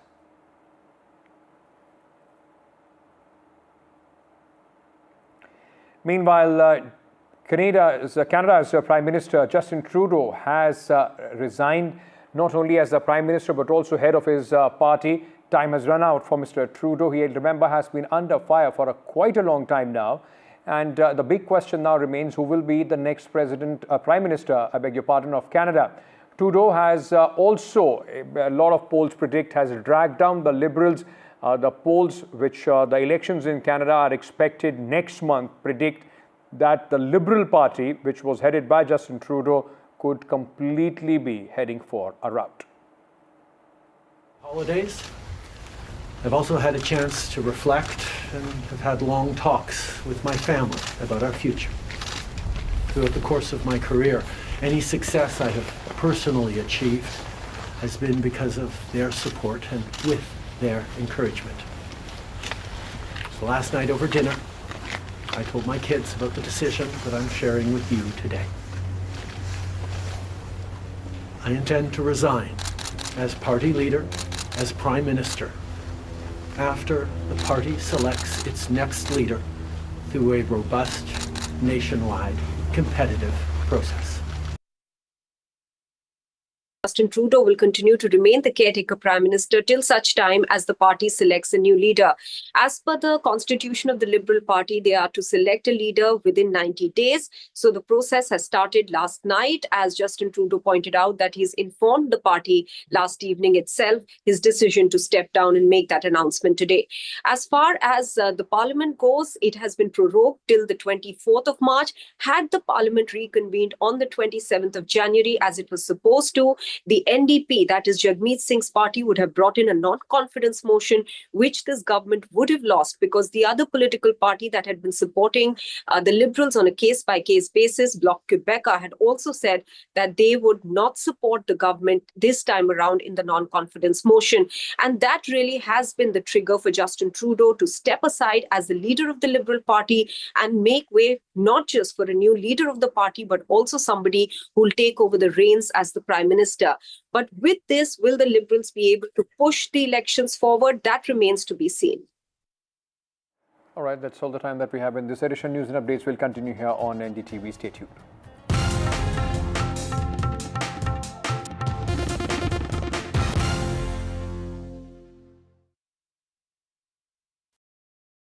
I've been reporting on all issues big and small from Andhra Pradesh, Telangana, rest of South India, bringing you all the action, all that you need to know, all that you want to know. The energy of Maximum City is infectious. I bring in that energy in our news coverage from financial capital Mumbai. Covering from the southernmost part of India over the last 23 years, I bring in-depth and 360-degree coverage from the Dravidian heartland. The land of Mishti is also known for its bitter politics. I have seen much water flow under the Howrah Bridge, covering Bengal in all its vivid colors.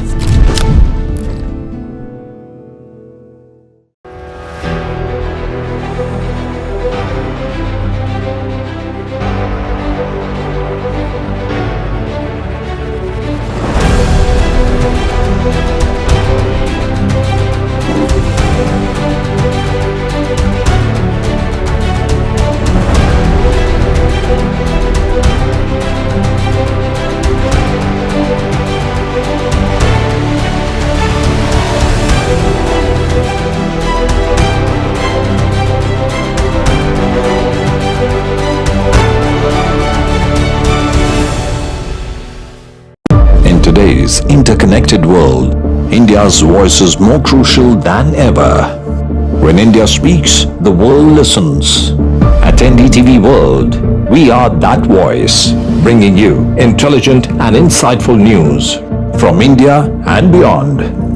From geopolitics and diplomacy to economic shifts, migrations, tech disruptions, and the stories of our diaspora. We cover the news that shapes our global future. NDTV World, your new home for global news is here.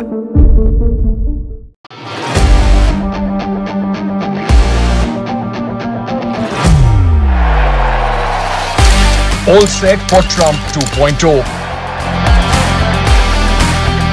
Countdown to January 20th. Terror shadow, visa wars. All the twists and turns. Tracking Trump takeover. Every day at 10:30 p.m. only on NDTV 24/7.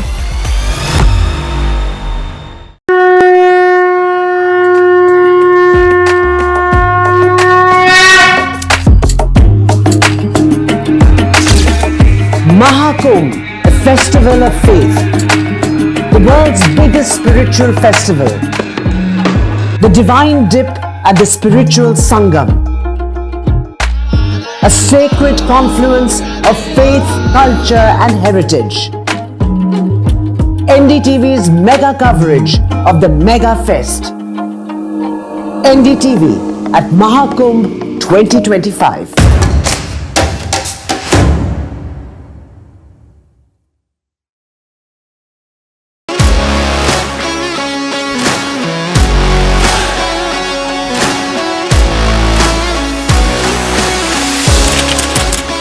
We are able to maintain the democratic fabric and the democratic system. I want to do something that can make a difference. लगातार जनता की आवाज को सरकार तक पहुंचाने का काम मैं करता हूं। I was a student up until very recently. I really want to work and do something for my people because they have given me this opportunity. They have elected me. सोचा नहीं था कि राज्यसभा सांसद बनूंगी।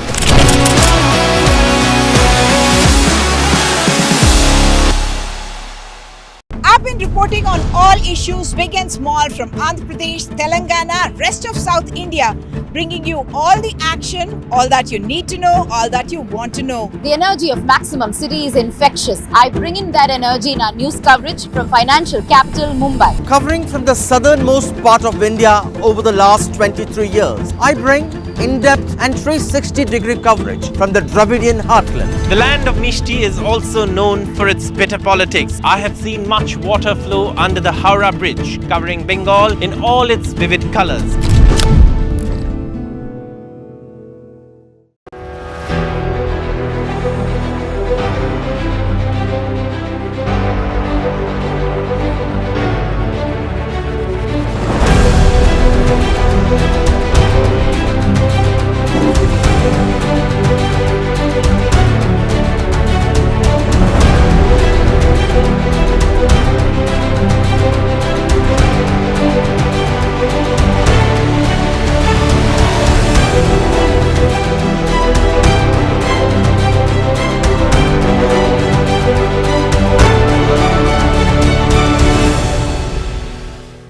In today's interconnected world, India's voice is more crucial than ever. When India speaks, the world listens. At NDTV World, we are that voice, bringing you intelligent and insightful news from India and beyond. From geopolitics and diplomacy to economic shifts, migrations, tech disruptions, and the stories of our diaspora. We cover the news that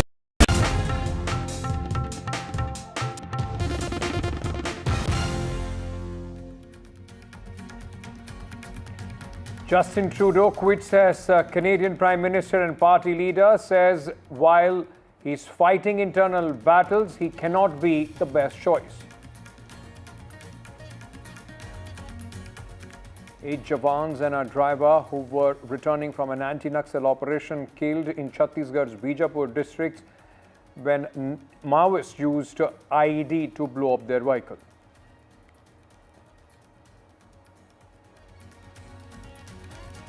BJP doubles down on their attack against Arvind Kejriwal over funds spent on the Chief Minister's residence after details from the central auditor.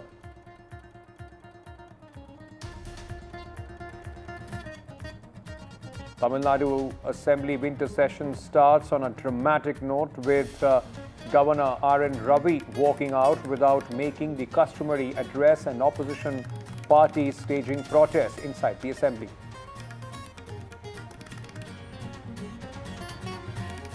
No need to panic over HMPV virus, says the centre, after cases are detected in infants in Bengaluru and Ahmedabad, 2 cases in Tamil Nadu as well.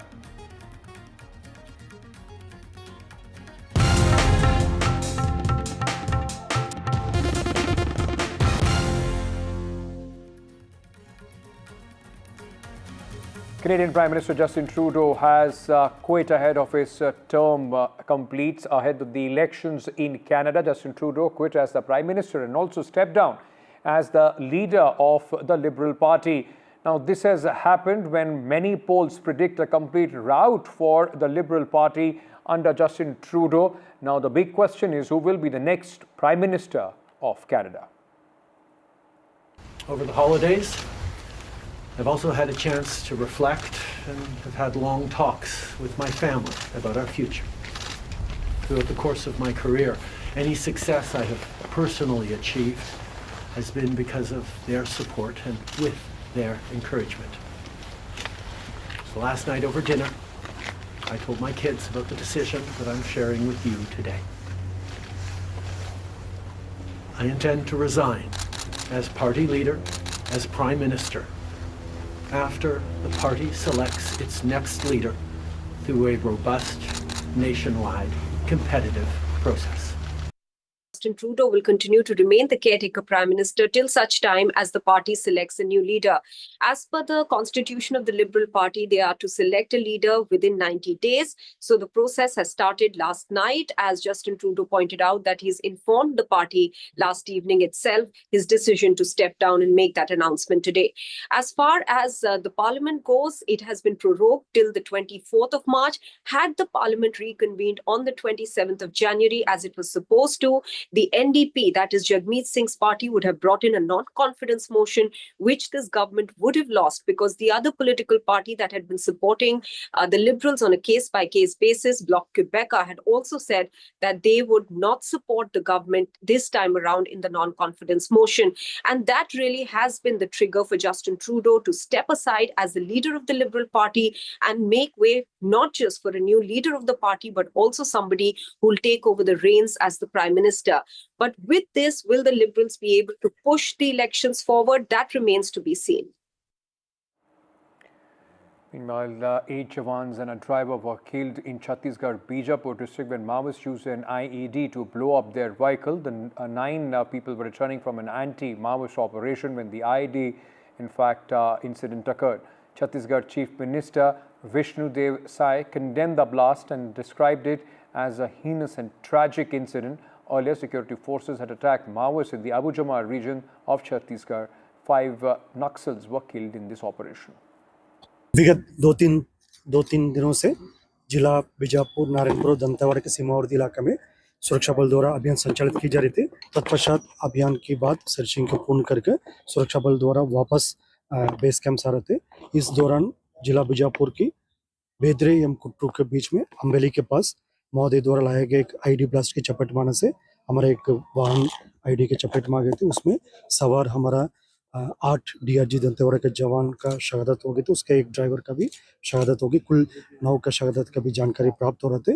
उस spot में अभी reinforcement team और अन्य जितना भी जो evacuation team पहुंच गए थे। अभी तक जो प्राथमिक जानकारी अनुसार कुल सुरक्षा बल का 8 एवं एक ड्राइवर कुल 9 लोग का इस घटना में शहादत हो गए थे। DRG दंतेवाड़ा के 8 जवान सर्चिंग से वापस आ रहे थे और आईडी ब्लास्ट में उनका वाहन उड़ गया और सभी 8 जवान शहीद हो गए। साथ में जो वाहन का चालक था वो भी शहीद हो गया। शहादत को मैं नमन करता हूं, उनको विनम्र श्रद्धांजलि अर्पित करता हूं। उनके शोक संतप्त परिवार को इस गहन शोक को सहने की ताकत दें और उनका शहादत बेकार नहीं जाएगा। नक्सली लगातार जिस तरह से उनकी पराजय हो रही है उसे बतलाए हुए हैं और एक कायराना हरकत कर रहे हैं। This place is around 40 kilometers away from the district headquarters of Bijapur, and the explosion was so powerful that it created a 10 feet deep crater on the middle of the road, and the bonnet of the Scorpio in which these jawans from the district reserve guards were travelling was found hanging on a tree nearby. So you can understand the power of this explosion. These jawans were returning from an anti-Naxal operations which started on 3rd of January. So these jawans were exhausted, hungry, and it remains to be seen whether any standard operating procedure was not followed, because usually the jawans from the DRG they travel on foot or they use bike, and usually they don't use the same road while coming back. So it remains to be seen, and as per the security sources from the security forces there in Bastar, this time the Naxals have used a fox trap. A fox trap is a technique basically in which they hide stones. They dig the road and hide stones, and whenever they want to execute any explosion, then they fill these holes with explosives. So during anti-mining operation, usually there you can't detect these foxholes, and whenever they want to execute some explosion, they usually fill these foxholes with explosive. 8 jawans from the DRG and their driver was killed in this attack, because last year we have seen a massive victory for the security forces when they have killed more than 290 Naxals and more than 1,000 Naxals have surrendered. But in 2025 the security forces are on offensive, but still today a major blow to the security forces when the Naxals killed 8 jawans from the DRG and their driver in Bastar. Meanwhile, political strategist turned politician Prashant Kishore was protesting the paper leak case in Bihar, walks out of the jail now and vows to continue his fast unto death. Prashant Kishore was earlier granted unconditional bail. Kishore was held amid hunger strike and had refused to sign the bail bond. He was taken to the judicial custody and has now been released. Prashant Kishor को Bihar police पकड़कर Beur jail ले गई थी। Court ने, माननीय न्यायालय ने हम लोग के अनुरोध को स्वीकार करते हुए कोर्ट ने